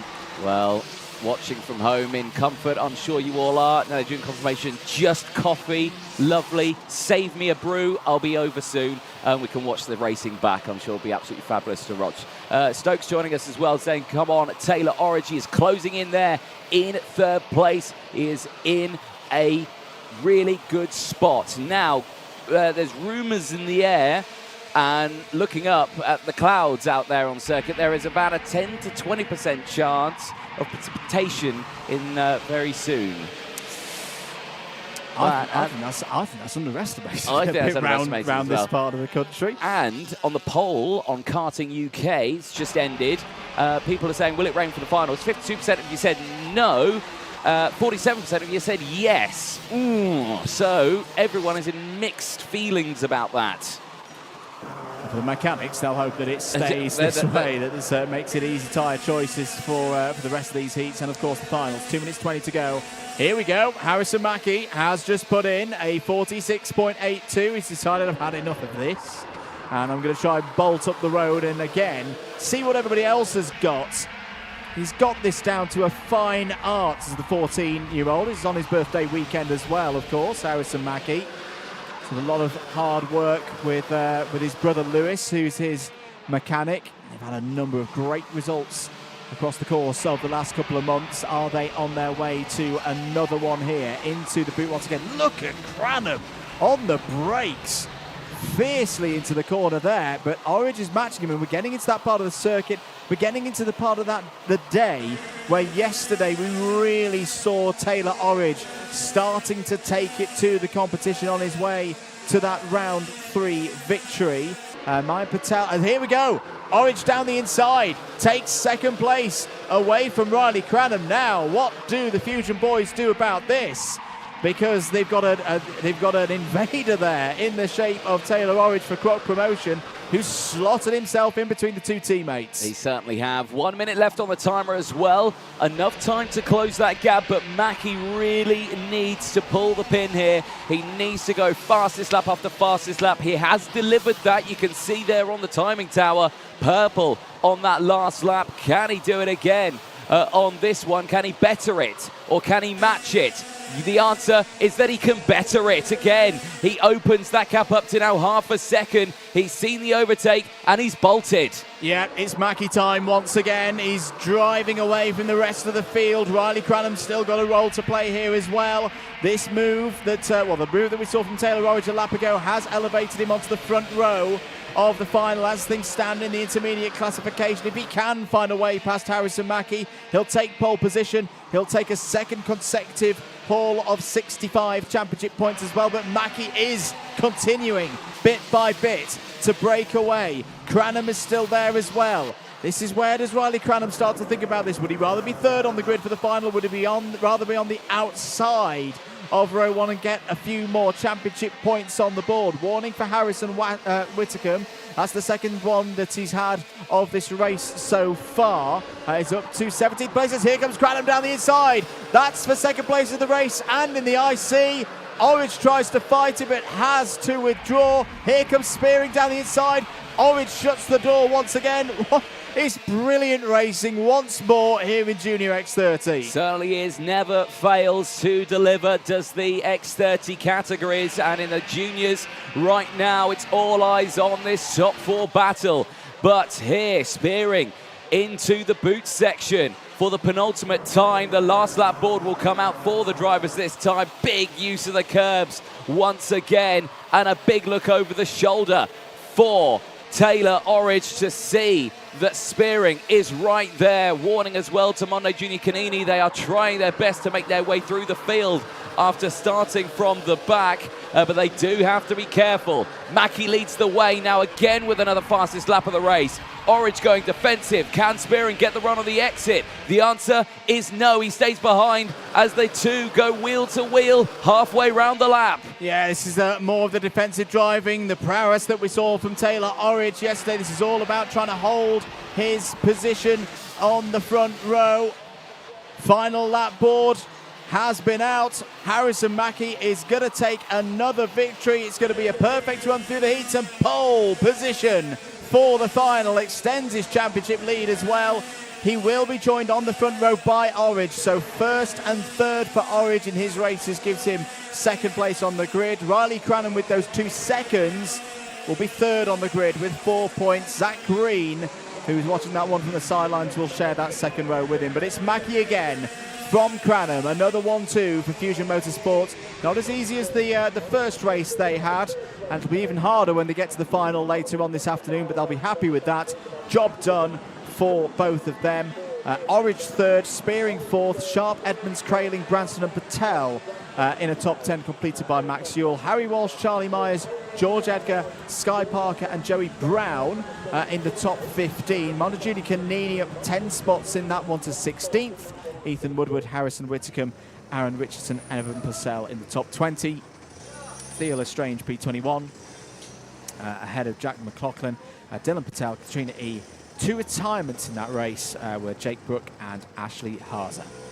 Well, good stuff from Junior X30. You can catch that final later on today. That's actually the last race of the day, due to start at around 6:05. So make sure you stay tuned for that one. Of course, plenty more racing to go until that time. But good stuff from the entirety of Junior X30. Senior X30 coming up next, but like I say, the juniors have been absolutely on it today. You've got some rain radar action on your laptop there. There is a big band of rain coming over. It's light rain. it is slowly eking its way towards us. At what time are you reckoning that's going to hit us? Well, there's a band of rain that's hanging over between Birmingham and Coventry at the moment and moving in this direction. Maybe half an hour, that could be with us. But it could also burn up, of course, over the course of that travel time. Those drivers won't worry about that too much right now. Their job in the heats is done. Next time that we'll see the juniors out on circuit for their final will be 6:05 this evening. But right now, though, we're going to take a short break and be back with Senior X30 very soon.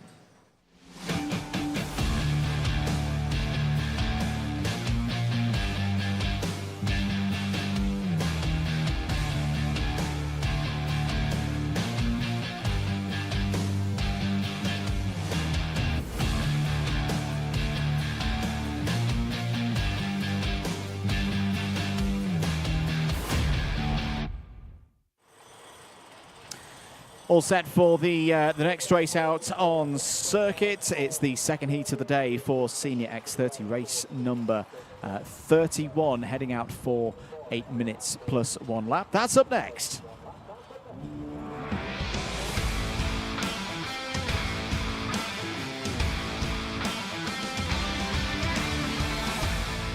Take you through the grid once again, this time for Senior X30. Gus Lawrence starts on pole position. Freddie Lloyd alongside him on the front row. Henry Gregory and Cian Geraghty go from the second row of the grid.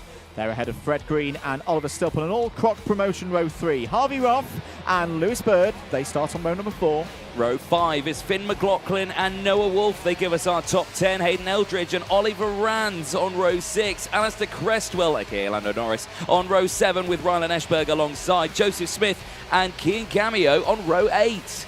On row 9, Aaron Brown and Archie Tillett. Robbie Buckley and Harry Ewell start on row 10. Dylan Briley and William Smith are due to go from row number 11 ahead of David McIntyre and Casper Piecki on row 12. Connor McPollin and Oliver Harris go from row 13. Darren Marshall and Juan Pablo Gerard on row 14. Ty Stansfield and Freddie Housley round out the 30-kart grid on row 15. There we go. They have had a bit of drama already. We've got 2 non-starters in this one. Fred Green and Joseph Smith are, at least according to the information that we've got here in the box, missing from the order. So not sure the reason why here in the box. Potential missing of gate. Could be a missing of a gate. Let's get ready then for the next one. 8 minutes plus 1 lap. Nope, go around again. Well, there we go. That gives us a little bit more time to investigate that as well. Jamin Karting joins us in the live chat. Welcome. What happened to Finn? Well, these are the qualifying heats. The order that you see in front of you is from time qualifying this morning. So if Finn finds himself all the way on the 5th row of the grid, it just means that's where he qualified this morning. So not the best qualifying. But still in a relatively decent position in a grid of 30. Indeed. Drivers continuing to get heat into their tyres. Okay, I think we've got a explanation for Fred Green. We just had a transponder not functioning sign come up on our notifications. That's good news in a way, because it means Fred Green is out there in the number 51. There he is in the green and black helmet. So thank you very much to camera operatives picking that one up. We'll see whether the 15 is a similar reason. I don't think so, because we would have seen a similar message coming up on screen. Indeed. Well, more drivers withdrawing from the event, which is a big shame. So that is a big disappointment for some of the drivers, but nevertheless the racing continues out of the final corner and into the tram lines. Here we go then, 8 minutes plus 1 lap. Who's going to take the next victory in the seniors? We're racing. Good start for Gus Lawrence, very close for second place. Gregory fighting in there for holding on to that spot from that good run on the inside into Christmas Corner for the first time. Oh, bit of a squirrely moment there. I think that was Harvey Roth right in the middle of it all in the number 36 TWM, but no problems at the moment for Gus Lawrence. It's Fred Green has come through. Oops, there's off to drivers left. It's the number 23. Is that one of the Optimas that's gone off there? No, it's a PSR. It's the PSR of Juan Pablo Girard, who has exited the scene.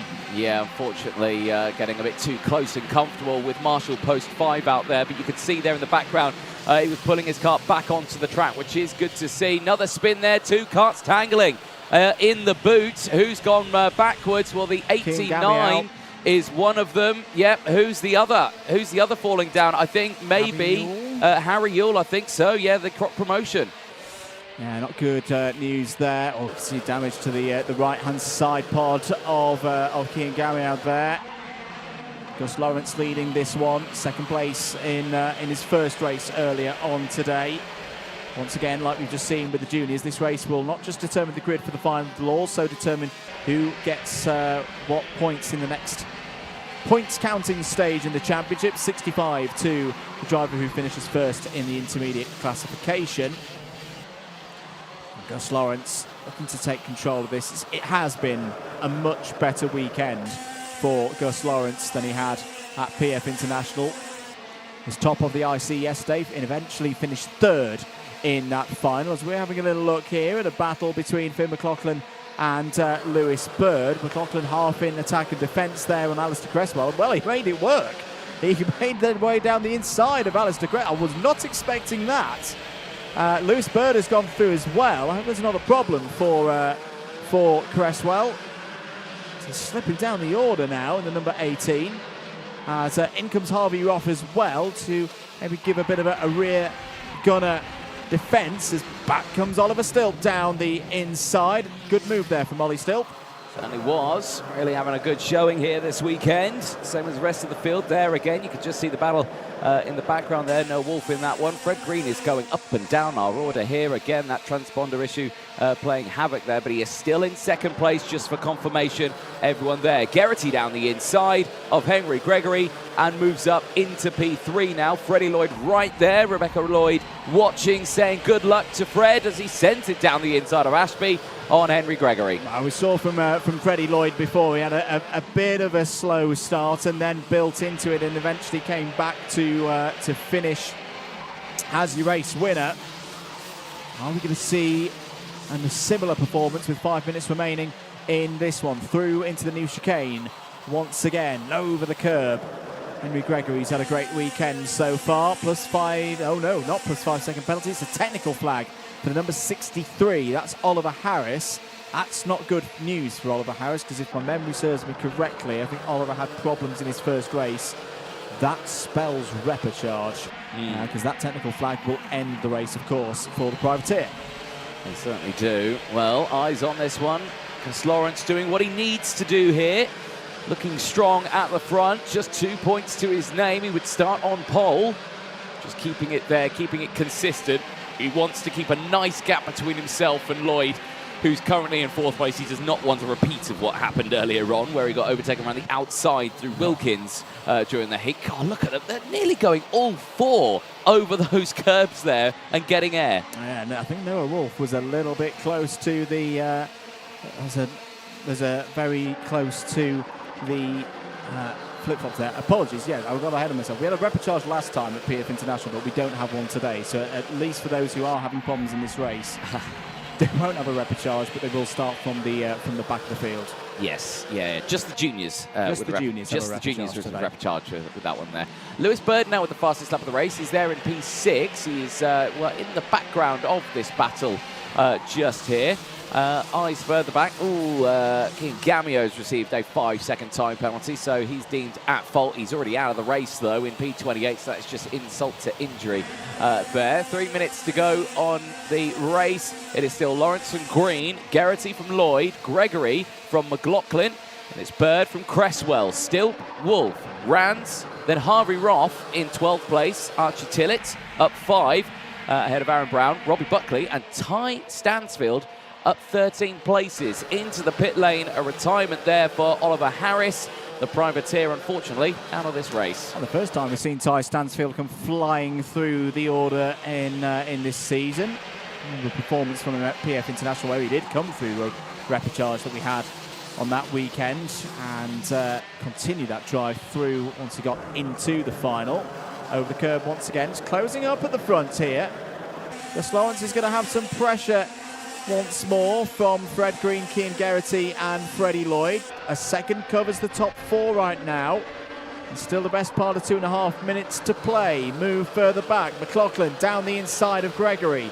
Classic Finn McLaughlin stuff. He loves a good old overtake on the brakes, as that is another one on the brakes. Geraghty past Green for P2. Yeah, indeed. This is really shaking things up now. Lloyd trying to get involved. Lloyd immediately on the attack here as well. Gets past and they both go off the track. Now, that's an interesting one here. Race control will have to look at that and see who should give that one up, because, well, both of them leaving the circuit. I think Zach Green would have something to, or Fred Green, sorry, should have something to say about that. Warning for Robbie Buckley in the number 13. They see the live view inside the CCTV area. David Manchester looking over the cameras. Alfie Briggs in there as well as the driver representative assisting the officiating here this weekend at Whilton Mill. More changes. McLaughlin down the inside, but now being attacked, counter-attacked there by Green. Lewis Bird also in the mix. Back counter attack from Finn McLaughlin, who retakes 4th place. And with that, well, it's a very tight pack in the intermediate classification around Green, McLaughlin, Gregory. So that's all going to change there. That could be the difference between starting on the 4th or the 3rd row, maybe even the 2nd row. Less than a minute on the clock. Lawrence looking a bit more comfortable now in this one, Anthony. He's got a half-second lead. Yeah, exactly. He's chilling. He's calm at the front there. He may have to start thinking about Cian Geraghty in a few moments' time. That gap has come down actually quite quickly. It's down to half a second. Cian Geraghty setting that fastest lap of the race. And looking at the sector times on this one, yes, actually quite a bit quicker through Sector 1. Identical Sector 2. Now, Gus Lawrence actually set a personal best Sector 1 of a 14.6. Cian Geraghty was going a lot slower through Sector 1, but he did a 14.5. So that says everything you need to know about the pace through Turn 1 alone. Yeah, slower than his personal best, but quicker than Gus Lawrence. Yeah. 2 more laps of this one to go. Relative pace on that last lap, 46.1 for Gus Lawrence. 46.2 for Cian Geraghty. So it's hanging around 5, 6, 7 tenths at the moment. New fastest lap of the race from Fred Green there, 45.93. At the moment, this result would give pole position to Gus Lawrence. It would be another haul of 65 championship points from the heats, like he did 24 hours ago. Lloyd would be taking 2nd place. We would have another repeat of the battle that we saw in the final yesterday, which was spectacular, dramatic. And if you missed it yesterday, don't worry, you can watch it back on the Karting UK YouTube channel and the Alpha Live YouTube channel. If you've not subscribed to both of those channels yet already, we'd really appreciate if you could do so. Here's a good scrap. This is for 4th place. This is Fred Green once again down the inside of Finn McLaughlin, taking that spot. McLaughlin in a bit of a crop chassis sandwich at the moment with Lewis Bird there as well. Henry Gregory looks like he could take advantage of all of this as well if there is a bit of a moment between these 3. Yeah, that certainly could be. Now, as Marshall's running in the background there on that final lap, hopefully everyone all right, because he yellows in towards Turn 1. Gus Lawrence, though, only a couple of corners to go. He's looking to start on pole position later on today. Geraghty, despite his best efforts, could not close up. He stays in 2nd ahead of Freddie Lloyd. And then the battle for 4th. It is Fred Green who takes P4 with a warning flag across the line as well. But that is just a warning ahead of Finn McLaughlin, Lewis Bird, Henry Gregory, Noah Wolf, Oliver Stilp and Oliver Rands, who round out the top 10. Quick pace that from the seniors, pushing all the way to the end, but it is the reigning champion on top at this stage of round 4 for Senior X30. That's another 65 championship points. Started the weekend in 8th place in the championship, did Lawrence. He moved himself up the order to 3rd place yesterday. Could he move even further? Well, he will at least draw himself level with Cian Geraghty with that. In fact, he's taken Cian Geraghty's 2nd place in the championship with those scores. Running through the rest of the order, Cresswell, Roth, Tillott, Brown and Stansfield in the top 15. Stansfield, the biggest mover in that race, up 14. Buckley, Smith, William Smith, Marshall, Briley and Housley in the top 20. Good improvement there from Housley, up 10. McPollen, McIntyre, Ewell, Piecki and Girard, the last of the 25 finishers. 5 retirements in that one. Hayden Eldridge, Oliver Harris, Cian Gamiao, Ryan Ekberg and Joseph Smith both did not start. No, indeed. Well, shame that we've lost a few drivers from the senior X30 grid before the finals, but still a good number of drivers about to do battle in that one later on today. Make sure you stay tuned for the senior X30 final. That one due to kickstart at 5:15, which is in a couple of hours' time. For that senior X30 final. So make sure you stay tuned. We're going to take a short ad break. Don't go anywhere. Honda Cadet, the last qualifying heat, is next.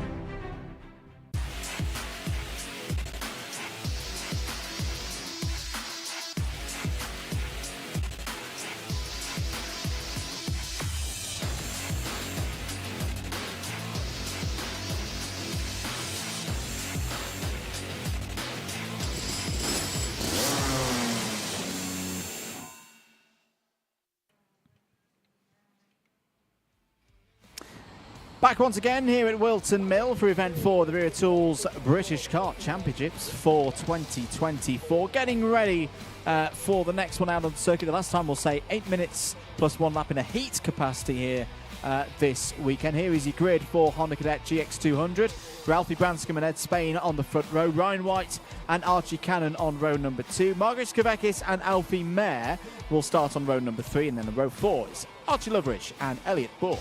Luca Batavu and MZ Rosie on row 5 ahead of Riley Blakemore and Harry Grant, Shea Hilton and Jan Prakash, and then it's Ricky McIntosh who rounds out the field. When you introed it there with these class, I thought you were breaking into song there. You went, really? Yeah. You said back once again, and then I went with the Renegade Master.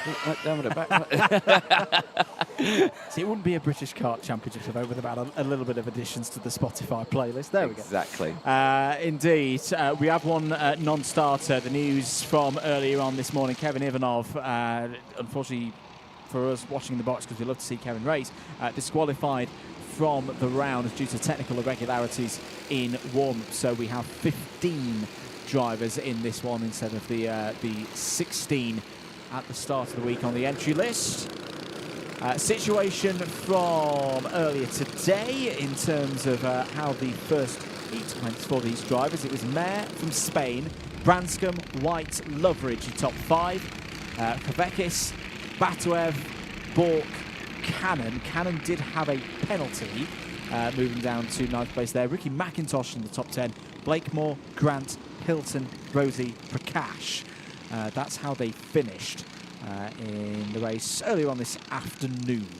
Yeah, indeed. Well, shame to see a penalty come for a driver after the race, and relatively clean race actually, because just that one penalty. So usually you see around 3 or 4 in the field, but just the one there. Unfortunately, Archie Cannon being the recipient of that one. Douglas Downey joins the live chat again, saying race well to Archie Cannon for the Zip Factory team. Do keep those comments coming in on both the Karting UK YouTube channel as well as the Alpha Live YouTube channel. Welcome, one and all, from around the world. So there'll be a standing start, of course, for Honda Cadet GX200. Dan Ashton there in the centre of the grid, just examining that everybody is getting themselves in the right position for this one. And, of course, it will be 8 minutes plus 1 lap. Oh, bit of a problem there, I think, for Jan Prakash in the 44. And, I think that looks like Jane might be out of this race. We'll be in the final. All of these drivers will make it to the final. But a problem there for the number 44 means we're down to 14. That's one car that is a did not start.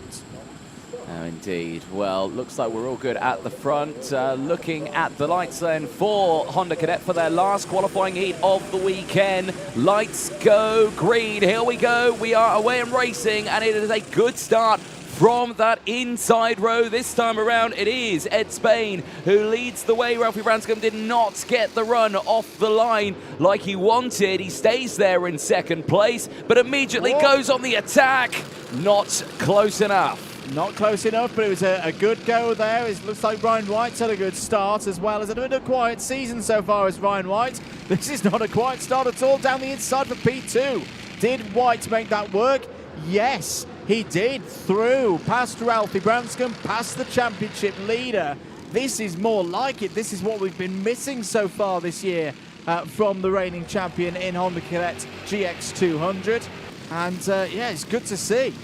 Certainly is, through the boot section for the first time on this opening lap here. Zip Factory team going wheel to wheel here. All three of them going wheel to wheel there. Unfortunately, the Scotsman of Archie Cannon losing out the most there. Alfie Mayer, Archie Loveridge going through. The two Archies going wheel to wheel out there as well.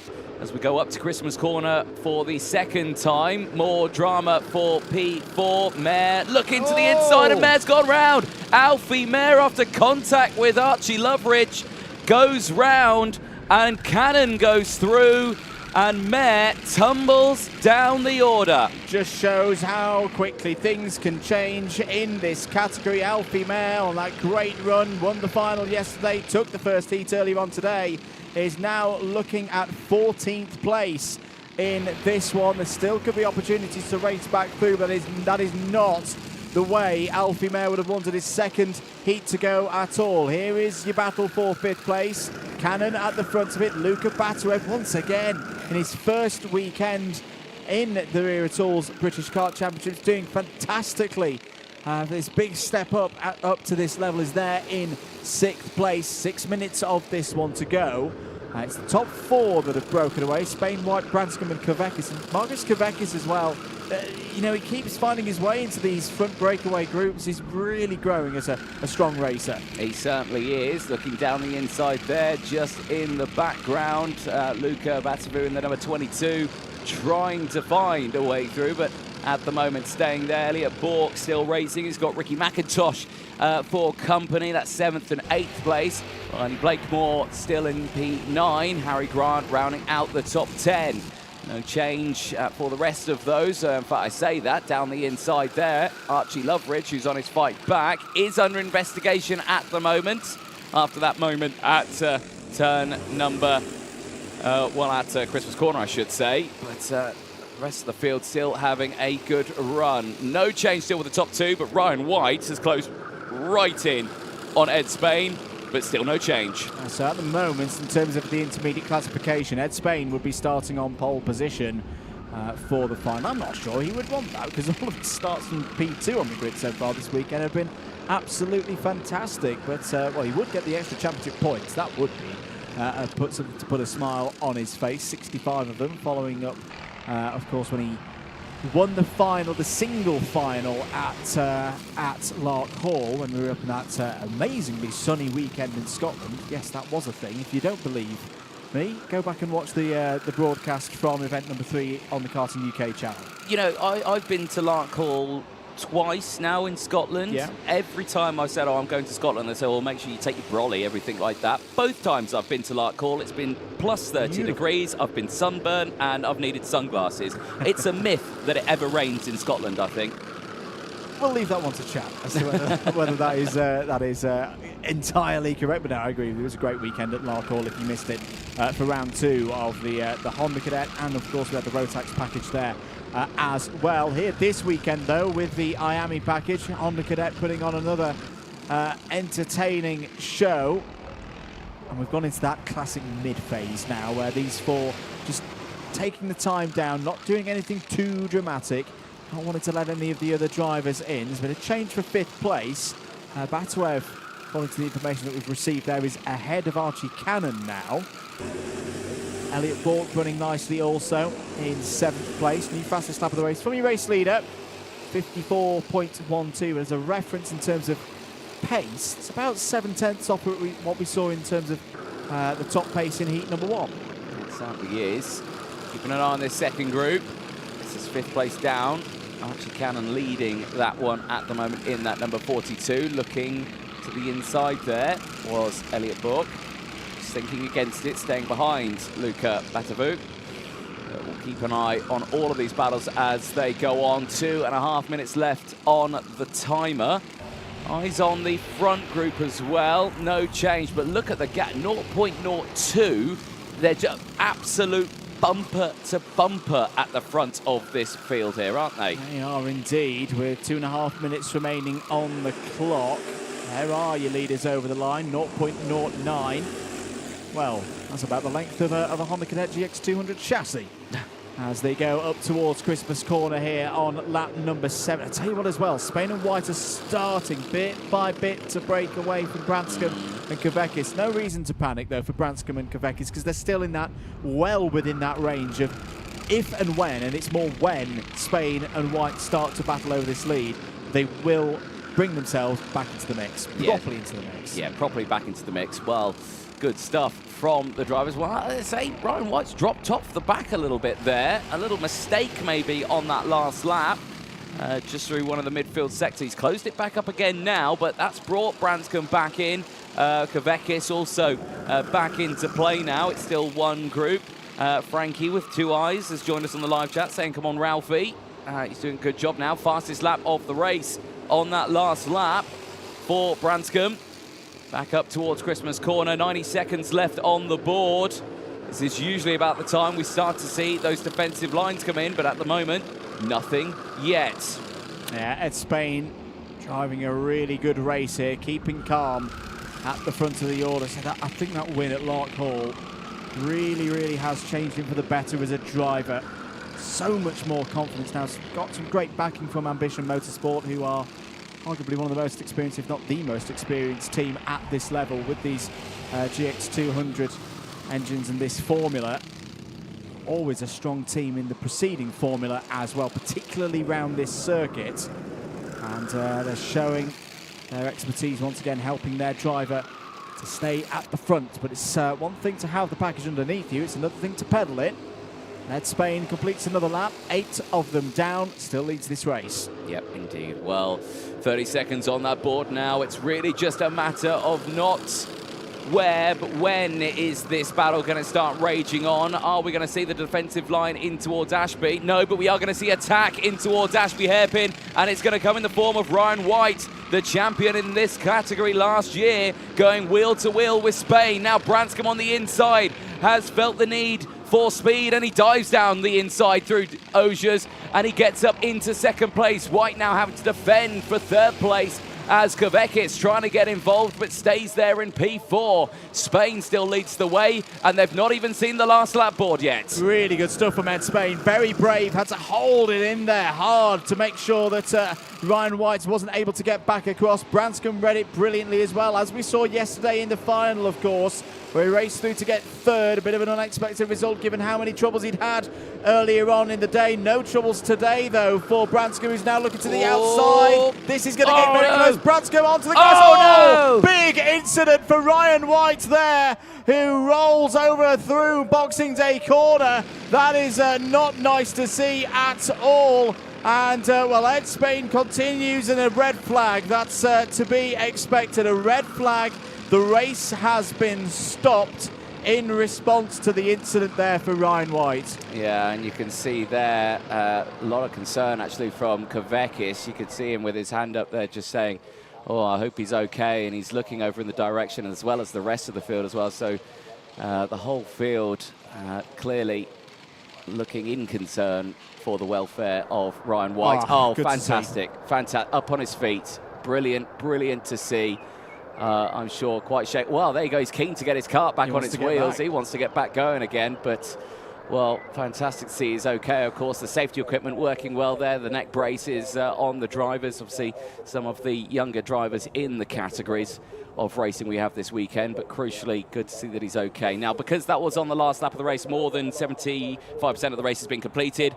It will get called at that one. Usually it does go back a lap, but I think the results stay the same. So I won't confirm anything, but I believe Ed Spain will be your winner from that one.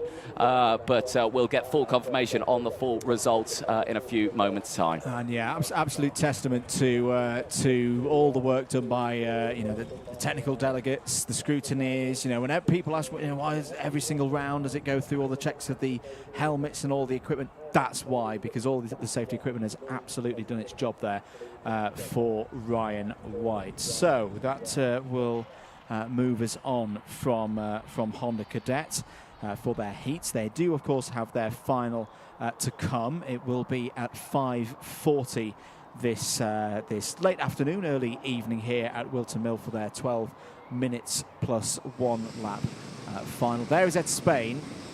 So just to go through what we're seeing on our screens, Ed Spain, after 9 laps, your leader. Ralphie Branscombe P2, Ryan White 3rd, Margaris Kavekis P4, 5th for Archie Cannon, P6 for Elliot Bork, 7th for Luca Batarev, 8th for Archie Loveridge. Apologies. 9th place for Riley Blakemore ahead of Ricky McIntosh. Ricky McIntosh again up 5 places in that race. Great drive once again from Ricky to P10. 11th for Harry Grant, 12th for Shea Hilton, 13th for Esme Rosie, Alfie Mayer 14th, one single retirement / did not start in that race, being Jane Prakash. There is Ryan White. He looks okay, and that's the most important thing. Obviously, a little bit frustrated with how that race finished. In terms of intermediate classification, Ed Spain P1 on 2 points, Ralphie Branscombe on 5, Ryan White on 7. We'll take a short break here on the commentary and be back for more action here at Whilton Mill for Event 4, the Wera Tools British Kart Championships.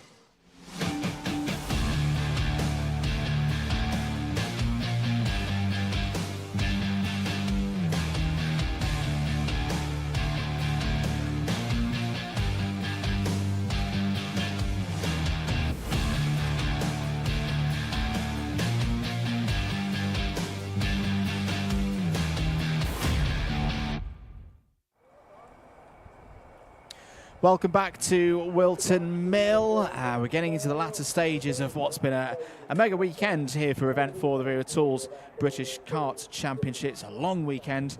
And we're getting ready, Anthony, for our first final. The 2 Tillotson finals will kick us off with the juniors first for race number 33. Yes, they certainly will. There you can see them lined up, ready to get going. A front row locked out there from the O-plate of Martin Wright and Amelie Ackett. Now, Ackett's only losing the 1 spot after a very decent qualifying this morning. Yeah, and of course this race is for a place on the grid at the T4 Nations Cup, representing the UK later on in the year. And I think with the grid they'll all be gearing up for this one. For the first time today, let's head down to Nicole Sutherland, who's on the grid. Thanks, guys. So we're over on the grid. We'll just catch up with Amelie Hackett. Amelie, you qualified pole earlier on today. How's your weekend been going since then? I think it's been going all right. We've obviously, I think we finished 2nd in the first heat and 3rd in the 2nd heat. So yeah, it's been going. It's definitely been going well. But yeah, hopefully we can turn that into something in the final. And what do you think of the Tillotson category then? Do you enjoy it? What's it like to drive? Tell us a bit about it. I think the Tillotson category, I think the main part is quite a lot of keeping up momentum, but at the same time it's really fun and it's quite an equal category, so it means that everyone's racing on a very equal playing field, and that makes the racing really close and very fun. And do you reckon a race wins on the cards then for the final? Fingers crossed, we'll see how it goes. Dan Ashton just sending them over way, so we'll head back up to you then, Andrew. Thank you very much, Nicole. Good to hear down on the grid with Amelie Ackett. Martin Wright sharing the front row with her. Dan Ashton at the front of the order with the instruction to clear the grid. 1 minute to go. And a bit of trouble. No, I think we're good for Harry Ward, number 71. Got the engine fired. Equal machinery, of course, with specifications for all of these drivers, brought centrally from Tillotson themselves. Let's get ready then. It's the Tillotson T4 Junior Final is up next.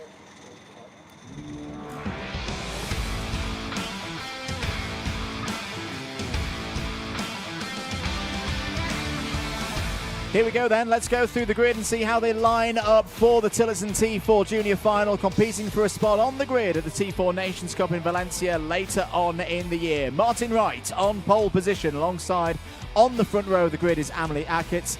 Daniel Hartley and Josh Allen go from row number 2. Then it's Thomas Harper and William Omar on row number 3. Warren Russell and Sean Donegan complete on row number 4. Joey Kearney and Ronnie Legg go from row 5 on the top 10. Harry Ward rounds out the 11 kart field. Like you were saying there, Andrew, yeah, a really tense time for these drivers. A win here takes you to Valencia, to the Cartaroma Lucas Guerrero in Spain, the Nations Cup, and a chance to really show yourself on the global scene. Absolutely, it takes you to an international level, and who knows where drivers can go on from that, competing against the best of the best in this category. And you know, it could be a new experience as well for whoever goes out there to represent the nation. There's Martin Wright, O-plate holder, of course, in the juniors, getting some heat into these tyres. These controlled tyres, these Maxxis Sports, that last the drivers the whole season as well. It's a very durable compound produced by Maxxis and worked on with the Tillotson crew. Through the cut through then, are we ready for a race start here for the first final of our Sunday? No, it's we're a not. false Yeah, start. I thought it was going to be because the number 11 of Ameliakits wasn't quite in tram lines there for the start of that one. So we'll go around again for an extra formation lap. Keep your comments coming in. Hello to Jack Mackenzie Smith, who's cheering on the Irish lads. Great to have great representation from Ireland once again this weekend. 4 Irish drivers, registered drivers in this one. And keep your predictions coming in for who's going to take this one. We've got our senior race coming up as well. The Tillotson T4 senior final will follow for their second qualifier for the T4 Nations Cup. I think all in all, a very successful couple of runs for Tillotson T4, joining the Wera Tools British Kart Championships paddock for this event here at Whilton Mill and event 2 at PF International. And plenty of details over on the Tillotson website about how to get involved. It's a great way to step into own a race for the first time if you haven't done it before, particularly from other stages of the karting pathway. Through the cut through again, 12 minutes plus 1 lap, the order of things in this final. First time we've said that for Tillotson T4 this weekend. Into the tram lines. Are we good for a race start? Yes, we are. Lights out, green and racing. Good start for Martin Wright. Daniel Hartley there immediately up to P2. Hartley, who has taken both checkered flags in the heat so far this weekend, but is now down the inside for the lead of the race. Is there going to be an opportunity as well for the number 15 of Thomas Harper? He's had a good start. Oh, Ameliakits is on the grass. That's not good news at all. The number 11 gets back on circuit, but poor Ameliakits goes from P2, front row of the grid, and is now 11th. Yeah, that is a big, big shame, but there's a 12-minute long race. There is plenty of time to try and close that one back up, especially with how consistent these karts are. Back at the front here now, and it's Daniel Hartley who leads the way, followed closely by Martin Wright, who is still there in second place as they make their way through the kink for the first time.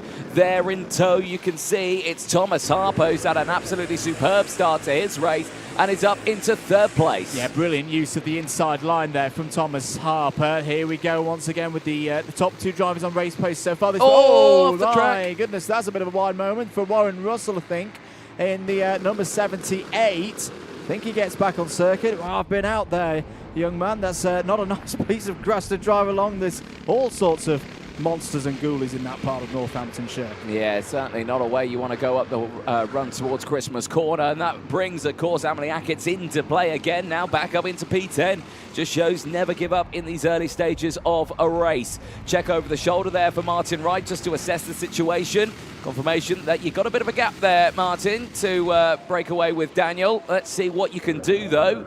Of course, it's only the winner who gets to go to Valencia. So again, all of these drivers will have to really think about where they position their karts. William Omar now with the fastest lap of the race. He's in P5. He's part of the group, trying to close up to these 2. So 10 minutes to go here. As down the inside, there's Josh Allen making the move on Thomas Harper for third place. William Omar not too far behind as well there in the 41. Oh, I thought Harper had a definitely had a thought of going back down the inside into Ashby. Thought better of it. Slotted back into 4th place. Because, of course, as you say, Anthony, only one ticket to Spain.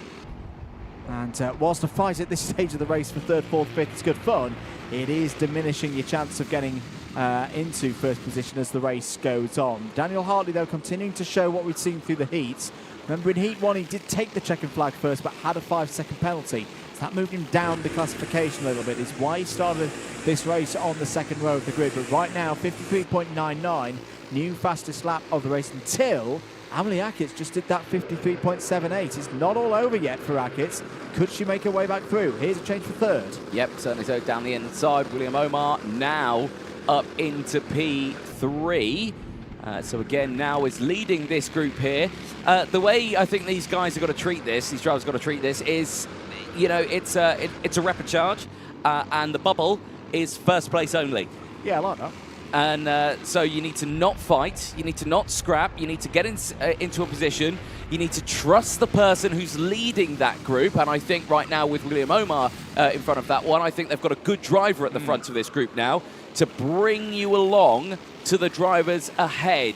If you start going for these little moves here and there and going side by side, trust me, you just lose time. You need to focus. So, and that's what we're seeing right now. But Omar, I think, is actually dropping the drivers behind, and he's going for the charge all by himself. Yeah, this is going to be tough for William Omar, but not impossible if he can keep himself within that range, because Martin Wright's not going to settle for 2nd place today. Why would he? It's a one-off qualifier to get to an international finals. There's only one opportunity this year to do so with the Wera Tools British Kart Championships. He's going to push all the way. 2nd is not enough on a day like this. There's the number 76 of Josh Allen in the in the orange and black suit. As back to where he started in this race, through and into the final chicane. End of lap number 5. Keeping an eye on Amelie Ackerts as well, because there's some really good pace for Ackerts at this stage. It's down in 9th place right now. In fact, make that 8th, because Joey Kearney has just dropped down to 9th place. Ronnie Legg got through as well there. So Legg up to P7, Ackerts P8, Kearney now in 9th. Back with our drivers at the front.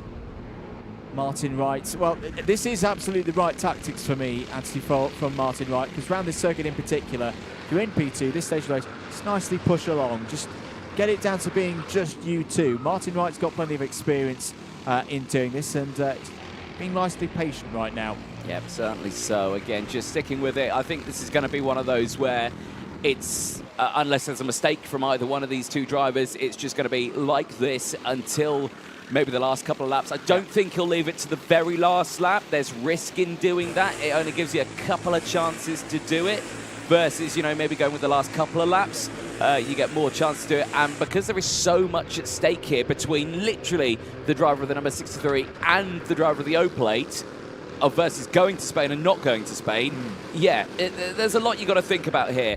A little bit of scrapping going back here. William Omar has broken away, but now Thomas Harper thinking he wants to try and get past now. Josh Allen, not able to do so right now, stays behind but has latched onto that rear bumper. Allen himself doing a good job in P4, has had a great couple of qualifying heats over the course of today, put him in a really good position for the start of this final. Started it in P4, still there in P4 at the moment, doing a very good job. Daniel Hartley now, fastest lap of the race, starting to find a bit more pace here now to pull away from Martin Wright. It is indeed. Amelie Ackerts, in terms of her progress at the moment, a little bit stuck behind Ronnie Legg for 7th and 8th place. Just had a quick glance at them there on the on your screens, on your live broadcast, brought to you by Alpha Live. And 6.5 seconds is the gap at the moment for Ackerts, and whilst she is still one of the fastest drivers out there, I think time is not on her side in terms of being able to pull herself back up into this front battle. 5 minutes to go. We're well into the second half of this race now. There are your two leaders, Hartley and Wright, about 1.3 seconds clear of William Omar. William Omar keeps chipping away. It's that frustrating period of being hundredths, not tenths, once again, for a driver trying to cross the gap. Josh Allen and Thomas Harper there in 4th and 5th place. Shouldn't give up hope yet. Because again, with this being a final and a one-off race, strange things can happen when you get to the last couple of laps. Harper's looking down the inside of Alan once again for 4th place. We'll catch back in with those two shortly to see if Alan was able to make that move. No, wasn't able to. So Harper holds there in 5th. Certainly does. Well, at this midway point of the race, as again another look down the inside. I think this time it is done down the inside, but can Alan hold it round the outside? He's certainly going to give it a good go, wheel to wheel, and just squeezes through Thomas Harper. I'll take your hat off to you for trying your level best on that one. Really stuck with it. But, well, Josh Allen is showing why he qualified 4th for this final and just holding it there around the outside through Osiers. Now you're seeing just behind the likes of Shane Donegan closing in. Sean Donegan just saying there with the hand gestures, keep going, don't scrap or anything, because I'm going to close in on you now. And now we're going to lose time to the drivers up ahead. I think no matter what you do here, I think they're gone with the amount of scrapping that's going on here. Nice switch back and a dive down the inside for Thomas Harper in towards Ashby Hairpin. And that sign sealed and done it. Josh Allen down to 5th now under pressure from Donegan just behind. Oh, yeah, good stuff there from Thomas Harper. Would have been very easy to get a bit too frustrated and make a mistake and go for a bit of a desperate move. That was well positioned, timed nicely on the brakes, and good for 4th place. 3 minutes to go then. End of lap number 10. No change at the front. Hartley's just put in the fastest lap of the race of 52.94. Is Hartley now starting to turn the pace up a little bit to try and edge away from Martin Wright, to try and dampen the spirits of Martin Wright at this stage? They're now pulling away from William Omar again as well. The two leaders have got 2 to 3 tenths a lap in hand over William Omar now. So Omar's chances of going to Valencia are beginning to fade. But, you know, it's still worthwhile trying to get on the podium here. Being on the podium for an event of the Wera Tools British Kart Championships. 2 minutes and 20 seconds remaining in this one. Wright starting to come back now. It's been a good response from the O-plate holder.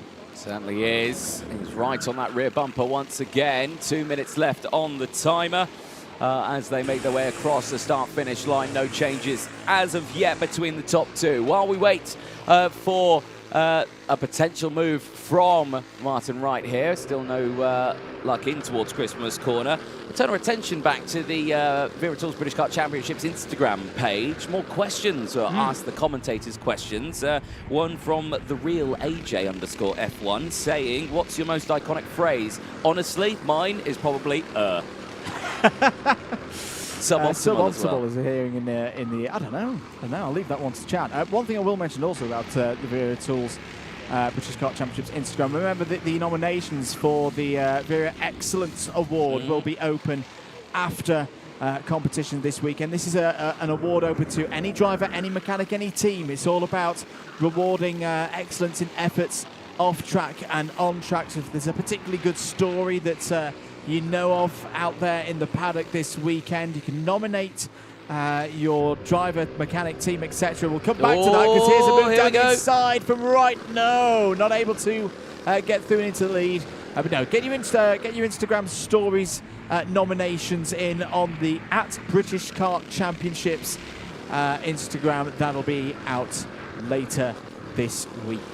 This is not over for either Hartley, Wright or William Omar. Omar is still there in 3rd place. And now with the defensive lines coming in from Hartley, William Omar might have the opportunity to really close these two in. With 30 seconds left on the board, they'll cross the line. They won't see the last lap board this time around. They'll have to wait until they do another full lap of the circuit until they see that last lap board. But still, right now, it's Hartley from Wright, but Wright is putting on that pressure up towards Christmas corner. Hartley's going to hold that inside line up the hill, then sweeps back to the outside to take the optimal line. Just trying to break that toe up the hill. It's not worked out. And still no lunge to the inside, no defensive line there from Hartley as the timer strikes 0. And this is what William Omar's hoping for, that could bring him back into play in the latter stages of this race. into Ozius for the penultimate time. Daniel Hartley keeping calm at the wheel of that number 63, down the back straight into the boot for this 14th lap of the race. Martin Wright is there, right there. Is this going to be an opportunity up into Christmas Corner? He needs a good bit of drive off of pit bend. There is the last lap board. We still don't know who's going to Valencia in Tillotson T4 Junior. Good drive for Martin Wright. This is going to be his opportunity. Hartley's surely going to have to go defensive to the inside. There's a lane down the inside though for Wright. Oh, there's very close there between Hartley and Wright, but here comes Omar. Omar closing in all the time. Hartley still has the lead. Next opportunity, down into Ashby. Is there going to be a switchback on for Martin Wright? No, Hartley's dealt with that really well. Omar still continuing to close in. Ozies is going to be the next opportunity. Hartley defends well once again. Onto the back straight now. Still not decided who's taking that ticket to the T4 Nations Cup. Oh, Omar's on the scene for second place. That's good news though for Daniel Hartley, because he's not under attack now through the final couple of corners. Daniel Hartley takes the final and goes to Spain in Tillotson T4 Junior. William Omar in second place. Martin Wright completes the podium in third. Superb stuff for Tillotson T4 Junior. And put it this way, 0.2 of a second separated Hartley and Omar. The difference that would cost a trip to Valencia to the Nations Cup later on in the year. Daniel Hartley, after a penalty earlier on, redemption for him, takes the win in the final ahead of William Omar, Martin Wright, Thomas Harper, Josh Allen, Sean Donegan ahead of Emily Ackett. Amazing recovery back to 7th place for Emily Ackett after that earlier excursion off the circuit. Ronnie Legg finishing in 8th place ahead of Joey Kearney. Warren Russell ahead of Harry Ward in 11th place at the end of that one. Superb drive from the top drivers and the end to the first final of the weekend on Sunday as drivers make their way back to Parc Fermé. Nothing is signed, sealed and done until we get that confirmation. That is true. You never know for William Omar. He's pushing in there. You know, if there was a problem, we hope, of course, not for Daniel Hartley. Then William Omar is there in second place and still gets a spot on the podium as well. And that moment to enjoy. But it is Daniel Hartley's day, and it's a well-deserved victory, if you ask me, Anthony, because in terms of that race pace, he has been the driver to beat throughout the whole day. He certainly has. Yeah, really on form, on pace. Now he's mastered the Whilton Mill circuit. He'll now have to study up and master the Autódromo Internacional Lucas Guerrero in Spain, because that's where he'll be heading in a few months' time, and you can see what it means to him there. A tough weekend for Daniel Hartley, but I think well deserved. And yeah, especially he didn't have the best of timed qualifying. He had work to do. He definitely showed that pace through the first heat, but again had that penalty, which was another little setback. But he's kept pushing on throughout the course of today. And, well, let's head down to Nicole Sutherland, who I believe is in Parc Fermé, and hopefully we'll be able to get thoughts with our winner. Such a close race there from our Tillotson junior drivers. We'll catch up with race winner Daniel Hartley. Daniel, you'll be joining Philip Rawson at the Tillotson Nations Cup. How are you feeling? Really good, actually. I didn't know that I was going to win. I just wanted to push forward with Martin, but last lap I knew I had to defend. And going into the Nations Cup, what are your thoughts? Are you excited? Are you confident? Tell us about it. I've already been there twice, so I might win it. And is your mechanic your dad? No, he isn't. No? Can we get a quick word with the mechanic? Of course, yeah. How are you feeling? What an achievement. You'll be joining Philip Rawson, who won the seniors back at PFI. What are your thoughts? Yeah, no, absolutely. We've actually done the Nations Cup the last 2 years. And going back there for a third year, so it's always a great event out in Spain in September. Daniel's had a good day today, won on track all 3 times. We had a penalty earlier on, but he's drove really well, and actually his last lap defending them was really good, so really pleased with him, really happy, and yeah, look forward to Spain in September. congratulations to you both then. We'll see some more action from our Tillotsons. Andrew, we'll head up to you quickly and then I'll meet you guys on the grid. Indeed, let's have a look at some of the highlights from that final in Tillotson T4 Junior. Away from the start, good start for Wright from pole position. Hartley following through there into P2. Unfortunately for Amelie Ackett, starting on the front row of the grid, it'll be a bit of a dramatic first lap. She'd have problems coming through and out of Christmas, would fall down to 11th place. It was all about these top two, though. There was a big moment as well for Warren Russell in the number 78, who went for a bit of grass tracking on the exit of the Crook corner and through Fine Lady. But early stages, we'd seen Hartley and Wright both break away, entertaining scrap as well between Thomas Harper and Josh Allen. In the end, it would be Harper taking the advantage. Harper would finish the race in 4th place. There's about a 1.5 to 2 second gap for Hartley and Omar going into the last couple of laps, but you always knew with what was at stake, that one ticket to the T4 Nations Cup, that Hartley and Wright would start to fight, and that is what gave William Omar the opportunity to sweep down the inside and take 2nd place late on with a great move, a classic move on the toe of the boot. But it's Daniel Hartley who will be going to the T4 Nations Cup later on in the autumn with that well-deserved victory for his time there. Took the checkered flag every single time today. Didn't get both wins in the heats because of one of those penalties, but it doesn't matter now. He's got the win in the final and he's on his way to Spain. Let's head down to the grid then, because our next race is ready for Nicole Sutherland. Thanks, Andrew. We're joining Mike Coppin here as he heads out for the final. Mike, you reckon a race wins on the cards? I hope so. I've done the hard work. I had a pretty ropey qualifying yesterday, so I've done the hard work now, and now it's all about keeping my head in the final. Definitely, and I think some of the drivers been given, getting their elbows out, giving you a bit of a hard time, but you reckon you can battle anyway? Yeah, we've all got sharp elbows when we need to here. Yeah. We'll let you jump in there, Mike, because the karts have started out and Dan is ready to head off. Very best of luck to you. Back into the comms box then as we watch our Tillotson drivers for the final time today. Thank you very much, Nicole. Absolutely correct. Tillotson T4 Senior Final next. Once again, 12 minutes plus 1 lap. And again, a place on the plane to Spain on offer here for our drivers to represent the United Kingdom at the T4 Nations Cup later in the autumn. Anthony Jordan, yes. What are you expecting? I'm expecting 4-stroke racing madness about to unfold here at Whilton Mill. All eyes will be fixated on that top steps podium, only because, of course, that all-important ticket to the Nations Cup. What's the rain saying, though, just to throw a spanner in the works? Is calm at the moment. Let's find out what's going to happen, though. Up next, it's the Tillotson T4 Senior Final.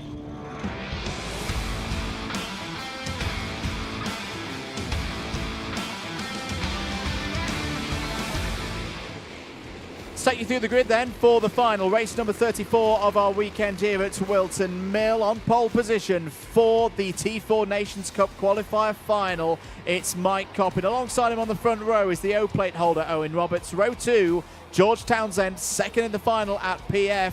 He's joined on that second row of the grid by John Nuttall.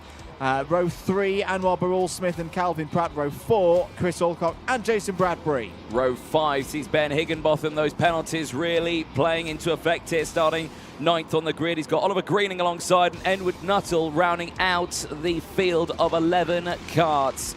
10th time for, I think, Mike Coppin on this one. This time he starts at the front. He didn't have the qualifying, like he was just saying there, that he did at the end of yesterday.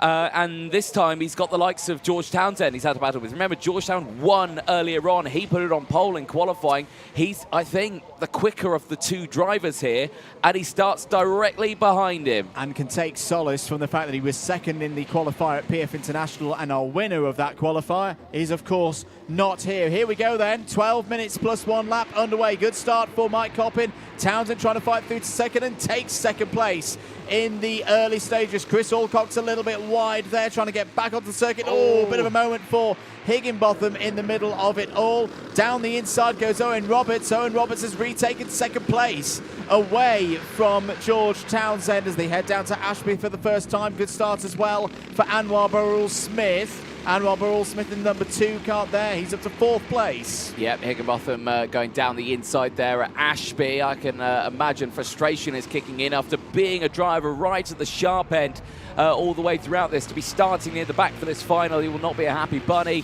as he tries to go through.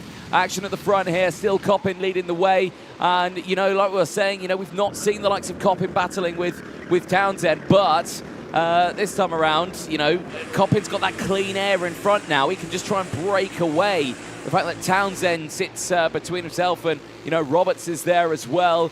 It's a tough time to think who's got the outright pace here. And again, you're seeing there the kart from Mike Coppin, his driving style is very unique there in towards Christmas Corner, really shaky under braking. Yeah, he likes to attack. He's kind of trying to get as much tyre temperature. It's quite a hard compound, this Maxxis Sport compound, but it's what Mike's used to.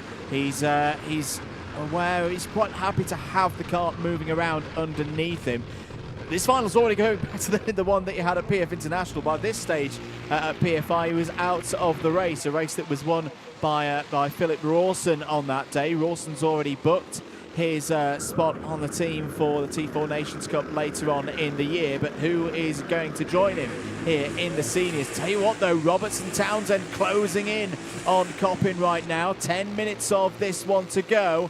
This is where the pressure's going to be on now for Mike Coppin.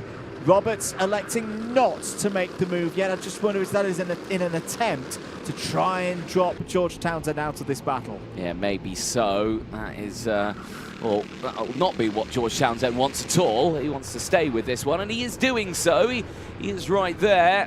Again, we could see a carbon copy of what we saw earlier on in the juniors here. We could see 2 drivers breaking away here, a 3rd driver who's struggling to keep up with it, and then a last lap moment here, but I think a mistake there for Owen Roberts out of Osiers. He's lost so much time to Mike Coppin there, and Townsend is right on that rear bumper in a blink of an eye. Yeah, and it'll be interesting to see what Townsend does at this point over this next lap. Does he elect to stay behind the O-plane, or does he go for a move? Because that's a new fastest lap of the race as well. From your race leader, Mike Coppin, 52.84 seconds. Change for 8th place. Ben Higginbotham has got past Chris Alcock for that spot. There's Jason Bradbury having a look down the inside as well of the number 19 of Calvin Pratt. Pratt out on the grass. That's going to bring a lot of detritus onto the circuit. Through goes Chris Alcock as well. And, well, that's good to see that Calvin Pratt was able to get back on circuit with no further incident. I don't think that's going to bring a city from America onto the circuit. Detritus. Detritus. There's a lot of that in the IndyCar last week. Anyway, there's a there's a race on. There's a Tillotson T4 race going on here, ladies and gentlemen. 8.5 minutes to go. Coppin still leads from Roberts, but Roberts and Townsend have both responded on that last lap. New fastest lap of the race from George Townsend, a 52.62. So all of that hard work that Coppin did to get that gap, it's got to be done again if he's going to be comfortable across the course of the next 8 minutes. That's the thing with these finals. It already feels like we've had a good amount of racing. We've now got the full length of one of the qualifying heats to go. Changes confirmed. Bradbury, Higginbotham and Alcock all past Calvin Pratt. So Calvin Pratt, the single runner representing the Republic of Ireland in this race, is now in 9th place. Good scrap going on for 10th place as well. Edward Nuttall has got ahead of Oliver Greening so far in this race. Yes, indeed. Well, Coppin looking, well, I want to say looking controlled, but his style doesn't show me that.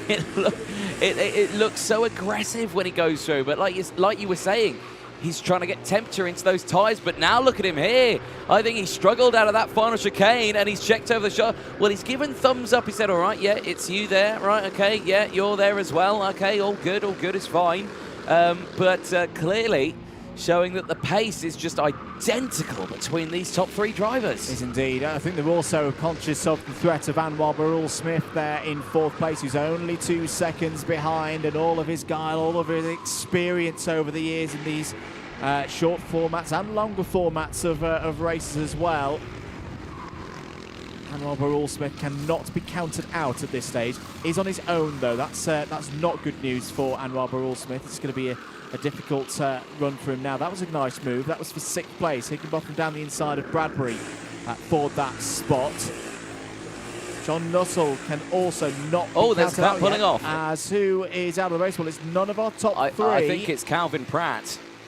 Calvin Pratt has fallen down to 11th, so sadly, Calvin Pratt out of this race on lap 6. Yeah, that's not nice to see. Of course, mechanical failures in a final never go down well for a driver, and unfortunately, in this one, they'll have to wait another chance to get that ticket to Valencia.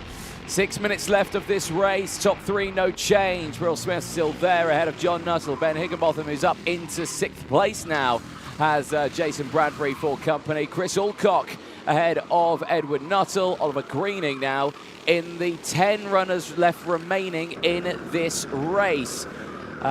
George Townsend, now fastest lap of the race, is maintaining that pace. There you saw the battle of Edward Nuttall and Oliver Greening, and it's all getting a bit interesting here now with 5 minutes to go. Yeah, there's just been a couple of positions from Mike Kopp in the last few corners where you can feel he's just starting to get more defensive, but it's a long way to defend out from. 5.5 minutes. This is the nature of these tyres as well, and these karts, that they get quicker and quicker and quicker as the race goes on. The margin of error narrows as we get towards the checkered flag. Through Oziers once again. Mike Coppin's very good in sector number 2, which is a good sign for him. He doesn't need to defend as they go through the boot now and through sector number 3, but it's that run up towards Christmas Corner that I think he's most aware of in terms of what is Roberts doing, what is Townsend doing with 5 minutes to play. Yep, exactly. Well, keep those comments coming in. Let us know who you think is going to win this one. It is a close fight between all of them. Motorsport Magpie coming in, just watching this. I feel Townsend will win it.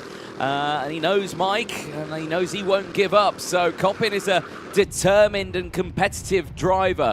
Roberts is quick and a winner of one-off races. That O-plate says it all.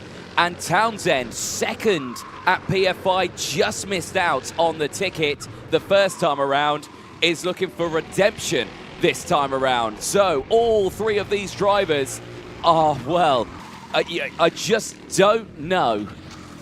Don't know at all. That's a good first sector from Owen Roberts.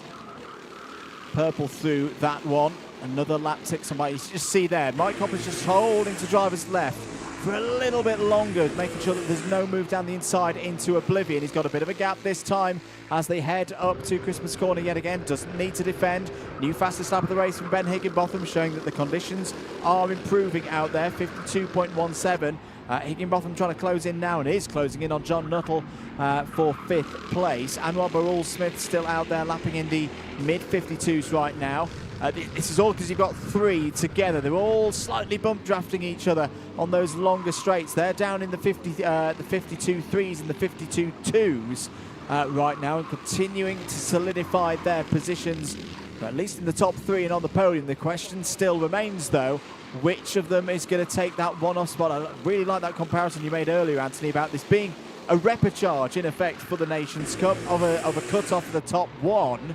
Another minute ticks on by, and still Coppin holding firm. Yep, at the moment. Now he's continuing. He put a thumbs up there. I don't think he knows he's under pressure from Owen Roberts. He sends it down the inside. The front nose interlocks with the rear bumper of Mike Coppin, and through goes George Townsend. Townsend into 2nd place with 2.5 minutes to go. And now there's communication there. Coppin and Roberts, they're saying, okay, let's go. They've dropped Roberts now. And the question is, how much pace has George Townsend got? Because he's been patient so far. He's just been staying there in 3rd place. He's not been, using his materials too hard. He's been keeping things nice and calm. Now he is 1 strike away from getting into the lead of this race. 1 dive down the inside of taking the lead. 2 minutes and 20 seconds to go. Roberts has got to stay with him here. This is a big lap for Owen Roberts. He does not want to get dropped by these 2. George Townsend is right there on the rear bumper. Coppin feels the need to go down the middle of the road, at least for the mid part of the straight up towards Christmas Corner. That's enough to bring Roberts back in. It's still a group of 3. Anwar Barul-Smith will be hoping us out is Chris Alcock. That's a real shame. That's the end of the weekend for Chris Alcock. He'll be classified in 10th. Meanwhile, his good friend Mike Coppin leads this race onto the back straight. Slightly defensive once again. There's the let's go point from Mike Coppin. Say, let's keep this going. I don't think he's going to listen. Townsend goes for the lead. Coppin, can he keep his nose in? No, he can't. Change of lead. 90 seconds to go, and it's George Townsend who hits the front. This is what Townsend wants. Second place at PFI was no bueno. This time around at Whilton Mill, he says yes, please, to a win and a trip to Valencia in towards Christmas corner. No change, but a defensive line for Townsend. He looks after it. Coppin's going to fight back instantly, though the gap was left open. But did he go too deep? The answer is yes. By 50%, they spin. It's half spin. And through. Owen Roberts leads the way now. How on earth are all three of these drivers still competing in this race? We've still got a couple of laps of this to go. This could also be the opportunity for Anwar Barul-Smith, because there he is in the number 2 car, and for Ben Higginbotham. They're wrestling their way through the chicane. Roberts has the lead. 30 seconds are going to be on the clock as they cross the line, so it will be 2 more laps. Coppin and Townsend trying to get themselves organised again, because Roberts is breaking away. Yeah, exactly that. They know that's experience they're showing between Coppin and Townsend. They said, yeah, okay, let's close in. Now Coppin has immediately, because Roberts went defensive where he didn't need to. He had the gap. He could have stayed on the normal racing line there. So he's gone defensive despite the fact he didn't need to. And now it's all 1, 2, 3 again. Back. Smith, Higginbotham, Nuttall, Bradbury, they're all closing in as well in the background. The timer struck 0. Last lap board will be out this time around. And now Coppin is going to go to the outside into the boot. Keep an eye on Townsend. He looks for it, but he's not quite alongside. Coppin is, though. He goes through.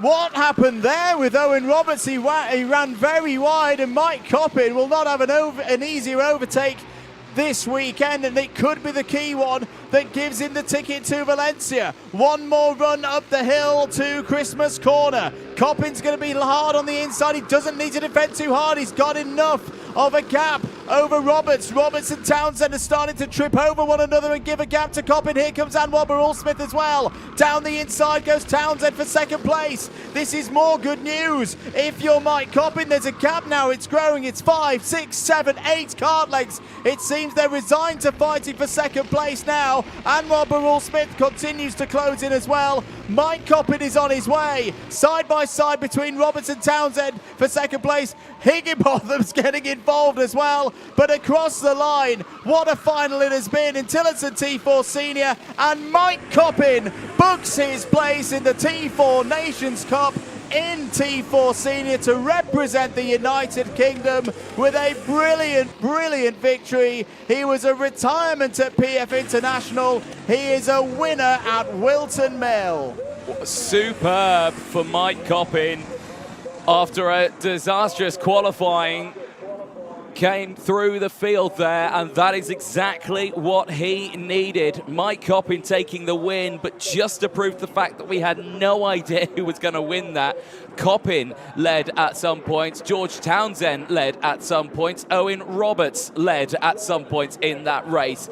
We just didn't have any idea, but that race is not over yet. The race is not over at all, because we've just seen on our screens plus 5 second penalty for kart number 37. Mike Coppin loses the victory. The ticket to Valencia goes to George Townsend. So George Townsend takes it by 0.17 seconds ahead of Owen Roberts. Well, he will have seen that across the line, which is why his reaction wasn't all there. We didn't see it. We only just got the notification now. So I think Mike Coppin knew. Well, George Townsend, who finished 1.42 seconds further down, that overtake for George Townsend on Owen Roberts on that final lap was the most important overtake of his racing career thus far, because now he's aware that he is the recipient of that ticket to the Nations Cup in Spain. He didn't get it at PFI. He gets it at Whilton Mill. It is George Townsend heading to Valencia. Wow, wow, wow, wow. What drama here at Whilton Mill. And you can see in his eyes that George Townsend is happy about that. That's good to see. Magnanimous in defeat is Mike Coppin. Let's head down to Park Fermain to Nicole Sutherland. What a dramatic end then to that race. We'll catch up with George Townsend. George, you're our race winner. What do you think? That was phenomenal, honestly. It was just backwards and forwards constantly and so close, but over the moon. And obviously there was a bit of an incident in front of you with Mike and one of your other competitors. Can you give us a bit of insight into what happened? It's just a lot of hard racing, honestly, and just getting all tangled on each other, but came out with the result I wanted. I'm very happy. And what do you think then about the ticket that you've just won? Oh, I'm over the moon, honestly. I'm so happy. And I just want to thank Discover Parks and Luckton School and Maggie Alexander Estate Agents for helping me get here, because I wouldn't be here without them. So, huge thank you.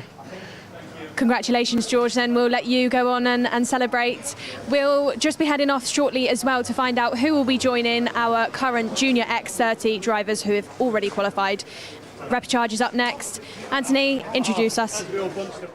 Thank you very much, Nicole, down there. A tense moment. And like you said, magnanimous in defeat there was Mike Coppin. Yeah. It's never a nice feeling. You saw the half and half reaction of, oh, God, I've done it. I've crossed the line first. And then that just little 5-second time penalty, realising that, oh, wait, that's my kart number that's popped up underneath that. Yeah. That's a heart-in-mouth moment. And, you know, for Mike Coppin, it just means another attempt for him later on.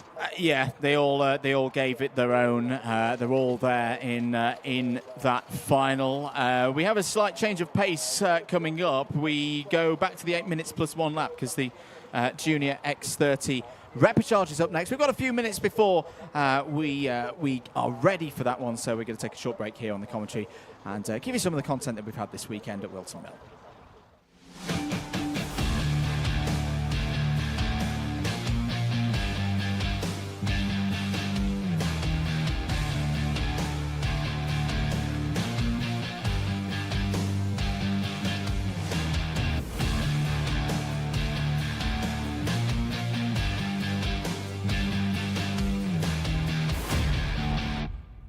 Here with Ralphie Branscombe in Honda Cadet. Ralphie, great to see you again back here in the sun at Whilton Mill. Halfway stage of the season. How's the year been going so far for you? Well, it's been pretty good. I'm in the lead of the British, so that's good. I'm also in the lead of some other championships, so I'm very happy. Obviously, back where I won the O plate, so it'll be very good, and hopefully I can win this weekend. As you say, we're back at the location where you did take the O plate earlier on in the year. What did you learn from that weekend in particular? Well, you might not be good for the heats, but it all comes down to that final, because I was running 6th all weekend, but in that final I managed to take it. It's been a very competitive class this year. You know, the form book's been going back and forth. As you say, you're leading the championship right now. How have you been preparing for these events?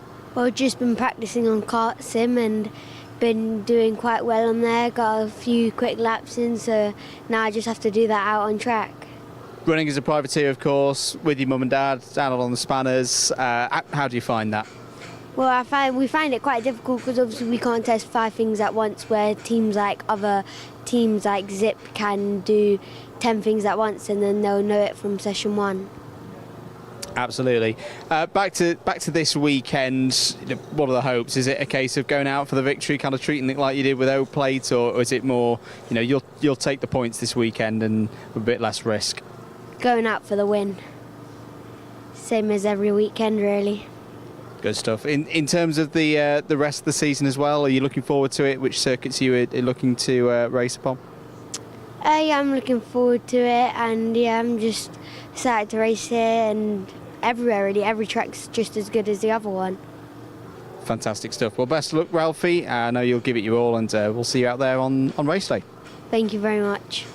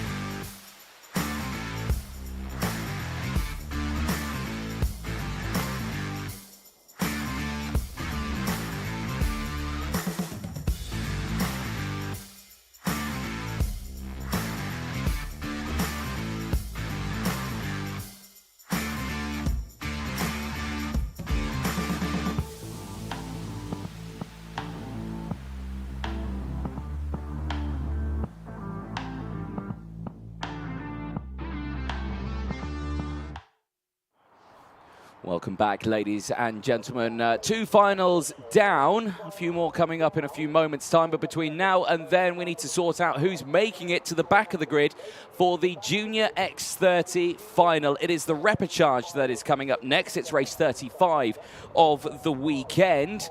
And, well, in Junior X30, it's been probably the most exciting racing that we've seen, Andrew, over the course of this weekend. And right now, a few names in this one that we didn't see, I think, in this repechage yesterday. No, it's a little bit different. It's how these double-header weekends work out, that you have your bad days, you have your good days, and vice versa. So, yeah, I think what we're not lacking in this grid is quality. All 12 of these drivers, all 11, that'll take the starts, could make their way through to the top 6. So they're all going to be gunning for it. Yeah, they certainly are. The only quantum of solace you can take from this one, Laith Khan, who didn't even finish his repechage yesterday, was actually DSQ'd from it, isn't in this one this time around. He's done good enough to get through straight away. So that's one quantum of solace he can take. Ethan Woodward, who retired in that one yesterday, also is not in this. So he's got a nice day today, better day. Theo Lestrange is the driver who didn't have a good job in that repechage yesterday and is in this one again today, but starts inside the bubble. Yeah, and we'll be looking for a nice clean start to push on and get into that rhythm and hope that there's a number of that top 6 that break away. That's sometimes what we see in these repechages, leaving the rest of them basically fighting over the last couple of positions. So he'll look for a good start. He's on that inside as well, which he'll like for 5th place. So yeah, let's get ready for it. Next out on circuit, it is the repechage for Junior X30.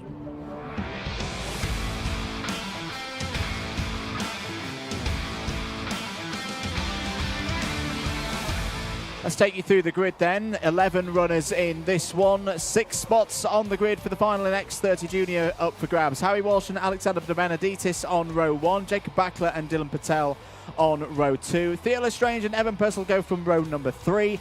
Those on the outside looking in at the moment, Katrina E. and Zef Nurnberger are on row number 4. Row 5, Josh Parker and Jake Brook, with Ashley Haase rounding out the field. The privateer and the Mad Croc chassis starting at the back. Comments coming in. Sash Walshy joins us on the live stream chat saying, keep your cool, son, stay focused. Walshy, so that I'm guessing it's the Harry Walsh who starts this one on pole position. Well, Chas, he's got the best starting spot at the moment. Let's see if he can keep it there.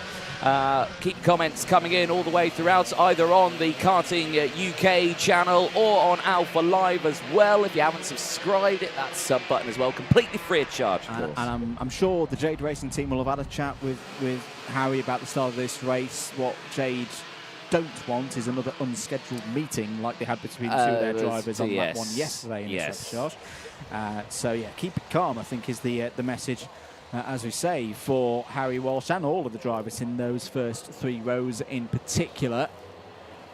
Through the cut through then, ready to go for 8 minutes plus 1 lap in the repechage. Lights out, we are racing. Very good start for Harry Walsh, immediately into the lead. Good start as well for De Benedictis, holding 2nd place up on the run to Christmas Corner for the first time. Who's going to make it through? Still in contention. I think the number 42 has had a good start of Dylan Patel, but that's a really good start for Harry Walsh. Spot on run from pole position. Yeah, exactly what he needs to do. Waste no time. Don't worry about the drivers behind you. You got that great starting position. Just push himself along. That is what you need. Alex Nocom joins us on the live chat as well. Go Katrina E. With the DRM just keeping it in control in this one. Katrina E is in a good spot here, outside the top 6, but gaining those positions. Missed out on the final yesterday. Actually got through into the final, but dropped down a few positions. I think didn't finish the final yesterday. I think that's what I'm meaning to say. But yes, did get through. So hopefully, again, the same today. Big sideways moment there for De Benedictis, but controlled and holding on to 2nd place. So Walsh is, for the moment, away and gone. 2 seconds clear of the rest of the order. Everybody else is fighting for 2nd down to 6th place in those 5 spots in through that range of the field. It's De Benedictis who's got control of one of them at the moment. Dylan Patel in 3rd. a breakaway. Right, so if you're De Benedictis and Patel, it's work together time, it's frenemies time to leave the rest behind. Have a relatively easy run through the remaining time, 6.5 minutes on the clock.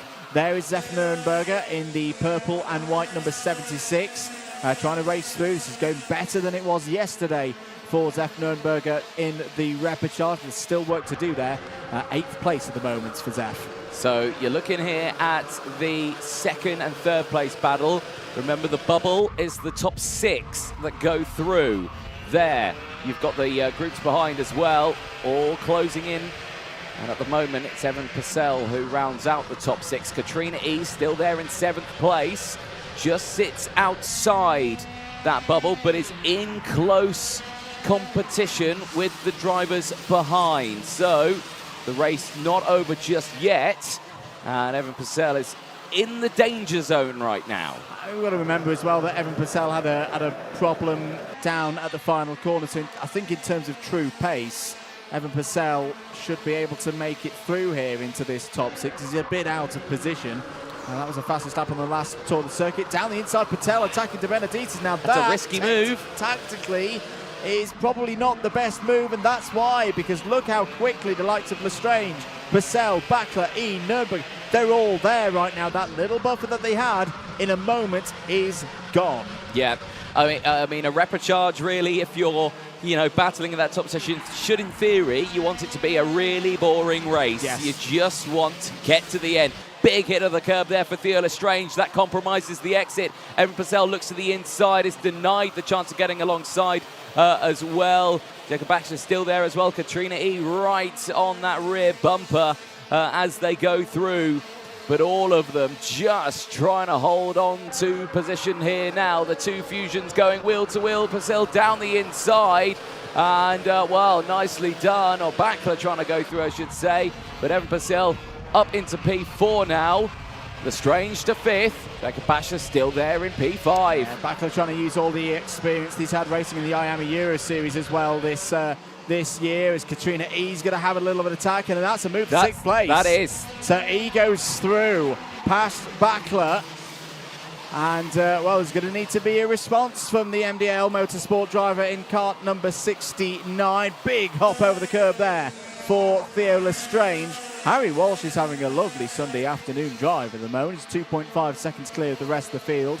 De Benedictis and Patel with good pace also down the inside now. That this looks like a better attempt by Patel. That's more like it. P2 now, fastest driver on circuit. Dylan Patel can now get his head down and book his spot into the final. Yeah, there's nothing wrong with going for an overtake in a repechage if you're inside the top 6. No, there's nothing against it at all. It's only if you can guarantee the overtake and you're not going to lose tons of time. If it's a half attempt, if a half-assed attempt at an overtake, you're just going to lose so much time, and that's what's brought everyone back in now, because De Benedictis is under pressure from Purcell now, Lestrange, Katrina E.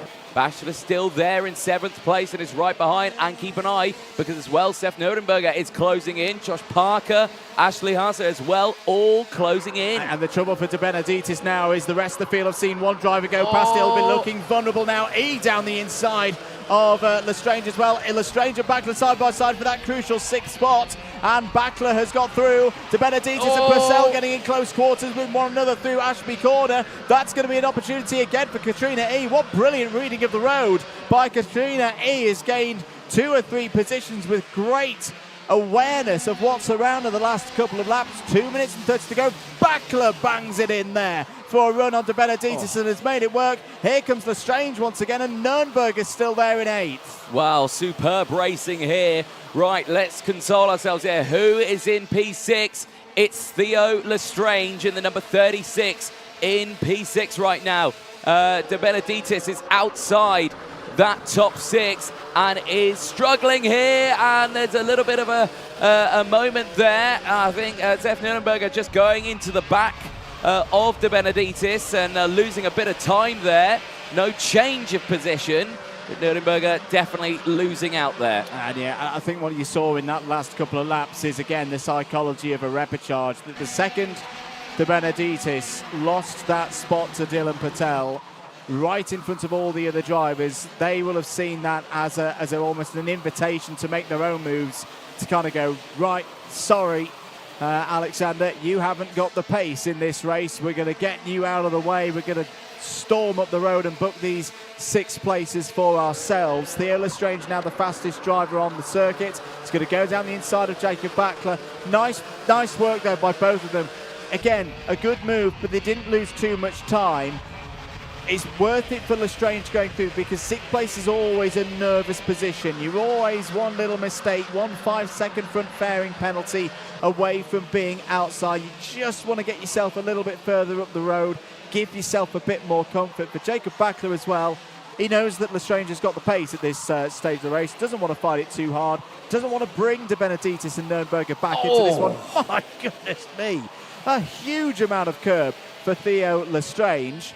And, well, the pace for those two last time around, 47.2s. Yeah, they gained 4/10 of a second out ahead of De Benedictis. That's Purcell down the inside of Patel. So Purcell, once again, showing he probably on sheer pace shouldn't be in this repercharge, but he's booking his way through in second place as Patel has a huge moment down into Ashby Corner. Yeah, just clipped a wheel on that grass there into the braking zone. Risky move there, and now Katrina E's going to go for the move through Osiers, wheel to wheel, and through she goes.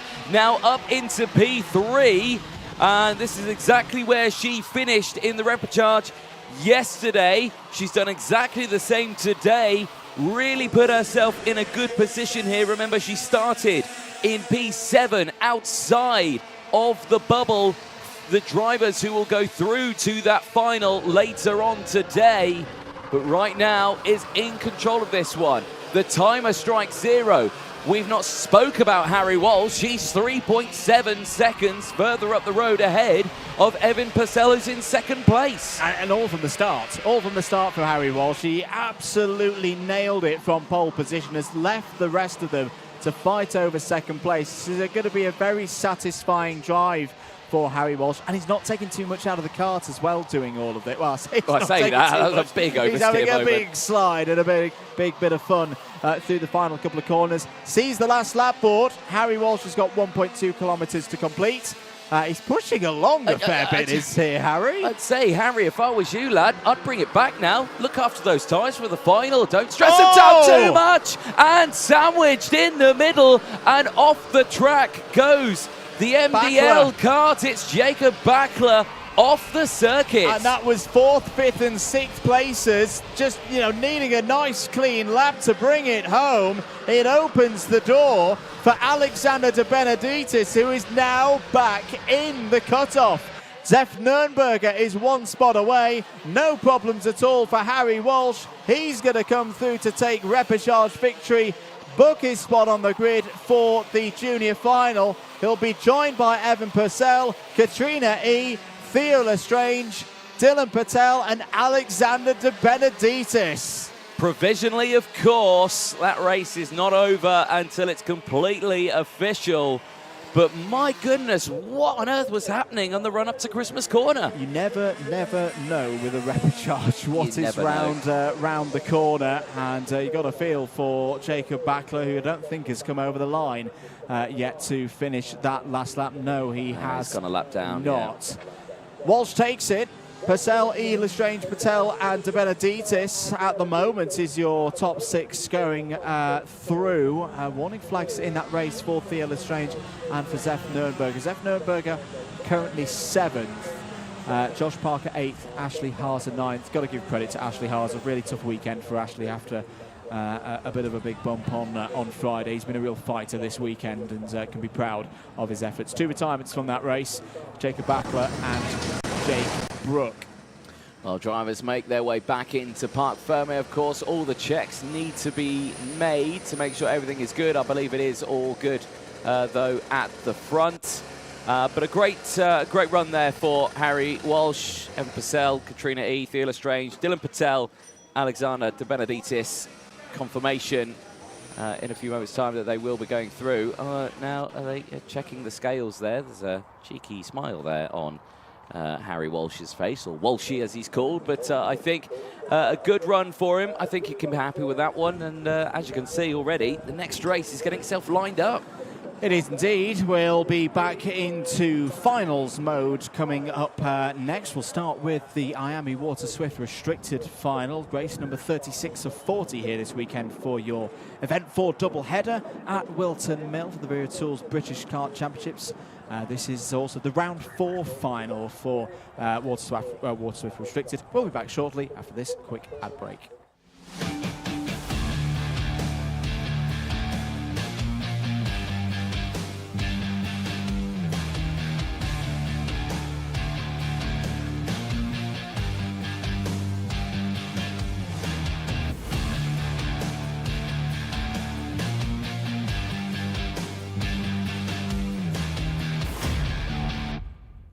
On the grid then, ahead of Water Swift Restricted, we've got Chester Fawkes next to us. Chester, how are you feeling ahead of the final? Yesterday wasn't too good. We got P3 in the end, which is good, championship points, but hopefully we can come out on top today. I'm feeling confident. And you're starting behind Alfie Davidson, who obviously a championship leader, and he's been really strong so far. But do you still think, you know, you can give a good go at the championship and give Alfie a run for his money? Yeah, I think we're privateers, so it's a lot harder because other teams are all experienced. But still, I think if I can push him and on the last lap, we can battle it out. Good luck then, Chester. We'll see you a little bit later on. We've also got James Roots next to Chester Fawkes, who we've not caught up with James Roots too much throughout this championship. He's having a really good run of things. He's running the Evolve livery, so supported by Evolve. He's just down here chatting to his mechanic. James, we'll just catch up with you really quickly. How are you feeling about the race and about your weekend so far? Well, pretty confident, and I think I've done quite well through the weekend. Having a good weekend then, and you'll be starting behind Daniel Ferguson. We saw Daniel had a really good heat, overtook Alfie Davidson, who was race leader. So are you looking to push Daniel, or do you think you'll just be going for moves? Just be going for moves, I think. Whistle blown then, so we can clear the grid. Back up to the comms box. Thank you very much, Nicole. Great work down there on the grid. The grid being cleared then for preparing for this IAME Water Swift Restricted Final. Anthony Jordan, thoughts ahead of this one? Thoughts ahead of it. Clouds looming. Chance of rain is imminent. Final underway. Everyone's on slick tyres. Dan Ashton looking fabulous there in our camera, now showing the 30-second board up in the screen as he turns and looks at us. I'm looking forward to it. You know, there's so many elements that are in play here. You just don't know. We've seen Ferguson take it to Alfie Davidson for the first time earlier on in the qualifying heats. But yeah, we just don't know. It's coming up next. It is the finals. It's Water Swift Restricted.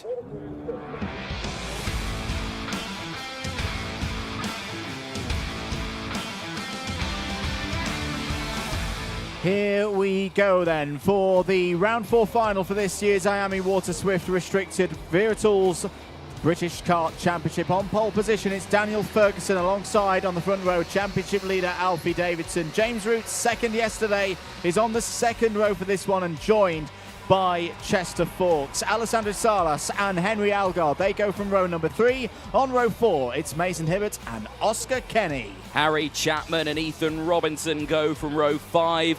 Elias Sammy and Reggie Chandler go from the 6th row of the grid. Reggie, Pearl, your younger sister, is watching and wants to wish you good luck in this final. And yeah, there's been some good work from Reggie this weekend. Be fighting from the back of the grid in this one.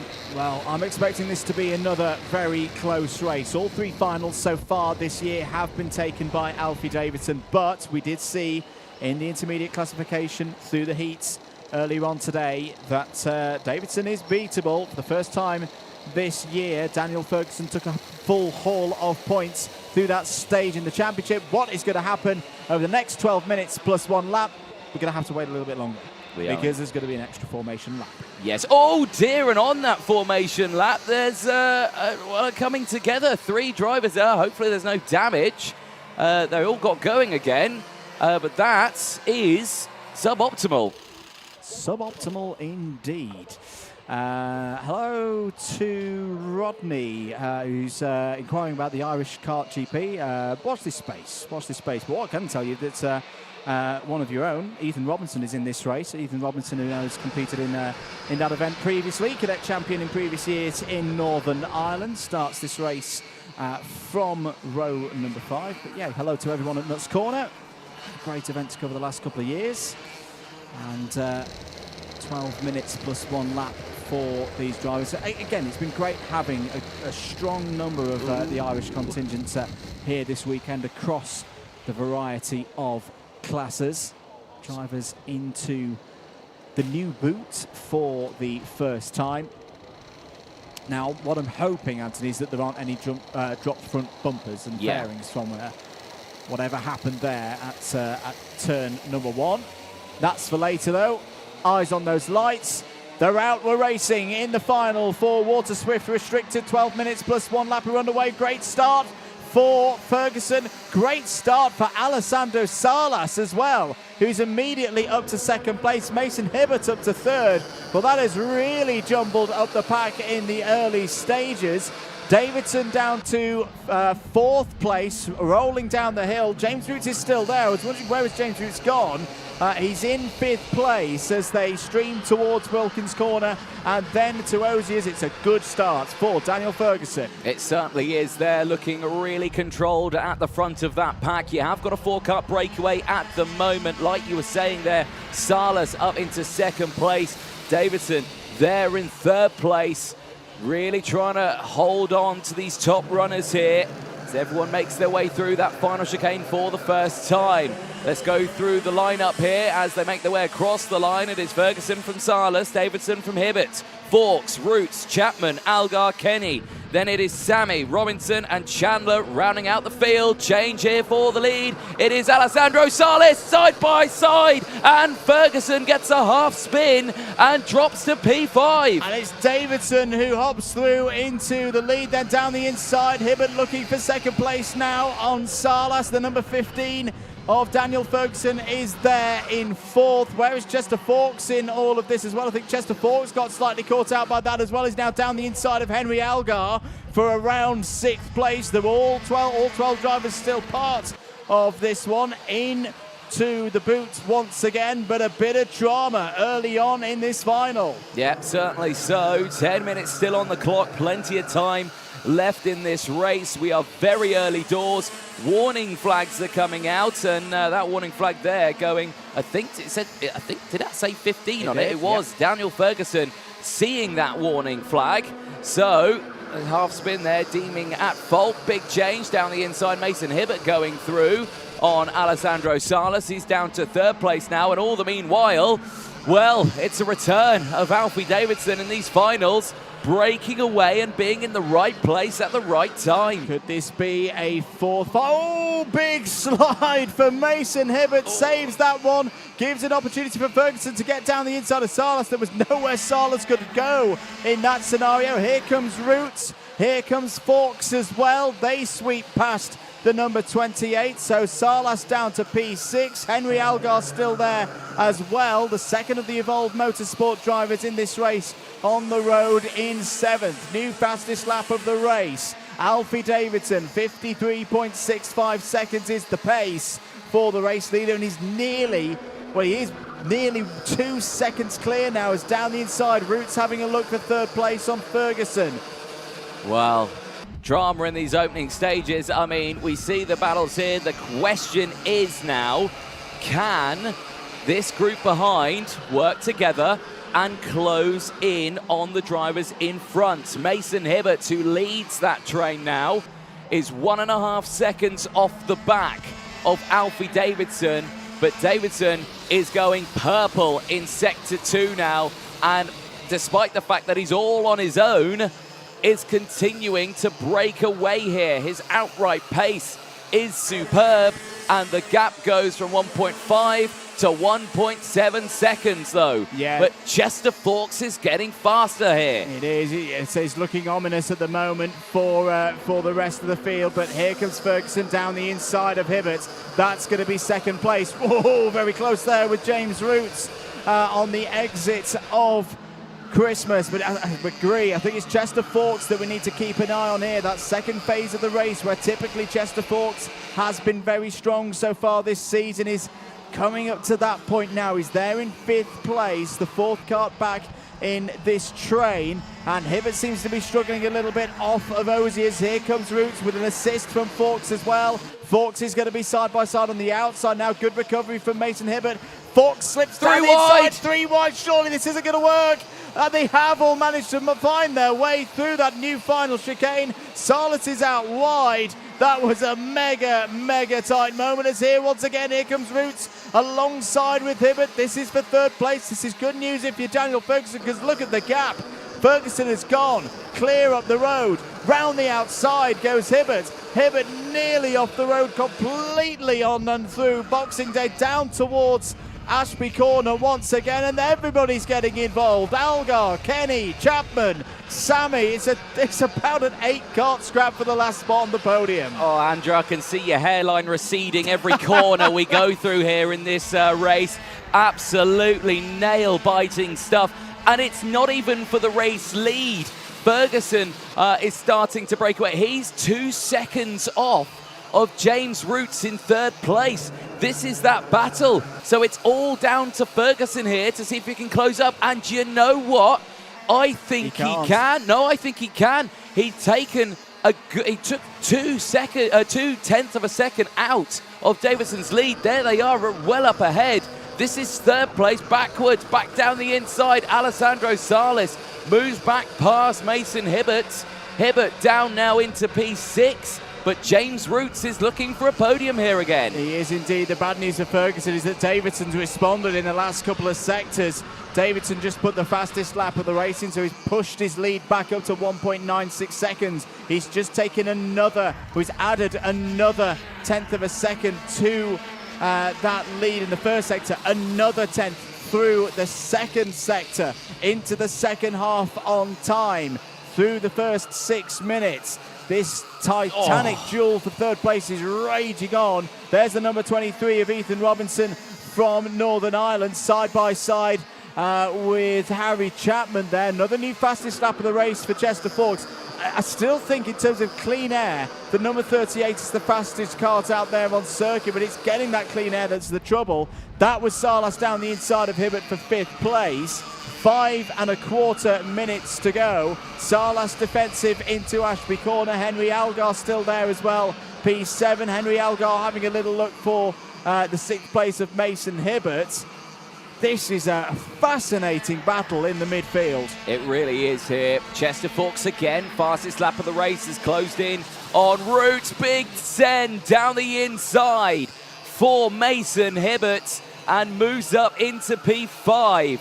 Salas down to P6 now. Algar still there, Kenny still there, Sammy, Chapman, Robinson, and I believe probably the happiest and most cheerful driver on the grid of Reggie Chandler is at the back of this grid, and he's watching it all unfold, and I think he's probably loving the view he's getting of it. Salas down the inside of Hibbert again. Hibbert goes around the outside, holds 5th place. That could give an opportunity to Henry Algar to make a move for 6th. Oscar Kenny being patient there as well, with Ilyas Sami for a bit of support.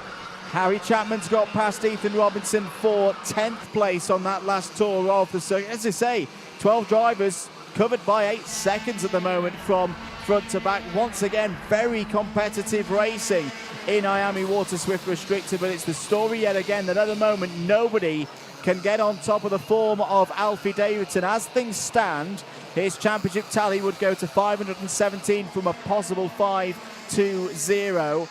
Ferguson would be his nearest challenger on 489, and Forks would leave Whilton Mill 3rd in the championship. There is Daniel Ferguson. The gap is steady again. It's around 2 seconds. Whenever Davidson needs to push a little bit, he's doing so. It's a really strong mental performance as well from Alfie Davidson to keep his concentration high through these finals. It's again looking difficult to see how Ferguson, Roots and Forks are going to be able to pull him back. Yeah, exactly that. I mean, the only thing that they've got going for them right now is that 8 wheels usually works better than 4 on its own. The toe, the slipstream, there's a Dan Ashton going through. You know, that's the only thing they've got going for them right now, is that they do have that benefit. Back here, though, I'm not good at maths. I'm not even going to attempt how many wheels there are in this section. I'm sure you can tell me. A lot, yeah. I think that's a good way of putting it. And it's still Salas who leads that battle now. Hibbert's gone back down to P6. Algar, Kenny, Sammy, Chapman, Robertson, Chandler still all there in those positions. No changes. No changes, but James Roots has just set the fastest lap of the race of 53.3, and they are eating chunks out of Daniel Ferguson's advantage over the two there in 3rd and 4th place. So keep an eye on that for the next minute or so. We could have a battle for 2nd place raging on towards the end of this final. Still battling on for 6th place. Mason Hibbert ahead of Henry Algar.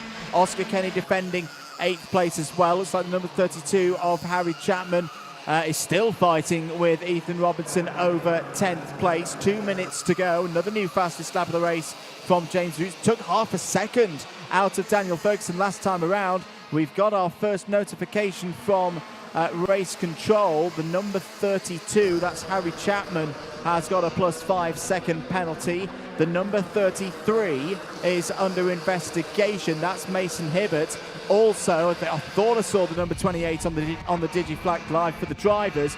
Confirmed now through to us in the box. Alessandro Salas in the number 28 also has a 5 second penalty. Well, there we go. Race control are watching, of course, and they're keeping a very close eye on all of these drivers out on circuits, and that'll obviously change a few things up just there.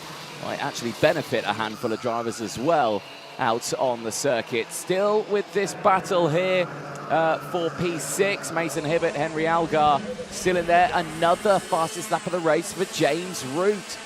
He is really pushing here now. Look at that purple sector 2, purple sector 3, and as well Chester Forks, who's just behind him, purple sector 1 as well. So they are very quickly closing in on Daniel Ferguson. We could have a change for 2nd place. We could indeed. Harry Chapman down the inside of Ilyas Sami. That's for 9th place. Ethan Robertson still holding in there as well. P11. And here it is. Here is the battle for 2nd place then. So Ferguson has been caught. There's probably not enough time for these three to work together to try and close down Alfie Davidson. It's 2.4, 2.5 seconds, the advantage for the race leader. So this is going to be a battle to the end. 2 laps to go. Here goes Roots. Is he not going to try it into oblivion, is he? Yes, he is. Side by side. Once again through the crook. He's going to have the outside line. Brilliant stuff from James Roots. Here comes Chester Forks as well down the inside. Follows Roots through into 3rd place, but what a brave move, pounced on straight away by James Roots. Yeah, that is, well, if that was the definition of not wanting to waste any time at all, it was that. You know, usually drivers would sit behind and wait to go at Christmas corner. That was, no, I've got it here, I'm going for it here. And, you know, through Crooked Oblivion, that is such a risky place to get it done, but fair play to James Roots, wasting no time. It's also very good news for our race leader in terms of Alfie Davidson's championship campaign, because whilst it's been very close, of course, this year in the restricted category, these drivers are taking championship points off one another. That drops Ferguson down to 486. It's not done yet, though. Chester Forks has had 3rd place in all the finals so far this year. He wants more than that. He wants 2nd place off of James Roots here, and we're on the final lap. Davidson is clearing on there. You just see him in the foreground. Forks is going to try and switch back here. Gets Roots defensive through Ashby Corner. Ferguson's going to nip down the inside, though, retake 3rd place. Great driving from Ferguson. Forks responds into Oziers once again. Brilliant racing once again here in IAME Water Swift Restricted. Alfie Davidson is clear and gone. Oh, big attempt from Ferguson down the inside. It didn't quite work. Alfie Davidson takes his 4th finals victory in a row in the IAME Water Swift Restricted category here at the Wera Tools British Kart Championships. It is another win for Davidson. He extends his championship lead. James Roots P2 again, Chester Fawkes P3. After all of that, Anthony, it's the same result we had yesterday. Exactly the same. Well, not exactly the same result. Well, there was slight differences to that result, of course. Roots finishing 3rd, of course, in that one. But he finishes 2nd in this. Oh, no, wait. Yeah, it was the same result. Okay, yeah, no, I stand corrected. Sorry. You are completely correct there. My memory's sort of there. Your memory's, yeah, it is there. Davidson, Roots, Fawkes, yeah. That's exactly Daniel what Ferguson takes another P4, another haul of points, 59 championship points added to his total, holds 2nd place in the standings, leaving Whilton Mill here today. Alessandro Salas 5th, but does have a +5 second penalty, which will move him down behind Ethan Robinson. So that promotes Algar up into the top 5. Mason Hibbert will be classified 6th. Oscar Kenny will move up to 7th. Ilias Sami will move up to 8th. Harry Chapman will not move up to 9th, though, because he has a +5 second penalty as well. So Ethan Robinson gets a top 10 for his efforts. Reggie Chandler, I think, gets... oh, no, he just misses out on the top 10. He'll get 11th due to the Chapman penalty, but be 1 second off getting a top 10. Taking advantage of Salas. But there's your winner for the 4th time out of 4 this season. Alfie Davidson will stand on top of the podium in IAME Water Swift Restricted. Let's head down to Nicole Sutherland in Parc Ferme. Alfie Davidson show then, episode 4. We'll catch up with Alfie. Alfie, 4 finals, 4 wins. What do you think? We're having a great championship. I think we're able to keep on doing it. But we'll have to try hard and keep on working, so yeah. And, you're out there in the lead. You didn't really drop any pace at all. You just kept going, kept building on your momentum. What was going through your head? We just had to keep on going because they could have pushed at any point to try and get to me. So really I didn't know, so I just kept on going. Have you got anybody to thank them for this weekend, Alfie? My mum, my dad, my granddad, my nan, my dog, Noodle, everyone who's watching at home, and Johnny for the waft and Fusion Motorsport for all the good work they've done for me. Congratulations then, Alfie. 4 finals, 4 wins. Well done. I'll join you shortly then on the grid for the next race of the day, but quickly we'll just hear some words from our championship partners. Let's take a look at some of the highlights first from that Water Swift Restricted final. Advantage Daniel Ferguson in the early stages. Alessandro Salas also had a really good start, was up to 2nd place. And through the first couple of laps, Mason Hibbert looking to strike back after a difficult day yesterday. Big slide through and out of Wilkins' corner would open the door for others to attack. Chester Fawkes was looking quick as well. Good scrap here with James Roots, nipping through past Mason Hibbert as well, almost nipping through all of the drivers in that little meeting, doing fantastically to make sure that they were all keeping it running out of the new chicane. But it would be advantage Alfie Davidson. He would get to the front and again disappear off the front of the order. It would be everybody else fighting for 2nd place. The number 23 of Ethan Robinson having a good fight with Harry Chapman for a spot in the top 10. Brilliant move here, Anthony, from James Roots. Really brave, taking 2nd place. Very impressive stuff there. Yeah, very committed overtake there through Crook and Oblivion. It's a risky thing to do, but yeah, well determined and I think well executed. There you can see 4 out of 4 and taking it with grace. I tell you what, if he keeps at the rate he's going, he's not going to be able to make that sign to the camera anymore. He's going to run out of digits on his hand. Well, we'll see IAME Water Swift Restricted at the next double header. Rounds 5 and 6 will be later in the summer when we go to Sheddington. Going to take a short break here. Next up out on circuit, it will be Water Swift.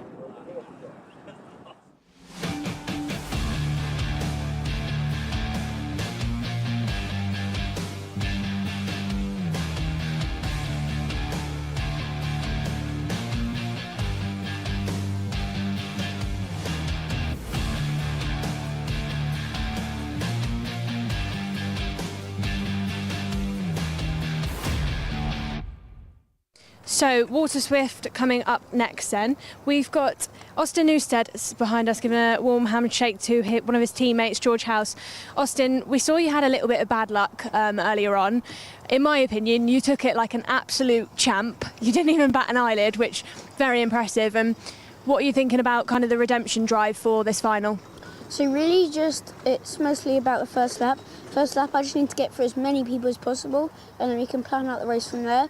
But ideally we can just keep on getting through as many people as we can and hopefully get top 5 from all the way back there. Brilliant. So you think top 5 is achievable from this far back in the grid, which I would agree with you. If we show them, Fraser, you know, we're quite far back, but Austin, definitely reckon you can do that. We saw your dad shortly ago grabbing a bumper from a different kart. Do you know what was going on there? No, not too sure.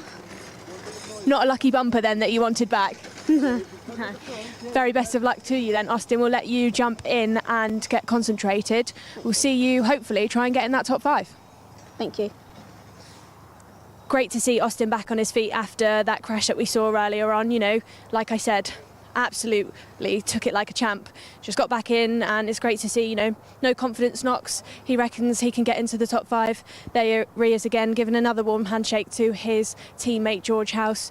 We've got Callum Graham here next to us with the OMS graphics. Mechanic is Sam Hawthorne. Sam, obviously experienced driver in the Rotax category, so definitely giving some good advice to Callum there. Keep heading back up to the grid. We've got Evolve Motorsport. Obviously 2 OMS drivers then starting with each other. Always great to have a teammate. We saw one of the cadet drivers yesterday say 2 engines are better than 1. So keep an eye on those 2 drivers, see if they work together. We'll head off the grid now so that Dan Ashton can send them forgotten how to speak. I did this yesterday. Anthony will be sat in the comms box laughing at me now. So we'll go back in there for them to introduce this race. He is indeed. I'm not. I've been in that very position. I know we've all been in that very position. Get absolutely tongue-tied. Right, reports. I'm going to be the dramatic one here because I'm the guest. Reports of spots of rain out on the circuit. It's very, very light, but it's raining. More things to think about then for IAME Water Swift. Race 37, the final is up next.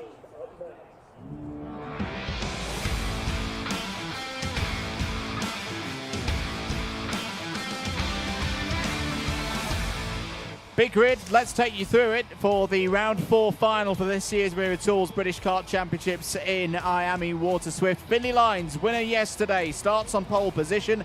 He's alongside the round 2 winner, Will Green on the front row, Teddy J. Porter and Blair Smith on row 2, Harry Williams and Jarlath Sayer on row 3, Austin Gibson and George Clark start on row number 4. Row 5 is Max Mason with Charlie Clough alongside. Harley Musk and Mason Brooks go from row 6. Jensen Ackerman and Freddie Wood round out row 7 with Christian Kobe and Sukmani Kira on row 8. Row 9, Luca Narroway and Knights Measures. Henry Clark and Colby Patterson on row 10. Arian Nair and Grayson Wortley on row 11. John T. Restrick and Callum Graham form up row number 12. George House, Sophie Campbell, row 13 with Andy Stewart and Johnson Stewart on row number 14. Austin Newstead and Jesus Butterless go from row 15.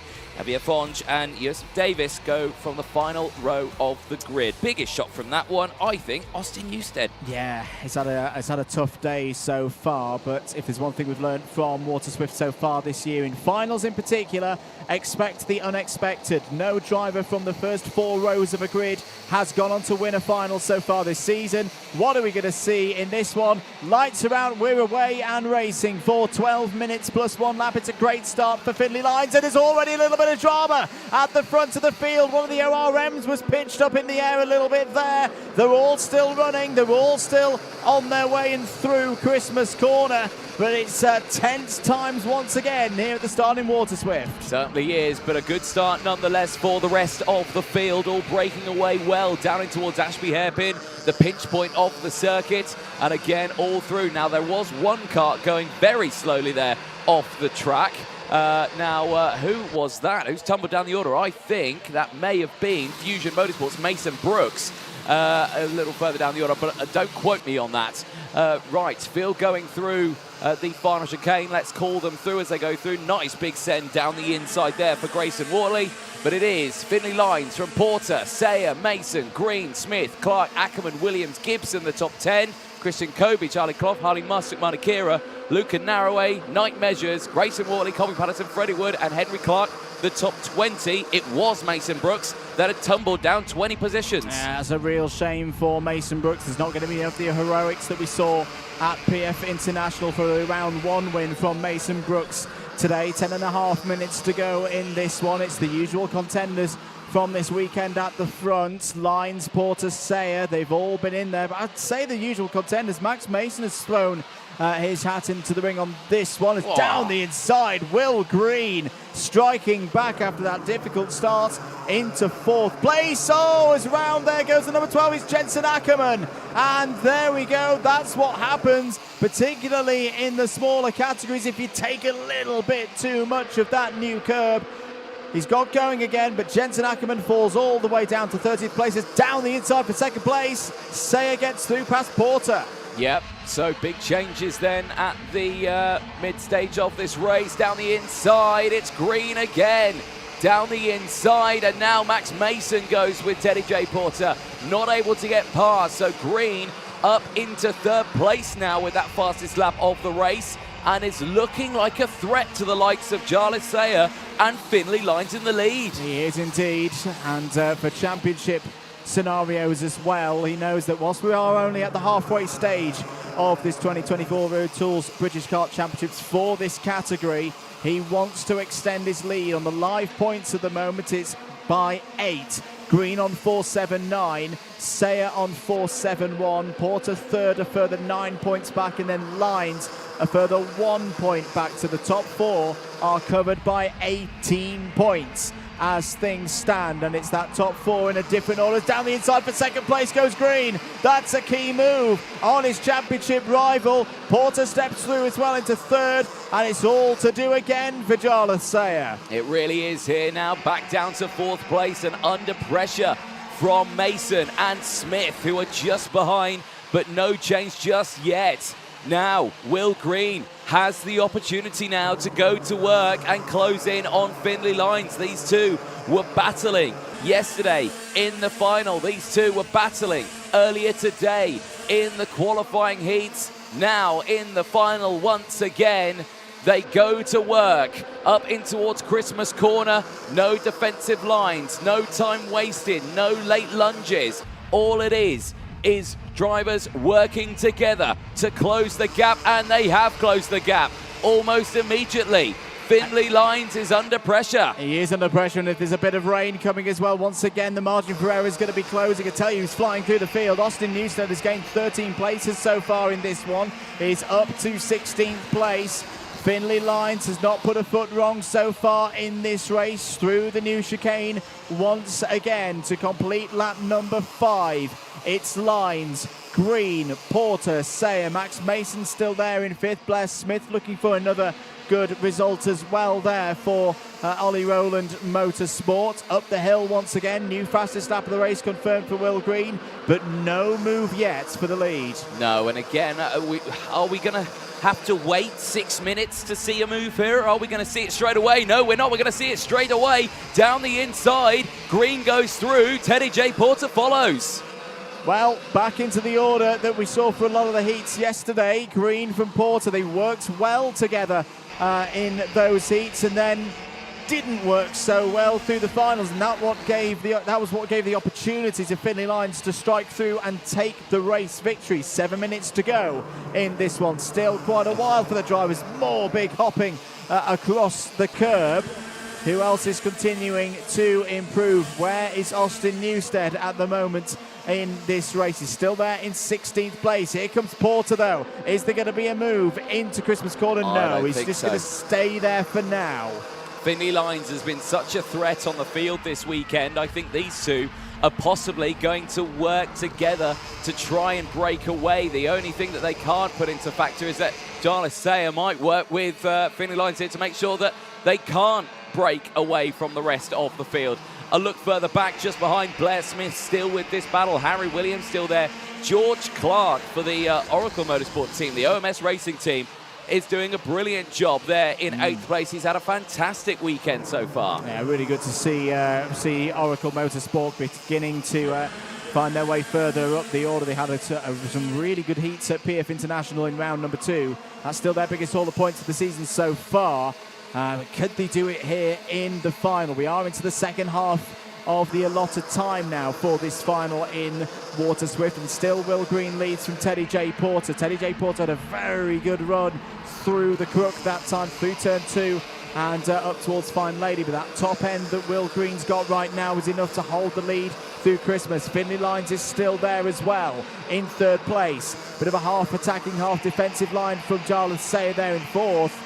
Again, it's not been the same kind of weekend for the Fusion Motorsport drivers as here goes Lines down the inside. This is for 2nd place. Porter gives enough room. Oh, there's not enough room there for both of them to flit through. Sayer hops into 3rd place, and all of a sudden Lines finds itself down in 5th. Well, now this is all starting to get a little bit interesting here. You can see Jarlath Sayer was communicating, I think, with his mechanics at the sidelines, just saying, right, do I need to keep going? Lines fights back immediately, gets back past Max Mason, moves through. He communicates with him and says, let's go, let's move up.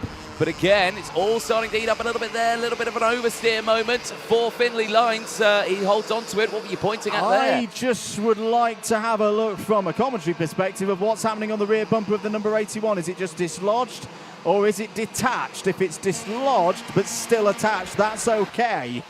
But we'll see on that one. 4.5 minutes remaining. Green has full control of this final at this stage. It's down to Teddy Porter and Jarlath Sayer. Yeah, it's fine. It's not flapping around. It might have a little bit of an angle in it, but it's fine. And no more than that. Finley Lines can fight back now from 4th place. The lead for the race leader is a full 2nd right now. Austin Newstead has continued his progress. He's into the top 15 now. That's a gain of 15 spots. Colby Patterson's trying to force his way through the order as well. A gain of 8 for the number 24 ORM driver. 4 minutes to go. Is there any impression being made on Will Green?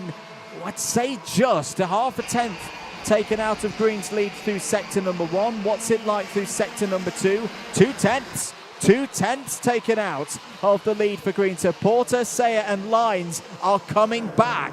Well, this could certainly open things up. Like we always say in these cadet classes, it is difficult to break away on your own, okay? Yes, we may have seen it in the restricted class, but in the unrestricted class, it's a little more trickier to do when you've got these battles here, but this isn't going to help. Lines back down the inside, gets past Jarlath Sayer. They didn't waste too much time there, but now they've not got a trio of them pushing each other along and helping each other out. Drop back a little bit there from Teddy J. Porter, but they need to be careful here. Any more overtakes like that, and that gap could go to back over a 2nd. I just wonder with Lines whether that was him wanting to get into... Oh, it's out of the race. Is that Andy Stewart? Yes, it is. Oh, poor Andy Stewart out of this race. Great to have both her and her brother Johnston in this final, but Andy Stewart goes no further than lap number 11.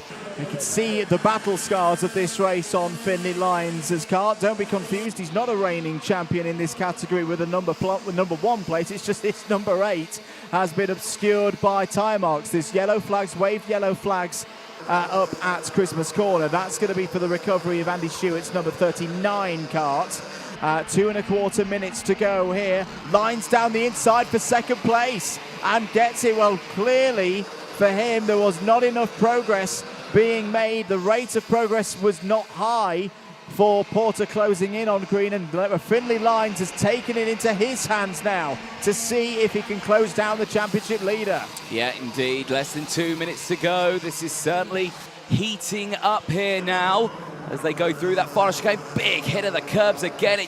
It almost looks comical when they take to the air after hitting that curb. Absolutely superb. Back over the start-finish line they go. Green again with that fastest lap of the race. Kobe's got up into the top 10. Still yellow flags there up through Christmas Corner, so no overtaking permitted here. But everything at the moment is calm. Despite making overtakes, that was Finley Lines' personal best so far in this race. That indicates to me, Anthony, that there's a bit more pace in that Synergy Factory number 81 at this stage. Sophie Campbell has had a 5-second penalty, so the number 19 Fusion Motorsport driver will lose positions as, or most likely lose positions as a result of that. Campbell currently 28th on the road. What is the gap now? It's another bit of time out. In fact, it's definitely closing now. Will Green's going to be under pressure here with 3 laps to go. Well, tension starting to build here. Green is leading, heart rate rising, and a check over the shoulder. Fine through here, still yellow flags through Christmas Corner. No overtaking permitted. They go back to green flag racing.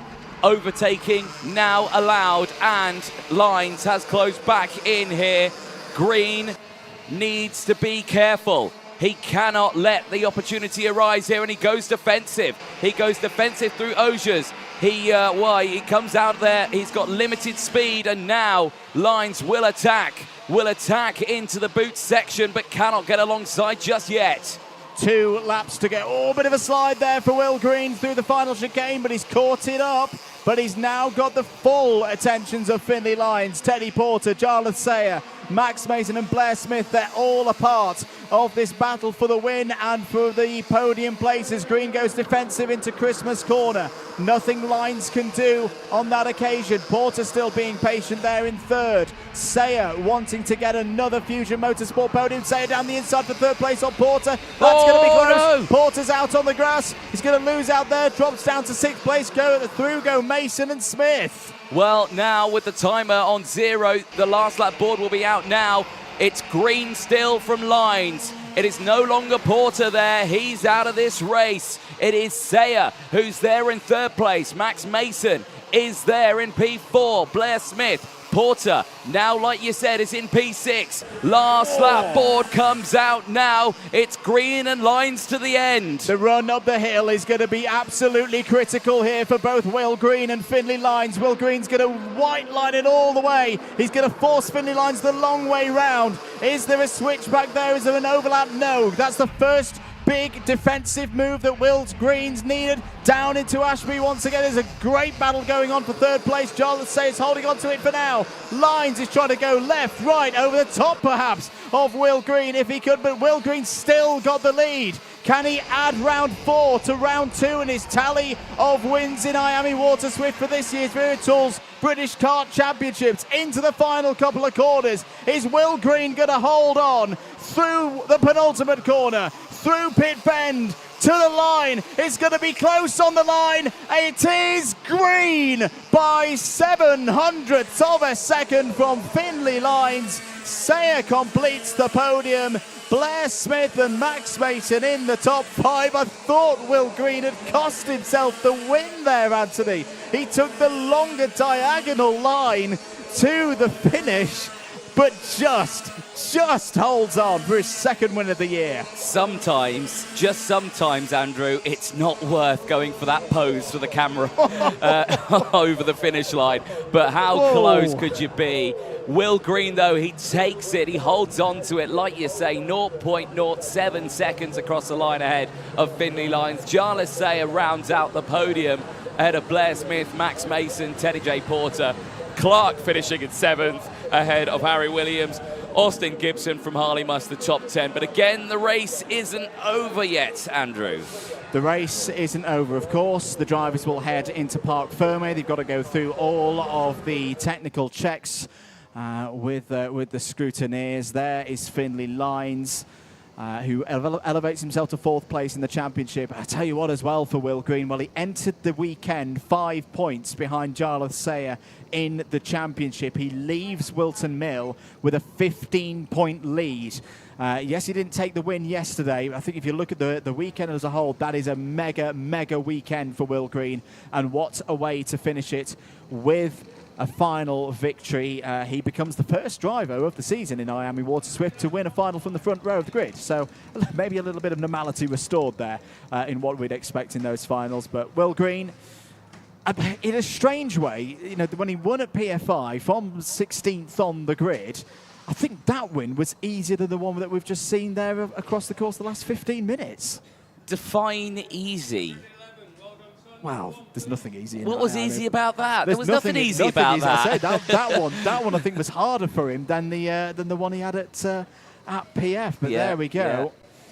Will Green just going to position the kart into P1.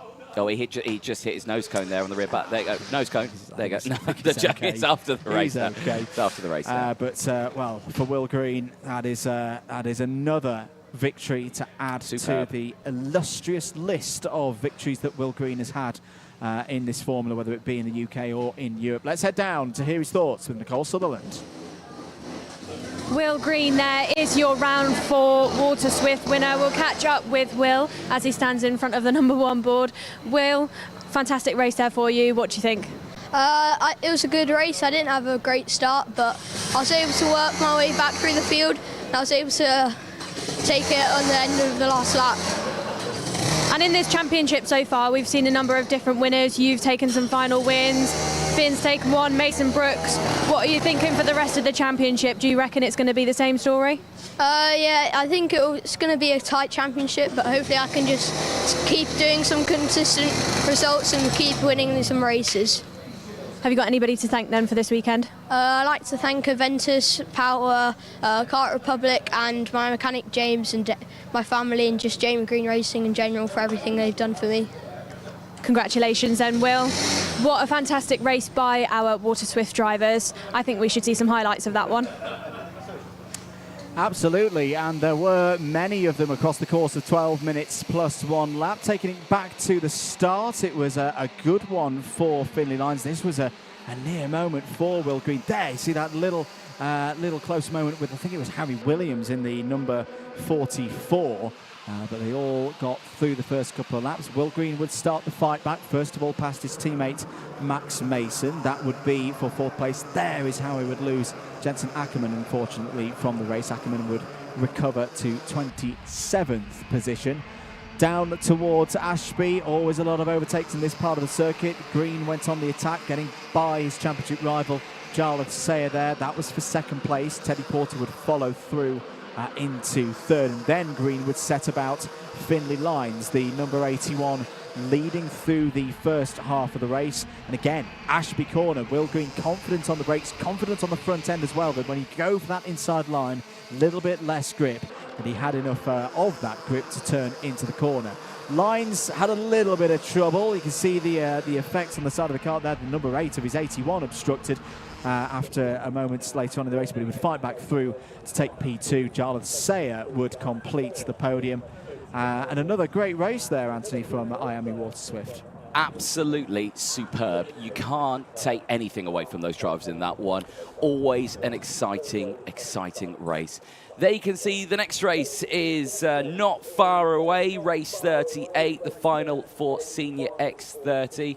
But let's head down to Nicole Sutherland, who I think is going to be chatting to some of our drivers. Nicole, over to you.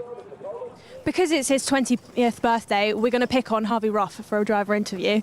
Harvey, how's your weekend been going so far? Yeah, it's been pretty good. I mean, it's our first year in Senior X30, so it's learning every weekend, trying to score good points for the championship, but it's been solid, looking to score some good points in the final. So you're starting 10th, which, you know, you're up in the mix. Do you reckon that's birthday luck or just putting some work in? I don't know, we put a lot of work in this weekend. I mean, Whilton's my favourite track. Got a couple wins here under my belt, but just going to try and move forward and see where we can get to. Best of luck to you then, and happy birthday. We'll catch up with Lewis Bird. Also, Lewis yesterday, he wasn't that happy with kart setup. He was saying he was having problems with the front end. It was too pointy, just kind of not good enough mechanically.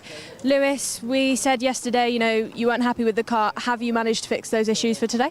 Well, I don't really think we've fixed the issues, but we've improved from yesterday, so it's always better to get an improvement. You know, and you're up there in the mix. Would you rather be starting a little bit further up, or do you think it's achievable to get in the top 3 from where you're starting? Always this is an advantage to be higher up on the grid because it's a lot easier, but I mean, just see what we can do from here. Thanks, Lewis. We'll see you a little bit later on.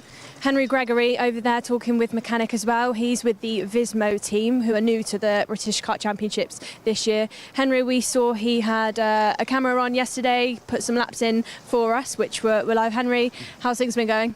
It's been quite average, really. We had a difficult last 2 heats. Quali was quite strong. We had a consistent results yesterday in the top 5. Now starting P6 for a final, but hopefully we can move forward from here. I always kind of like to ask drivers this question as well, because I think every driver has a different definition of average. What's yours? My definition of average, I'd say 5th and below is an average, and if you're out of a pace by 2/10, then I'd say that's average, really. That's my personal perspective on it. I don't know about anyone else. What do you reckon is achievable for you then in this race? Do you reckon a race winner or top 3? I believe if it's quite close, which I reckon it will be, between all us 7 of us, I reckon the top 3 will be on the board. Definitely the last couple of laps where it'll be quite scrappy. It'll bring us all together. Yeah, well, we'll look forward to seeing the scraps then, Henry. We'll let you get on. We'll also go and talk to what we've nicknamed previously King of X30 Senior, Gus Lawrence. We'll just go behind Cian Geraghty, who is sporting his own Geraghty Motorsport graphics this year. The number 1 plate then of Gus Lawrence. Catch up with Gus quickly. Gus, how's things going this weekend for you? Yeah, sensible really. We've scored good points throughout both days, so just need to have another good final and see how it goes. And I think, would I be right in saying, Paul Fletcher, is he here with you this weekend, giving you some support? He's always about every race. He's always there. And what's it like for you? He gives you a lot of support. You're on the grid, sporting his name. Does that give you a lot of confidence into each race? Oh, of course, yeah. We turn up to do the best job we can. We're like almost a privateer set up with a mechanic and obviously the team boss, Paul. So yeah, we've just got to go out there and do the best job we can, really. We'll watch you do that then, Gus. We'll see you a little bit later on. Back into the comms box then, so we see the senior X30 for the final time today.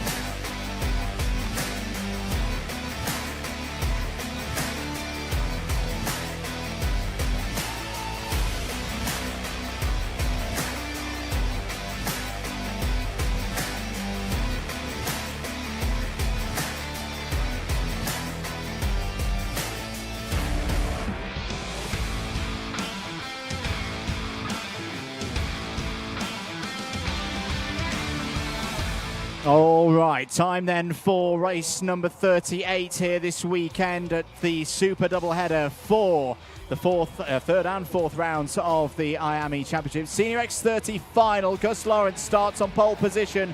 Freddie Lloyd alongside on the front row. Cian Geraghty, winner yesterday, starts alongside the runner-up from yesterday, Fred Green, on row 2. Finn McLaughlin took round 1 of the championship, starts this one on row 3 alongside Henry Gregory.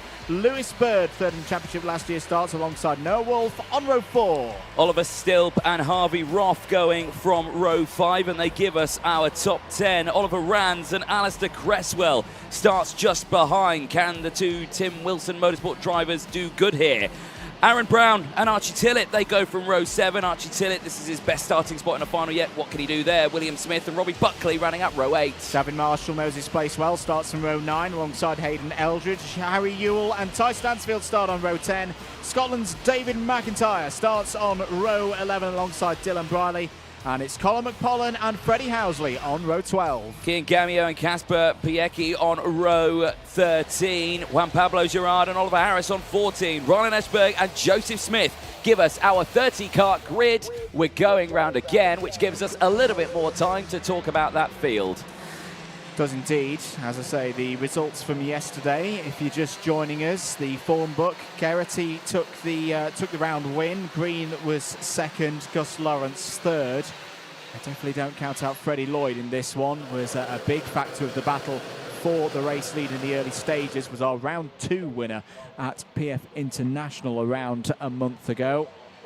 This big race, this for the IAME classes, for Senior X30 before they go into the summer break for these Wera Tour British Kart Championships. The next time we will see these categories in action will be on the last weekend of July, when we head not too far from here to Shennington for rounds 5 and 6. Who is going to emerge on top in the championship scores? Freddie Lloyd had a big lead at the start of this weekend over the other regulars in this championship, but he saw that whittled away to single digits yesterday in the final, which he wasn't able to get to the finish of in the top 10. But it's Lawrence versus Lloyd, not for the first time this weekend.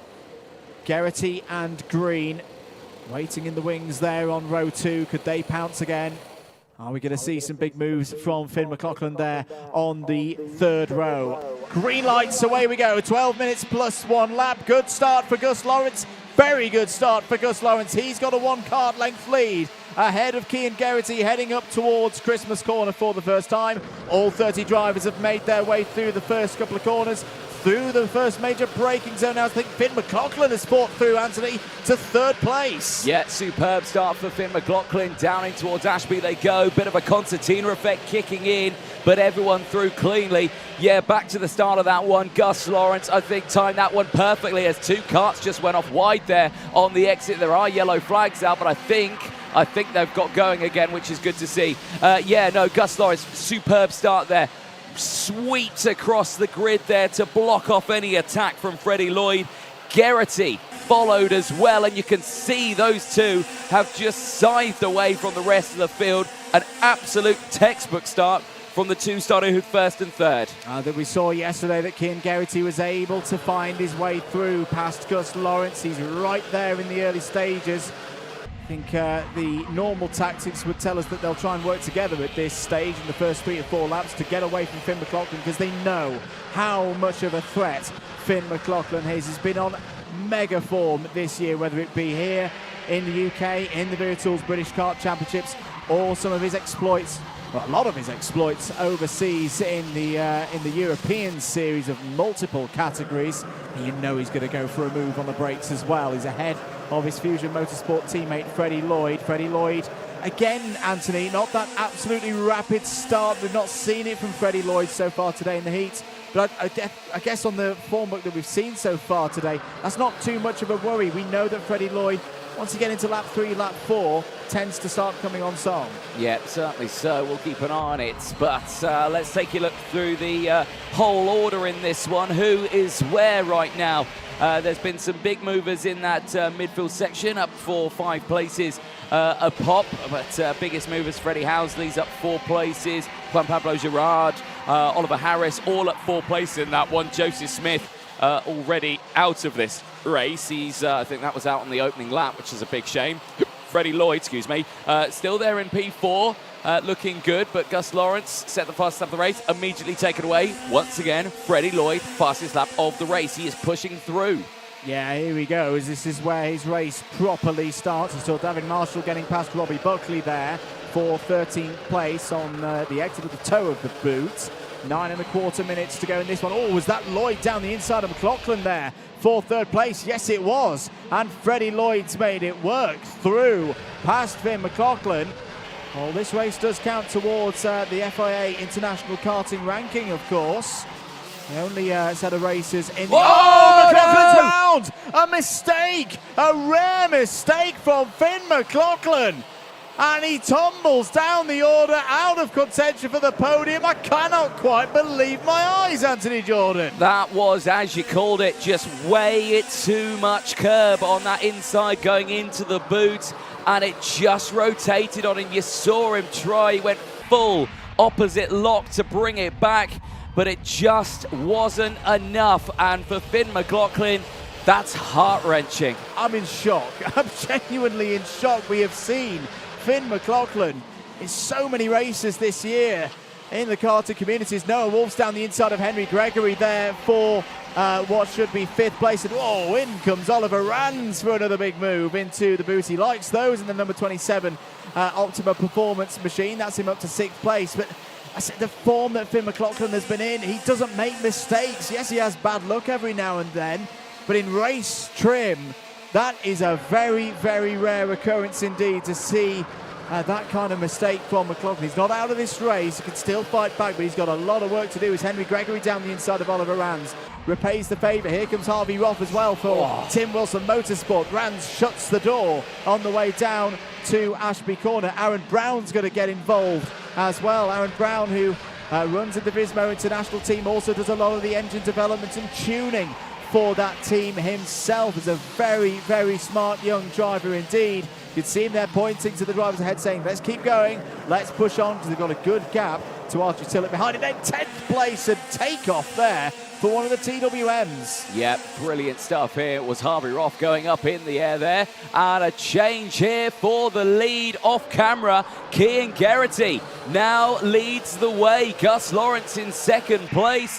And Freddie Lloyd, yes indeed, has closed in. Now these two had moments earlier on in their last heat. You saw that Lloyd went around the outside of that very corner on Gus Lawrence. Nothing this time around. They're staying in position. But my goodness, is this a trio of drivers in 1, 2, 3 right now? Do not go anywhere. Do not take your eyes off the screen, because if you were with us 24 hours ago, you know how this battle ended between Lawrence and Lloyd, and you know how Geraghty was able to step through and take the spoils of war yesterday in Senior X30, and they're about to battle again here at Whilton Mill. Lawrence has got a really good run up the hill. He's got up to the inside of Geraghty and through. Retakes the lead with 6.25 minutes to go. Finn McLaughlin must be furious with himself. He's Geraghty back down the inside of Lawrence, retakes the lead. Here side by side once again are Lawrence and Lloyd on their run towards Wilkins. They've kept it better this time. And into play, here comes Fred Green. Fred Green, who was 2nd in the final yesterday. It's the top 4 that we saw 24 hours ago, Anthony. They're at it again. They are indeed, but cast your mind back. What happened to Freddie Lloyd yesterday? He tumbled down the order after a rare mistake. So we've already seen that from one fusion. There's yellows in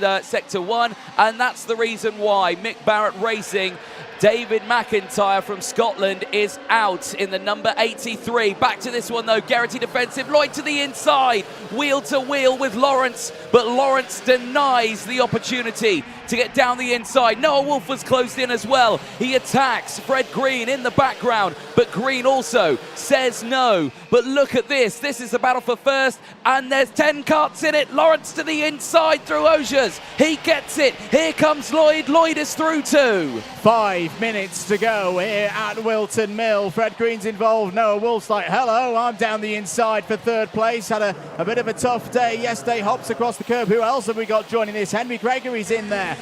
Harvey Roth, Oliver Rands, Aaron Brown are all. It's a top 9 who are 2.5 seconds clear of the rest of the field. Any one of them could finish on the podium. Defensive move to the inside there by Lawrence. Goes a little bit deep through Christmas Corner, but is able to hold on to the lead. Is there going to be an opportunity for Lloyd down the hill into Ashby? Lawrence covers it off. Noah Wolf there, effectively 2nd in the championship at the start of the weekend. 2nd highest score of the regulars heading into Whilton Mill this weekend. Is showing his form yet again here. A good breakaway from Lawrence now. Has Lloyd got enough to keep Noah Wolf behind? You can see how hard they're pushing through the first part of the boot, hopping over the curb once again. Whilton Mill delivering once more with another pulsating final. This is superb racing, and well, the contrast of teams out there is fantastic even in its own right. You've got PF International Karting, you've got Fusion Motorsport, you've got Jade Racing Team, you've got Privateers, you've got Crop Promotion, you've got Vismo, you've got Tim Wilson Motorsport, you've got Optima Performance, all within the top 10,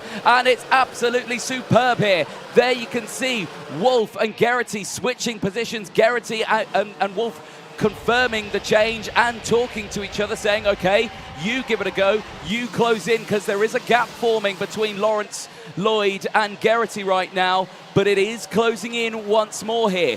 3.5 minutes left on the board. And the fastest driver on circuit is Finn McLaughlin, who's currently in 17th place, recovering back after that spin. Yeah, and absolutely furious, Finn McLaughlin, at the mistake that he made himself earlier. But I tell you what, in a race like this, you wouldn't count him out. Wolf back down the inside of Geraghty for third place. This is good news if you're Lloyd, as Green sweeps around the outside of Geraghty to take fourth place on the road. Yesterday's winner is down to fifth. Wolf's got a little bit deep down through Ashby. Oh. It's very close there as they're going towards Wilkins. Down the inside is Geraghty on Green, trying to get fourth place back. Henry Gregory's trying to fight in there as well. And Green's on the grass and on the curb. He's going to lose out there to Gregory, to Harvey Roth as well. 2 minutes and 40 to go. The top two are breaking clear. It's the Noah Wolf train at the moment for the last spot on the podium. 2 minutes and 30, end of lap number 12. Lawrence's lead is now half a second clear of Lloyd. Noah Wolf very sideways again. We saw him have a big airborne moment through the exit of the crook yesterday, which he must be a little bit sore from here today, but he's holding on right now to this final spot on the podium. He certainly is. Well, 2 minutes to go, and well, they need to start working together. Wolf and Geraghty have to do it.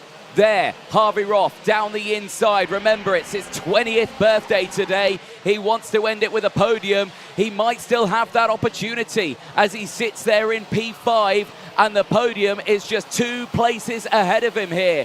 1.5 minutes left to go as Gus Lawrence sets the fastest lap of the race. Lloyd, I don't think, can close in on him here, despite his best efforts of setting personal best sectors. You can see the gap is staying the same. It's all down to third place there. Big defensive drive from Henry Gregory. Fred Green cannot get down the inside, but here Harvey Roth needs to be careful that he's under attack from the Vismo driver. Wheel to wheel, smoke off the tyres as they go 3 wide again, and on the outside, it's Oliver Rand who squeezed out wide and hits the rivet on the exit. Not quite sure how Oliver Rand is still pointing in the right direction there, but he's kept it in this battle for the top 10. Gus Lawrence has hit a hammer blow to the hopes of the other drivers on the last couple of laps, because he's extended it out now to point 4. I tell you what, no, Freddie Lloyd's responding. Freddie Lloyd is not done. He does not give up lightly, as here's the battle for third place again.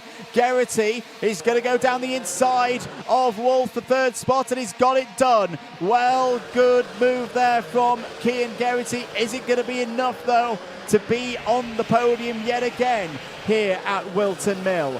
35 seconds to go. Lawrence and Lloyd, the gap is closing. It's 1/4 second. Has Freddie Lloyd left something for the latter stages of this one? He's just gone purple through sector number 2. He's right there on the rear bumper of the 2-time Senior X30 champion, the champion of 23, the champion of 22, trying to strike back here to the midpoint of the season, but he's got the new charger, the young charger in this senior category. Freddie Lloyd is right there, and he's just set the fastest lap of this race. Timer strike 0. Last lap board will be out this time to these 2 titans of the Senior X30 category. But Gus Lawrence right now seemingly seems to be in control, calm and calculated. Lots of curb there for Freddie Lloyd. He has to be careful. He doesn't want to emulate what his teammate did a few laps ago, where he spun through one of the laps. Last lap board is out. It's Lawrence, it's Lloyd, Geraghty and Wolf still third and fourth from Gregory and Roth. But who on earth is going to finish where in this race? The story of the senior categories across the Wera Tools British Kart Championships in 2024 so far has been the experience of the drivers of champions of years gone by against the youth, against the experience, the drivers stepping up from the junior categories. We've got another brilliant battle here. Gus Lawrence is using all of that experience to hold Freddie Lloyd off. A couple of corners to go. Lloyd's getting really close there. Lawrence has got enough, surely. He's just got to thread it through the last couple of corners. It was a mistake. It was a mistake. It's a mistake. Is Lawrence going to hold it on the line? He is. Gus Lawrence holds on for his first final victory of the season. He becomes the 4th. Look at this. Look at that across the line for the midfield We've had 4 finals in Senior X30 so far in 2024. We've had 4 different winners, Anthony Jordan. That was a mighty, mighty close one for Gus Lawrence. My goodness, if you were at home watching that on your TV screens, you must be on the edge of your seat, just like we are here in the commentary box. But Gus Lawrence for the PF International Karting team, that certainly helps him out in both his fight for the championship and maybe even a 3rd title in 2024. Freddie Lloyd takes 2nd ahead of Cian Geraghty, Wolf finishing 4th. But of course, the race isn't over till we see that nose cone of all the drivers. It looked like it was good there for Freddie Lloyd. Gus Lawrence, I think he gets the thumbs up. I think he's all good. Cian Geraghty, who's just there in the background, I think it's all good as well. But my goodness, how close was that? Well, Gus Lawrence entered the 3rd round of the championship at the start of the weekend, 8th in the championship points. There were quite a few questions, even though, you know, you win 2 championships on the spot when you have a bad weekend by his lofty standards like he had at PF International. There's always going to be those questions of, can he still do it? Well, he's answered all of those questions this weekend. He is back in the championship hunt with the points that he's accumulated this weekend. Good handshake there, good sportsmanship between Gus Lawrence and Freddie Lloyd. I think Freddie Lloyd will still be in the lead of the championship. We'll try and get that confirmed as soon as possible. But Gus Lawrence, whoa, yeah, he takes a big breath there. That was an almighty effort. Let's get his thoughts with Nicole Sutherland down in Parc Ferme. An absolute race to the line then by our seniors. Fred Lloyd really trying to give it a go, but Gus Lawrence is the man that comes out on top. Gus, great to see you, back on your top spot where we see you quite a lot. You've had a bit of bad luck in this championship so far, but the win. Would you agree that you needed this? Yeah, obviously we had a shaky start to the season at PFI. Yesterday was unfortunate for the win, but I think if you look at a wider scope of the championship points, it swings and roundabouts, and obviously, finishing on top today, 1st in classification and 1st in the final. What more could you want? You're probably the most experienced and probably the most decorated driver in this grid. But you've got, some young guns coming into it, really showing, elbows out kind of vibe. What do you think of that? Are you enjoying it or? No, it's good. We've all been there. I remember when I first started racing seniors, you race against the likes of like Mark Litchfield and stuff who have gone on to retire, who used to race for Paul, and I was the young one and they're older. So you look up to them in some respect, but then it's good to beat them. So yeah, the same for them. But no, it's been good. Congratulations then, Gus. We'll see you later on the podium. We'll see some of the best bits then, I think, from that race up to highlights. Indeed, if we've got anything of our voices left after that one in Senior X30. Here was your race start. Really good race start from Gus Lawrence. Got that advantage over the rest of the field. Cian Geraghty was immediately up to 2nd place, of course, looking to repeat the win that he had yesterday. It was the Fusions trying to chase the 2 breakaway leaders down, but there, that spin for Finn McLaughlin took the round 1 winner out of contention. You can see how frustrated he is at himself there. He would come back to 13th place, but it wouldn't be the best of results, unfortunately, for Finn McLaughlin. There was a change of lead. Geraghty got ahead of Lawrence. Lawrence responded back down the inside. That brought Freddie Lloyd into play, and then everybody else as well. Fred Green there, Noah Wolf, Henry Gregory. It really was a tight one at the front. This was a big move down the inside from Geraghty to retake the lead on Lawrence. At that moment there, I think Lawrence and Lloyd almost snapped eyes on one another there. Anthony go, oh no, not again. Let's not have a repeat of what we saw yesterday. This was a really battling move down the inside from Gus Lawrence. And that was the one which brought all the others into play at this point. Really couldn't guess which of the 9 drivers at the front was going to take it. No, we just had no idea in that one. I mean, it started to come down a little bit later on, but there you see Wolf getting past Geraghty. That I think that battle, that was a real shapeshifter for it. But then all the way to the end, you saw this moment here, and then this mistake, the oversteer moment, and you saw Lloyd was able to get alongside. It was going to be a photo finish, but you can see there Lawrence just had the legs across the line. But that rare mistake there. That was one of those, dude, I almost had you moments. I think if Freddie Lloyd had one more lap, he probably would have got the move done into Christmas. But That's racing sometimes. And you can only race as long as the race is scheduled, of course. Next up, the penultimate race of the weekend. It'll be the second final of the weekend for Honda Cadet GX200. Let's head down to Nicole Sutherland on the grid. Thanks, boys. I'm next to Ralphie Branscombe. Ralphie sitting on the front row ahead of this race. Ralphie, something I want to talk about is your new suit design, new for this weekend. Can you tell us a bit about it? It's different. I like it. Yeah, well, it's very different. I got a Spiderman off my gloves, and then obviously I was thinking the pink would go good with the helmet. So yeah, and it just matches and it looks clean. Have you had some good luck with it so far then? Yeah, yesterday not the best of luck, clutch issues, so yeah. But in the final got 9th to 3rd, and now in this one hopefully I can get the P1. Hopefully we'll see if your new suit can help you get to that then. We'll catch up with you later on, Ralphie, best of luck. We'll also want to talk to Ed Spain, who came out on top at Lark Hall in the last round. Ed, how's things been going this weekend? You know, you came off a big win a couple of weeks ago at Lark Hall. Things been going well? Yeah, it's been going well. I'm not the best last heat, but hopefully we'll forget about that and go on for the final. And so you're starting on the second row. Do you think, are you thinking that the front row are going to battle? Are you going to try and get involved in a scrap, or are you just going to try and push?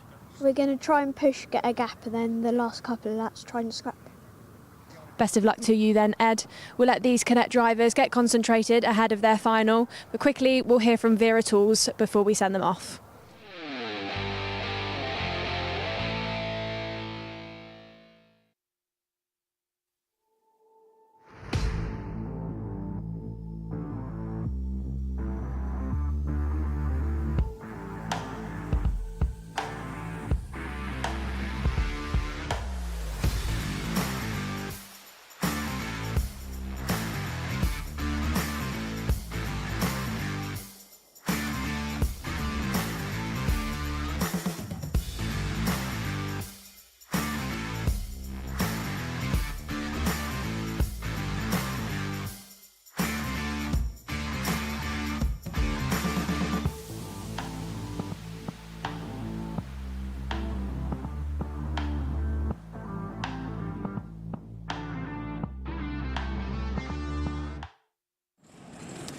Welcome back to Whilton Mill. 2 more races to go. The first of those 2 races, the Honda Cadet GX200 final. Good to see Ryan White on the grid there after his incident in the previous race for these drivers. All 15, I do believe, are on the grid.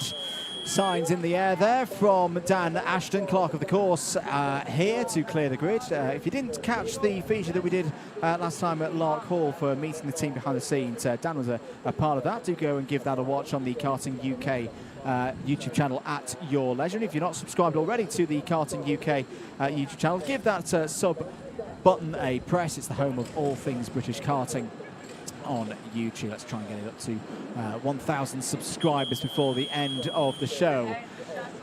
Yellow light on Anthony Jordan, 30 seconds to go. This should be a good one. It should be indeed. It's Honda Cadet GX200, it's the final. Here we go.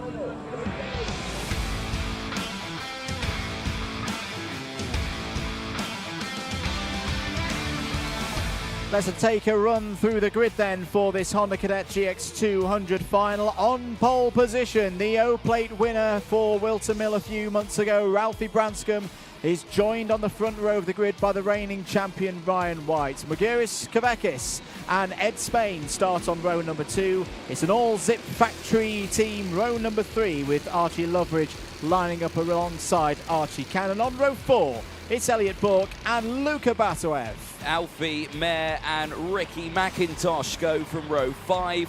Harry Grant and Riley Blakemore on row 6. Shay Hilton and MZ Rosie go from row 7, with Ian Prakash on the final spot of the grid. Keep those comments coming in on the live stream. Rob comes in, good luck to Shay Hilton and Archive Lovage.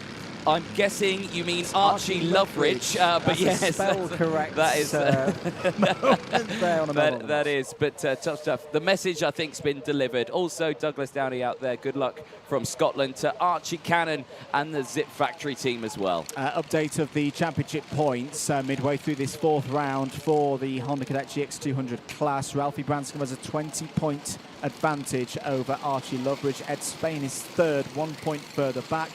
Margaret Kavekis on 5-2 for Ryan White 5-1-9, and this opportunity on the front row of the grid for Ryan White could just be the tonic to get him back into proper championship, competition, part of the story. It's been a bit of a quiet season so far for the reigning champ.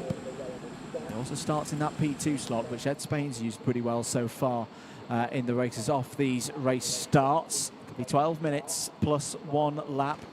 And Ashton just going through, checking that everything is ready. Eyes on the lights, they'll come on in a second. 1 light, 2 lights, 3 lights, 4 lights. The Honda Cadet GX200 final is go. Very even start across the front row of the grid. It's going to be advantage Branscombe as they go through Oblivion on lap 1. Good start as well for Ryan White into second place, and Ed Spain holding there in terms of his grid position up to Christmas corner for the first time. The Zips are going side by side. Oh, bit of a catch there for Alfie Mayer off of Christmas corner. Margaret Kavekis is looking to the inside for P2. Has a little close moment there with Ryan White, but a steady start for Branscombe. He leads. Great to see Ryan White back out there on the circuit after that spill earlier on in the second race. Good to see his confidence has not been diminished at all as he battles there in second place. Down the inside, Ed Spain on the charge here. Great dive down the inside. Moves up, but I think then moves down as he runs wide on the exit, holds it through the chicane, going absolutely wheel to wheel there with Archie Loveridge, or Archive Loveage, as I might call him now. Very good. So, end of lap number 1. Branscombe leads from White. Kavekis, but not for long, because here comes the Lithuanian down the inside on the 2023 champion. That's a clean move by Margaret Kavekis up into second place. Well, keep this action and keep those screens on. Eyes focused. There's overtakes coming in thick and fast there. Loveage down the inside, as well as Archie Cannon making moves as well. Archie Cannon really pushing strong here in that midfield section. Nice train. Big send for Ed Spain on Ryan White. Gets it done. And Ryan White now still wheel to wheel, but I think Spain's got it covered. He has indeed, and he holds on to third place. Branscombe still leads, but Kavekis is right there in second place. Well, it's on the Cadet GX200 category, like we've just seen with the Senior X30 category. Hasn't had a repeat winner so far in 2024. Up the inside, Kavekis looking for the lead on Ralphie Branscombe. This is a great run up the hill for Margaret Kavekis, and the privateer takes the lead. He certainly does.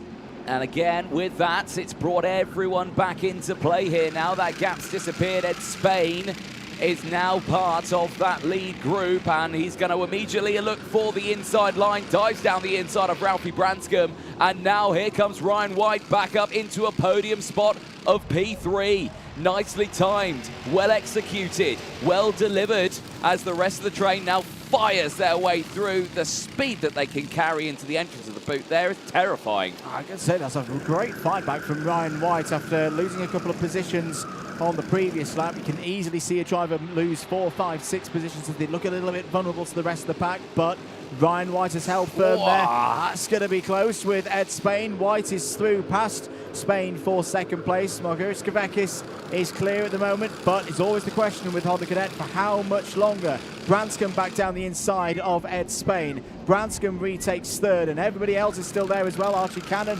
pulls out of the train and gets down the inside of Archie Loveridge. That's for fifth place. Spain strikes back down the inside of Branscombe for third spot. This is a really, really entertaining first half of this race. It certainly is. Well, still, while they're battling here, Ed Spain, yes, he's in third place, and it looks fantastic as Archie Loveridge sends it down the inside of Branscombe. No, not Branscombe. Where's that? Is that Alfie Mayer? I think he's got past. Yes, it is. So they're still finding a way. They're allowing here Kavekis to actually break away. Kavekis is 7/10 further up the road ahead of Ryan White.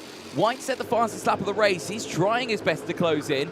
This group behind, though, needs to be careful. They might lose touch. Yeah, they do need to be careful of that scenario. We've now got the length of a heat race remaining. We're under the 8-minute mark. There is the number 73 of Archie Loveridge holding on to that spot ahead of teammates Archie Cannon and Alfie Mayer. Alfie Mayer, who won the final 24 hours ago. Elliot Bourke having a good run in the top 10 once more, and Ricky McIntosh as well, who had a bit of a difficult time qualifying earlier on today. He's done fantastically to fight his way back into the top 10. The top 10 at the moment, that's completed by Kart number 22 there, Luka Batuev. Certainly is. Yesterday's final, remember, it was Alfie Mayer who took the win after gaining 4 places. Kevin Ivanov, unfortunately, not out in this one, who finished second in the final yesterday ahead of Branscombe. Ed Spain just missed out on that podium, didn't he? So he's there in third. I reckon. Do you reckon he'll settle for third, or is he going to go for it? Sideways moment there for Alfie Mayer. That will not be well delivered. I think if you had Spain, you got that taste of winning in Scotland at round number 2 a few weeks ago up at Lark Hall. And he's going to go down the inside of Ryan White, try and take second place. Good driving there from Ryan White around the outside. This is really good to see. This is from Ryan White. The 2023 Ryan White seems to be back right now. He'd been missing in action a little bit. Oh, that was a close moment with Ed Spain. And I think drivers have taken advantage of that. Yes, they have. A number of the Zips have got through. Ralphie Branscombe is through as well. So Loveridge, I think, is up to second place. Yes, he is. And Branscombe's back onto the podium.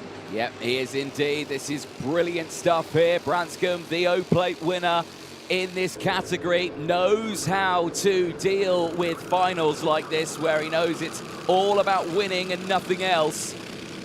Evidence of that is with that O-Plate, but he needs to really work with White here. He needs to work with Archie Loveridge, who's now got that fastest lap of the race, who's there in second place, but the gap is fluctuating around a second now. That's a big gap. The distance between Kavekis and Loveridge, they need to close it. They need to close in, they need to work together, ideally over the next 2 or 3 laps with no overtaking. They've got to resist that racing driver urge to go for overtakes. Obviously, if the opportunity presents, if Loveridge makes a mistake, for example, then if you're Branscombe, you've got to step through. But right now, they've got to get their extra amount of power as a pack of 3 together to close down Kavekis. They did a good job on that last lap. They took a couple of tenths out of Kavekis' lead. Kavekis flying the flag for Lithuania, running on a Lithuanian licence, based in Herefordshire, has not taken a win at this level before. What must be going through his mind at the moment? The gap is now 0.6. Mustn't panic, even if these chasers catch up to him. He's got track position right now.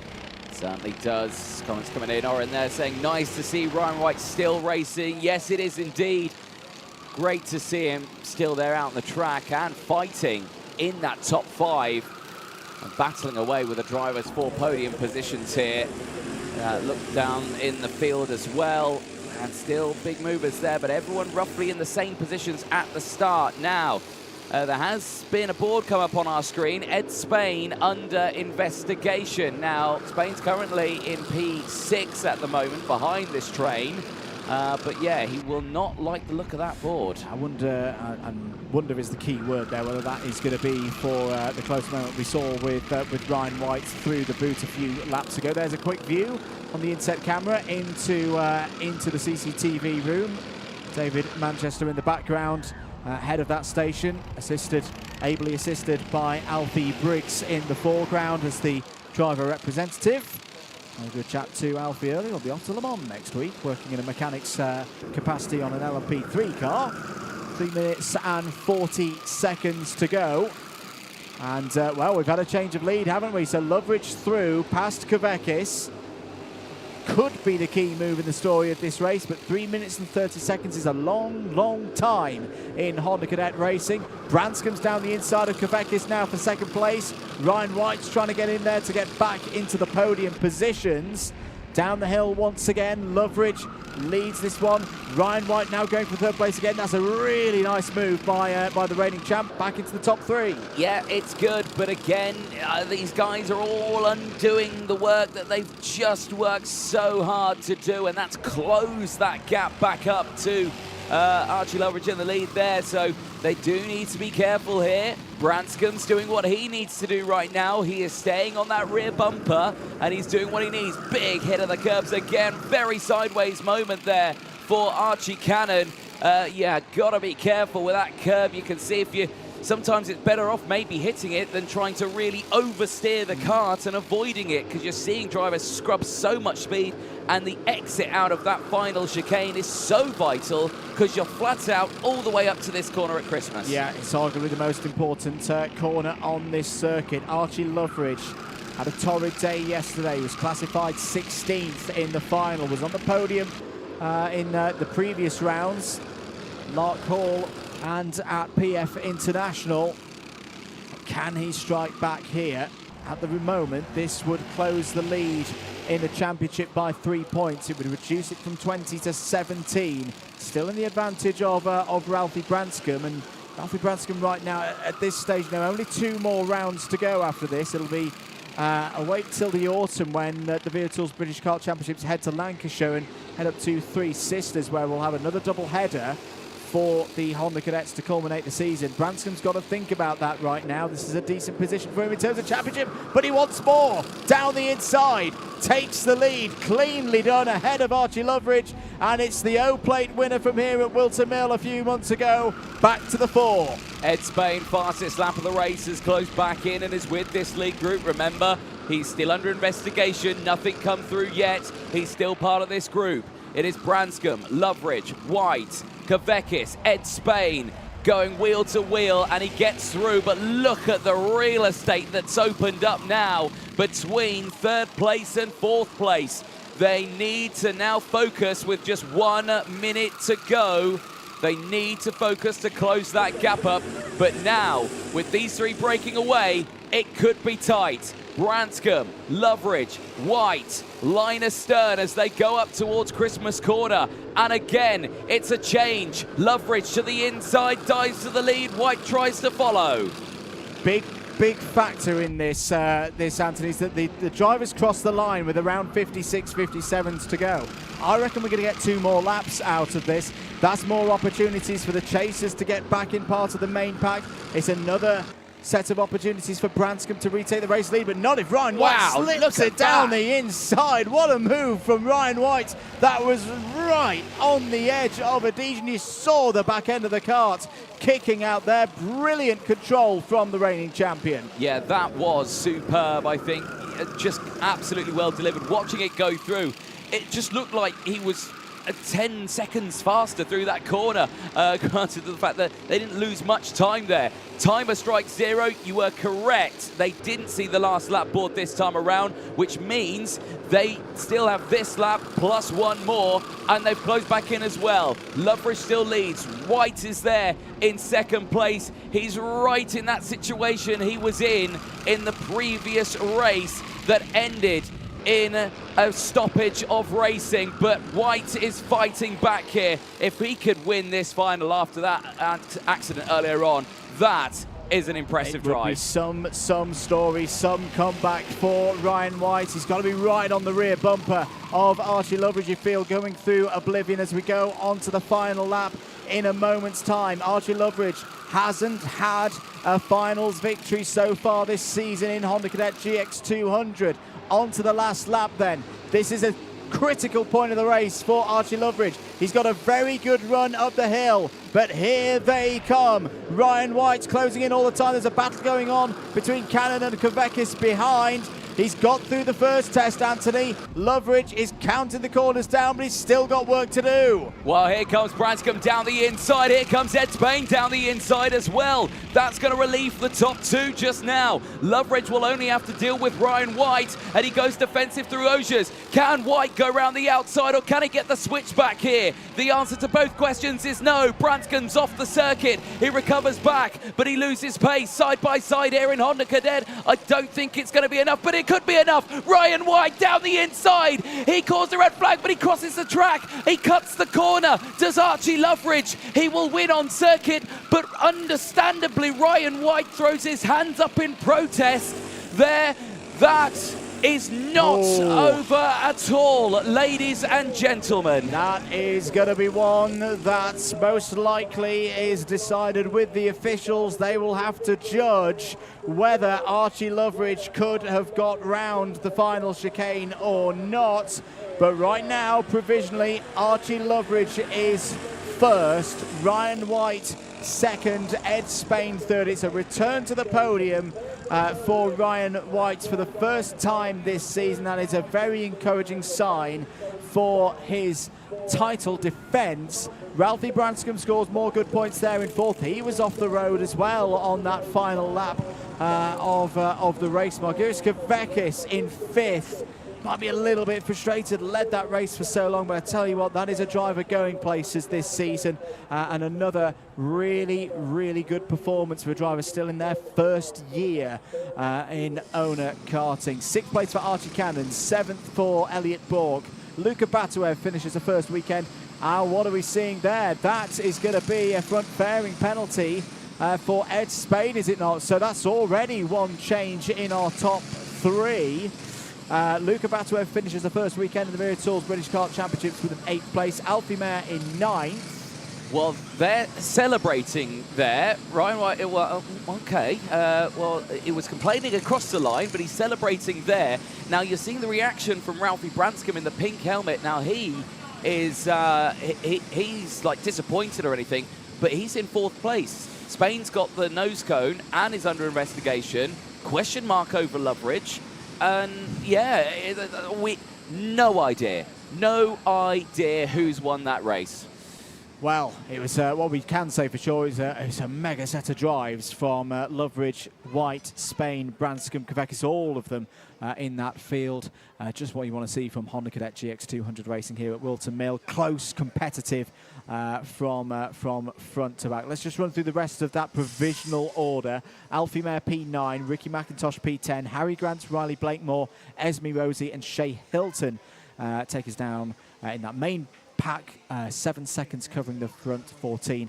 J.M. Prakash in 15th. And we should note, just seen 1756 on our boards. Kart number 73 is under investigation. That is just under investigation at this moment. We should be clear with that, but that has come up on our screens here in the commentary box. Certainly has indeed. So a lot of tension will be building very, very soon. There you could see Kavekis, who finished that one in P5. He may as well. He may also get up on the podium. He could be on the podium as well. So lots still could change in this race. We just do not know.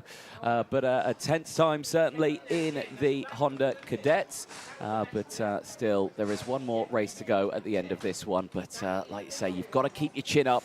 It's not over until it's definitely over when you're standing on that podium. I really feel for Margaris Kavekis. Could see him being consoled there. You know, what I would say to Margaris, I mean, we've both watched enough Honda Cadet races over the years, particularly round this place. You know, it is so hard. It's arguably one of the hardest circuits in the country. When you're clear like that and you feel like, yeah, I'm 1.5 seconds clear in the lead. We've seen that come back so many times. We almost just expect it to happen. You know, he's not done anything wrong in that case, even in my book, Margaris Kavekis. And as you say, you never know, he could still be on the podium. Let's head down to Parc Fermé and Nicole Sutherland. Interesting race then from our Honda Cadet. So I don't have an official result, but on the road, Archie Loveridge, you were our winner. Archie, can you tell us about the race? Yeah, I kept dropping back and up. Everyone kept swapping positions. And I think we saw you get a little bit airborne on one of those laps towards the end. Can you tell us a little bit about that? Yes, I just got squeezed and I just had nowhere to go. Some great racing then, Archie. We'll still wait to see what the score is with the results. I think I don't have an official result yet. Interesting race, good to see. I wonder if Archie's been drinking some Red Bull recently, because he really got airborne through that last corner. Got Ralphie Branscombe in there as well. Unfortunately, Ralphie didn't have the result that he would have liked. We'll catch up with him quickly, if that's okay. Ralphie, how are you doing after that race? I feel good. I'm pretty sure Ed got a drop down, sadly, so I think I got third. And do you think going into the next Honda race, the next round of this championship, you'll do all right? Yeah, I think I'm in the leader championship, so I reckon I can do it. Well, very well done for this weekend regardless, Ralphie. We'll see you later on. We'll throw to some highlights of that rather exciting race then before we see our last final of the day. Thank you very much, Nicole. Indeed, let's have a look at some of the highlights from that Honda Cadet GX200 final. This was your race start. Ralphie Branscombe got it absolutely spot on from pole position. And Ryan White slotting into second place there on that first run up to Christmas Corner. Margaris Kavekis, though, really quick in the early stages. Picked off Ryan White for second place with a nice move up into Christmas Corner, and then would set about taking the race lead away from Ralphie Branscombe one lap later and get a bit of a lead, break away from the rest of the pack. But as we often see in Honda Cadet racing, eventually the chase pack do get themselves organised, and it's so hard for a sole leader to stay away. And they started reeling the Kart of Quebec is back in there. This was Ryan White and Ed Spain fighting over second place. Branscombe still there in fourth. In this middle phase where eventually they managed to catch Kavekis, overtake Kavekis, and Ralphie Branscombe getting by past Archie Luckridge there. And at this stage, Anthony, it was anyone's game to take the victory. It certainly was. I mean, we just didn't know at this point in the race. So much was happening. I can see the live chat talking about it at the moment. What's the result at the end of that one? We still don't know. But there you can see again those moves. Ryan White really going for it. This last moment here, he's got alongside. You can see there the wheels turning and then just, cut the corner. The speed that they carry through there, that's such a tough call to make. Obviously, we're not the people to make it. But there you can see at that moment, protesting already across the line. But we just don't know. And the other thing that's important for us to remember here in the commentary box and everybody at home, we've got one angle of that. Oh, yeah. David Manchester, all the officials, the stewards will have multiple angles of that, and that's how they will make their decision. One race to go. Let's head down to the grid for the final time today and over to Nicole Sutherland. Thanks, boys. So we are with Taylor Orridge and Harrison Mackie. We'll speak to Harrison first. He's stood over here, definitely wants to have a quick chat. Harrison, how's things been going today? Yeah, it's been all right. 2 heat wins, qualified third. I don't think it's been too bad. I think your trophy cabinet is going to be expanding a bit this year. You know, you're on some really good form. Do you reckon you'll get as successful as your brother was? Do you reckon you're on level now? Yeah, definitely. I think he definitely obviously believes in me. He's took mechanics from me, doesn't he? So I think we definitely got a chance for everything that we're doing. And Fusion as well. Are they happy with your performance when you're going back in? What are they saying to you after each race, after each race win as well? Definitely a lot better than last year. Normally get told off for stuff I did, but this year it's all no telling offs anymore. No, it's all out, all nice and calm. We're all saying well done. It's a lot better than last year. Good vibes. We'll see you later on then, Harrison. Best of luck to you. We'll talk to race winner from yesterday as well, Taylor Orridge. Taylor, how was your kebab yesterday after your win? It was all right. I actually fell asleep really early. I got asleep at about 9, but I'm about to go out, so hopefully it'll be fun. Hi guys. Hi guys from Taylor Orridge then. Back to you in the comms box then for the last race of the day. Thank you very much, Nicole. Indeed, the last race of the day, last race of the weekend on this double header at Whilton Mill for event 4 of the Wera Tools British Kart Championships. If you missed any of the action across the last 2 days, do not worry. You can watch it all back for free on the Karting UK YouTube channel and the Alpha Live YouTube channel as well, and the Motorsport UK British Kart Championships Facebook page. Flashing lights there. Less than 30 seconds to go before we go for race 40, the Junior X30 final.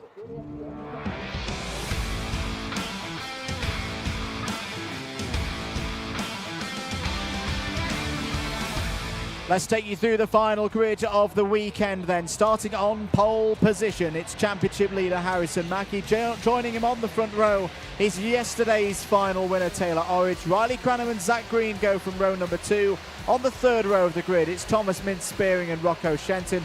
Kenzo Craigie and Aston Sharp, they go on row 4. Row number 5 sees Cameron Edmonds and Morgan Moore from Ireland rounding out the top 10. Ian Kraling from Germany goes from row 6. We'll have Samuel Branston alongside. Joey Brown, the mighty mullet himself, goes from row 7 with Max Ewell alongside. George Edgar and Mayan Patel go from row 8. Archie Owen and Harrison Whitcomb form up an all-Wales row 9. Montejunia Canini and Hamish Forrest start on row 10. Alex Dodds and Aaron Richardson go from row 11. And then it's Charlie Myers and Monty Brathwaite. They go from row 12. Laith Khan and Sky Parker go from row 13. Ahead of Ethan Woodward and Jack McLaughlin. Harry Walsh from Evan Purcell. Then it's Katrina E, Dean Patel, Alexander De Benedictis and Zef Nurnberger, who all made it through from that repechage earlier on, starting this one at the back of the grid. Charlie Myers does not take the start. It's still the busiest race of the day. It's 12 minutes plus 1 lap, and it's going to have an extra formation lap. Hello to Nanny June, cheering on Harrison Mackie again. Can he take another final victory here and add to the 2 that he had at PF International? Or is it going to be Taylor Orridge who takes a clean sweep of the finals here this weekend at Whilton Mill? Or is it going to be any of these other drivers? We've already had some contenders for Alpha Live Race of the Week this weekend. I have a feeling, Anthony Jordan, that this could be another one. This could be quite a special way to finish this weekend. Oh, certainly so. Yeah, this is going to be a super exciting one. If you are watching from home, get your predictions in. Let us know who do you think is going to win this one. It's going to be so tight. If you're watching on Karting UK, welcome. If you're watching on Alpha Live, welcome. Get those comments in. If you're at the circuit watching, get on the live stream, get on that chat, get your predictions in as well. Into the tram lines, are we going? No, it's another false start. I amped it up perfectly there. You did? Denied. Absolutely spot on. Denied. We'll have to have another go. I'm going to have a word with Harrison Mackie. There we go. So, round again for another formation lap. Now. Charlie Myers is now not marked as in the pit, so I wonder if the number 22 has been able to get going again. We'll try and get that confirmed in due course.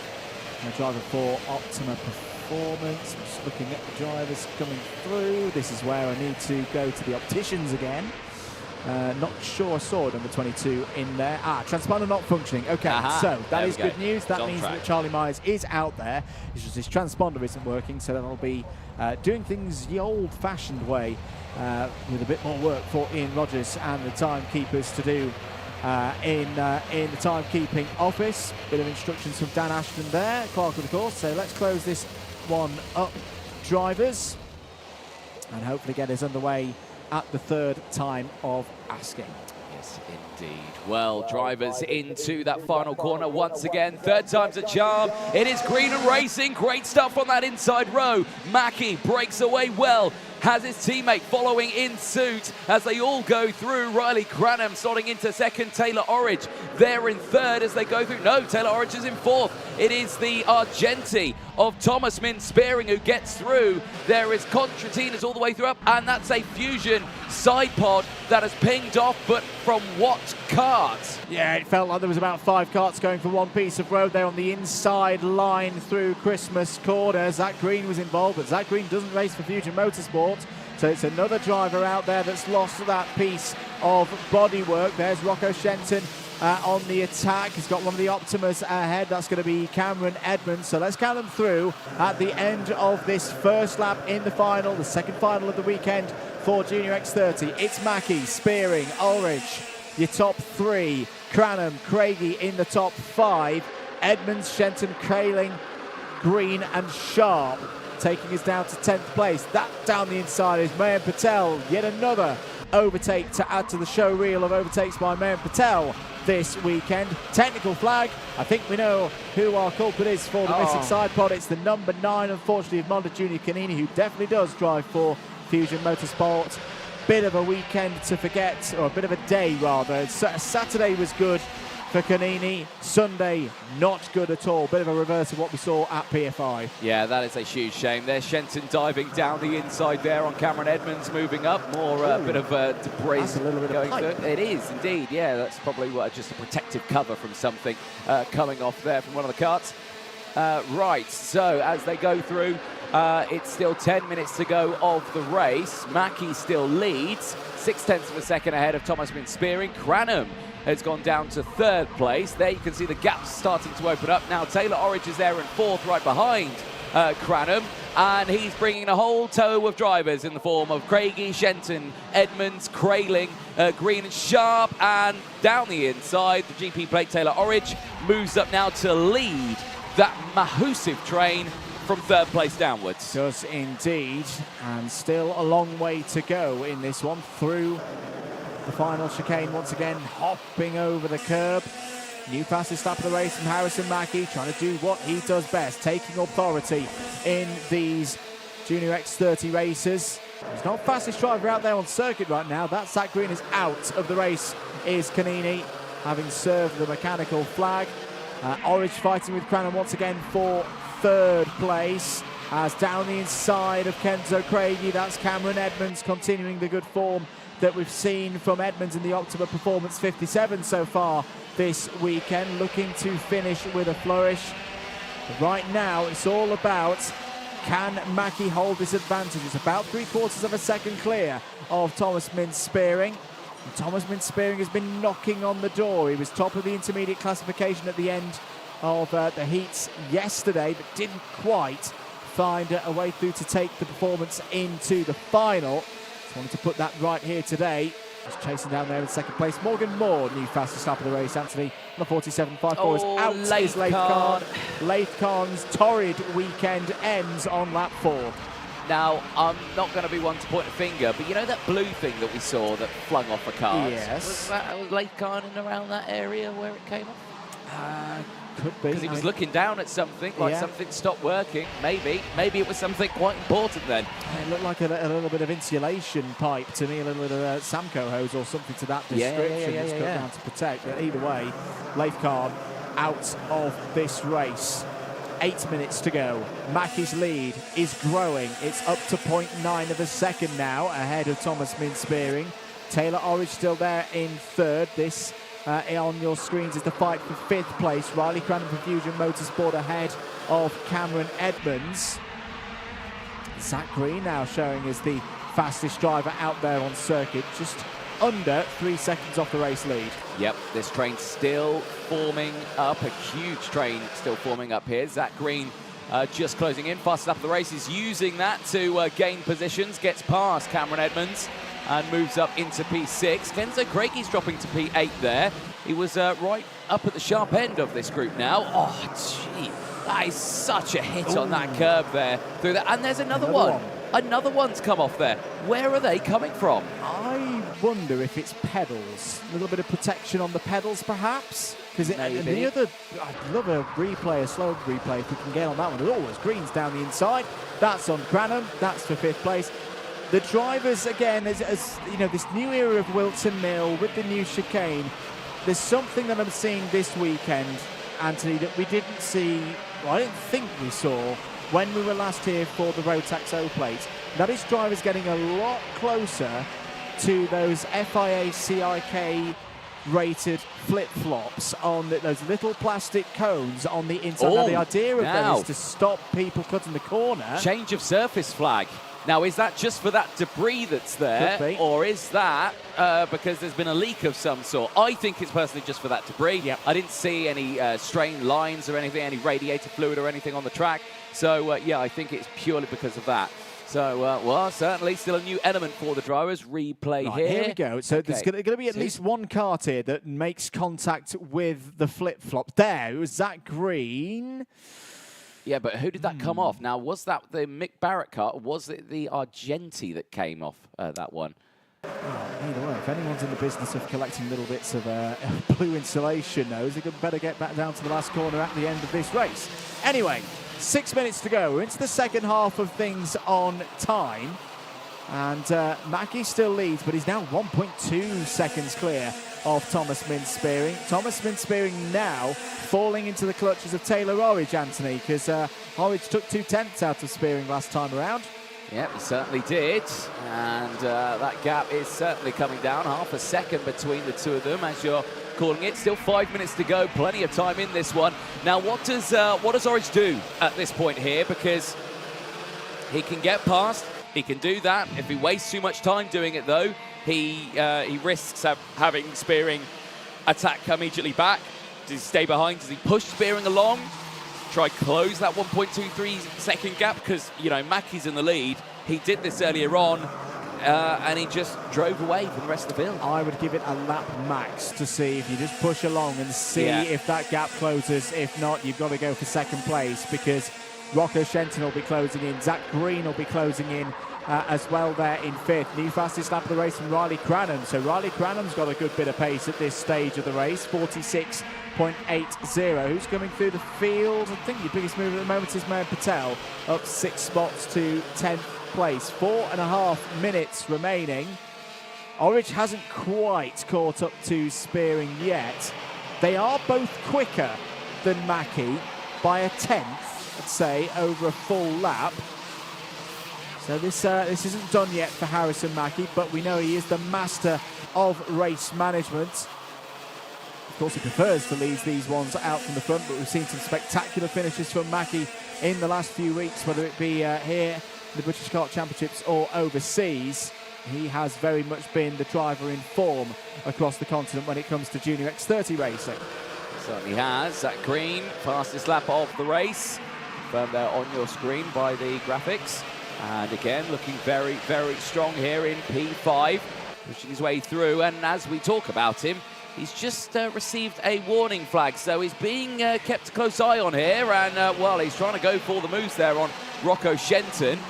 Shenton not giving up the positions here. Orridge and Spearing switching places, of course.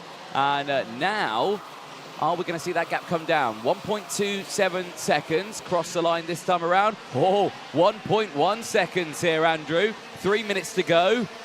Is it going to close? Yeah, is that enough time? There's enough time here at this rate that second and third place. Oh, Rocco Shenton. How about that down the inside, son? Into third place with a spectacular move. It drops them off the back of Orridge. That could be good news for Harrison Mackey, because that group, that chasing group, has fragmented a bit now. It's more warning flags coming in for the 53, the 95 and the 11. The 53 being Alex Dodds, the 95 being a bit further down the order, the number 11 being Joey Brown. I'm just interested with the number 8 warning flag, though, of Zach Green. Yep. I haven't seen anything, unless I'm getting really, really old and forgetting things within 10 minutes, that would be like, oh yeah, that's an obvious one. Apart from those runs through the final chicane and that close proximity with the flip-flops for the number 8 of Zach Green. It's the only thing I could think of right now where there would be a warning flag. Either way, down the inside, he's not going to get a warning flag for that. That's a beautiful move past Thomas Min-Spearing for fourth place. Yeah, Spearing here not having a good second half of his race here. Really strong start up into that top 3. Really looking like he was going for it there, but now in this second half just starting to fade. Gap less than a second between first and second, but the time is running out quickly. Less than 2 minutes to go, and we know that no one's going to be battling with Mackey. We know that gap's not going to come down rapidly, and it stays the same now. Orridge exactly a second, and Shenton's there pointing to Orridge saying go, as Spearing does exactly the same as he dives down the inside of Zach Green. The bad news for those chasing Harrison Mackey is he's just put in his fastest lap of the race so far. It's not the fastest lap of anyone out there, but Mackey has got something in reserve, it would seem. Down the inside there, Riley Cranham going for another move. Trying to score more championship points. Oh, is that Cranham off the road? Yes, it is. Well, Cranham, as soon as he's gained that spot, has lost it again and more. Craigie goes through into 6th place. 60 seconds to go. Warning for Harrison Mackey. I may get told off for this, but I think this is track limits because Mackie's been nowhere near any other kart for the last 10 minutes. It's got to be a track limits thing. It has to be, and with that, he will back off a little bit, and as you can see, the timer has come down to less than a second again. It's a mental game now for Mackie. He knows he's quick out there, and it's come down another 10th. Here we go, Taylor Orange is down to 0.8 of a second. There's 30 seconds left on the board. I think we're gonna get another 2 laps in on this race unless we cross the line. 20 seconds left on the board. Mackie's gonna push it, of course, he's leading the way. He doesn't wanna waste any time. I think we're gonna get another 2 laps in this one. No last lap out then for these drivers as they go through. Harrison Whitcomb, also a warning flag. And yes, 5 seconds left on the board. It's down to 0.8 of a second. Taylor Orange is pushing now as the timer strikes 0. The trouble is, if he closes in, getting past Harrison Mackie is no easy feat for anyone in Junior X30 racing across Europe, across the UK in 2024. The gap is down to 3/4 of a second. Orange, I feel he needs, a 1/10.5 each sector at the moment. He's getting 800ths, 900ths here or there. Is he running out of time? Rocco Shenton still there in 3rd place. Thomas Min spearing, looking for more good points for Argenti in 4th. Big hop over the curb. Yet again, they were nowhere near the flip-flops that time around. We're going to see the last lap board now. Mackie's lead is 0.6. Oh, he's a little bit wide out of the final of turn 2 there, but he kept the speed up into Christmas corner. There's a warning for George Edgar now in the number 17. Taylor Orange pushing all the way, trying to find a way to catch up to Harrison Mackie to give himself a chance of getting a second finals victory of the weekend. But the corners are ticking on by, Anthony. Mackie is that close to a 3rd win of the season. I just don't think it's going to happen for Taylor Orange here. Harrison Mackie has been on form in this final and this weekend as well. Out through the final chicane, a big hit of the curb as well for good measure. It's the checkered flag though for Harrison Mackie across the line. There is no Harold around this time for Harrison Mackie. It's Mackie all the way. Taylor Orange takes 2nd place ahead of Shenton. There's still racing going on through the final chicane. And well, my goodness me, it's a super close final there across the line. That's all the way down 21st, 22nd, 23rd, 24th. That's all fighting there. But the top 3, Mackie, Orange and Shenton, that's what they wanted. Thumbs up for Harrison Mackie, a 3rd final victory of this season in Junior X30. He extends his championship lead. Taylor Orange kept him honest all the way through. A very good weekend for the reigning Kart Masters champion. 1st and 2nd in the finals. Croc Promotion can be very pleased with that. Rocco Shenton's on the podium in 3rd, using all the experience he's got of this Whilton Mill circuit to get his best results of the season so far. But there is your winner once again in Junior X30. Harrison Mackie continues this run of form that has carried him through the past couple of months. They go, of course, on to Shennington in around 6 weeks' time for rounds 5 and 6. And the big question will be, can anyone stop Harrison Mackie? Yeah, he's the ultimate question here. What a drive. A plethora of warning flags came out in that race. And I've got to say, I think that may have all been for track limits on that one. I think they were really pushing it hard there through that final chicane. We have seen so many drivers coming in. The comments have been coming in, with some fantastic ideas about what the thing's in. And I might agree here with Abe Mitchell on this one. More likely a chassis protector, a half-cut piece of protective tubing. Silicon hose. Just on the bottom of the chassis. I agree with that as well. I would indeed. But Harrison Mackie, like you're saying, superb drive. I think he's going to go ahead and find his brother out there, Lewis Mackie, who I'm sure he's going to be absolutely delighted with. Yep, there he is. That's nearly a smile. Nearly a smile. Well, Lewis always smiles. I've only seen Harrison smile when he's got gas. Well, there's a statement that I'm sure he'll have enjoyed to hear over the tannoy. Hopefully we'll be able to hear from Harrison soon. down there with Nicole. Just to run through the rest of the order, Thomas Spearing and Kenza Craigie both in the top 5. Zach Green, Riley Cranham, Aston Sharp, Cameron Evans and Mayan Patel in the top 10. Let's head down, though, to Parc Ferme and Nicole Sutherland. Harrison Mackie there. We'll catch you really quickly before you go and celebrate. Have you ordered a new trophy cabinet yet, then? Yeah, I might have to after this weekend. And you were out there by yourself for pretty much the whole thing. Was that hard work, or were you just taking it lap after lap? Yeah, midway through the race, it felt like a really long race, just getting longer and longer. But at the start, midway, just pushing as hard as I could. I let off towards the end a little bit and saw they were catching a bit, so I pushed a bit on the last lap just to make sure the gap was still there and came across the line P1.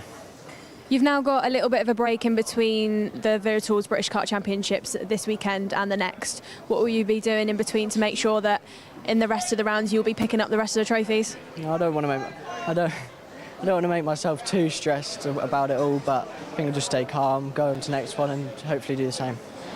Congratulations to you then. We'll let you get on, but did you have anybody to thank for this weekend as well? I want to thank my mum and dad. They're literally the reason I'm here. Everyone at Fusion, without them this was definitely not possible. And obviously Joe, Aventus Power, without him, I think the power bit is the reason we won. And Nanny June? And Nanny June. Can't forget about Nanny June. Congratulations, Harrison. We'll catch some highlights of Harrison's winning race then before we close the show for this weekend. Let's see the best bits. Thank you very much, Nicole. Indeed, let's see the highlights from that last race of the weekend. Another good start from Harrison Mackie with good support from Riley Cranham there as well on the pole side of the grid. All 33 drivers who took the race start, 34 drivers who took the race start made their way through the first couple of corners.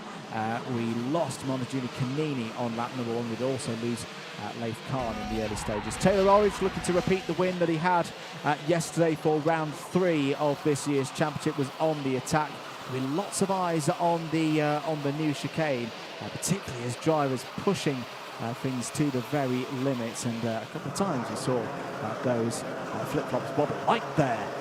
There's a little bit of a chassis protector going off somebody's kart out there on circuit. It was Mackie's race to lose, and he had full control of it, but Taylor Orridge started chipping away at his race lead. Rocco Shenton with a great move down the inside on Thomas Spearing would move into third. And a number of drivers would receive warning flags to just pull it back a little bit in terms of what they were doing. The race leader would be one of them. And down the inside there, that was another move from number 75 of Thomas Spearing on Zach Green. But once again, in Junior X30, it was Harrison Mackie's day, his third finals win this season in the Wera Tools British Kart Championships. Anthony Jordan, he extends his championship lead. He certainly does. Well, a superb effort there from Mackie and the rest of the drivers. I can see comments coming in on the live chats there. What are the results for the Honda final? Head to motorsport-timing.co.uk/results, and it will be there. You can see it. I'll let you do that on your own to check out that one. But of course, lots can change still in the course of the racing. Gotta say, what a weekend. What a weekend. The doubleheader here. Been fantastic to join you here, Andrew. It's been brilliant. I retired from the British Kart Championships at the end of last year. I said I couldn't commit to doing all of that. But, you know, great to be back. I think we're going to hear a little bit more from Nicole, who is down there. So, Nicole, over to you. Anthony, so fantastic weekend here at the Wera Tools British Kart Championship. So many impressive drives. You've got Alfie Davidson, who I keep referring it to the Alfie Davidson show. Today we've had episode 4 on the 4th round. Harrison Mackie, so impressive this year. He's really come into his own. He's freshly 14, so, you know, got a long way to go in this championship and in his kart career, but really picked up the pace recently. It's been great to be back, really enjoying it. Such a fantastic championship. Wera Tools and Motorsport UK do such a good job to put on this event. I'm now joined by my beautiful co-commentators. Hi guys, how you doing? All right, it's been what a day. What a day. What a day. What a day, isn't it? I mean, fantastic. Great to be back. Great. Thank you so much for accepting me here this weekend. Like I said just a moment ago, I retired from this. I was happy in Europe and I came back to some beautiful, cloudy British summertime racing. But I've got to say, I've loved it. Absolutely fantastic. Andrew? Yeah, really good weekend. Lots of races, 40 of them in total. I think we'll all have a good rest tomorrow. But again, really, amps up the rest of the season. Can't wait till we see the IAME classes again at Shennington in July. Hondas, next time we'll see them will be Three Sisters later in the autumn. Tillotson T4 as well. They've been fantastic. How about that senior race? That was really close to the end. And of course, the classes that haven't been here this weekend, next time will be in Action Event 5 in the 3 weeks' time when we go up to Karting North East, Warden Law for Rotax. Yeah, fantastic event. Looking forward to being at Warden Law then in a couple of weeks' time. Thank you to everybody who's had a part to play in putting this event on, all championship sponsors, Wera Tools, Kart Sim, My Race Lab, Motorsport UK, Alpha Life, all the marshals who volunteer here on a weekend, Demon Tweaks, of course, as well, and then all the drivers for coming up, for showing up, coming and putting on a fantastic show. Also to everybody that's tuned in on the live stream. We'll see you soon.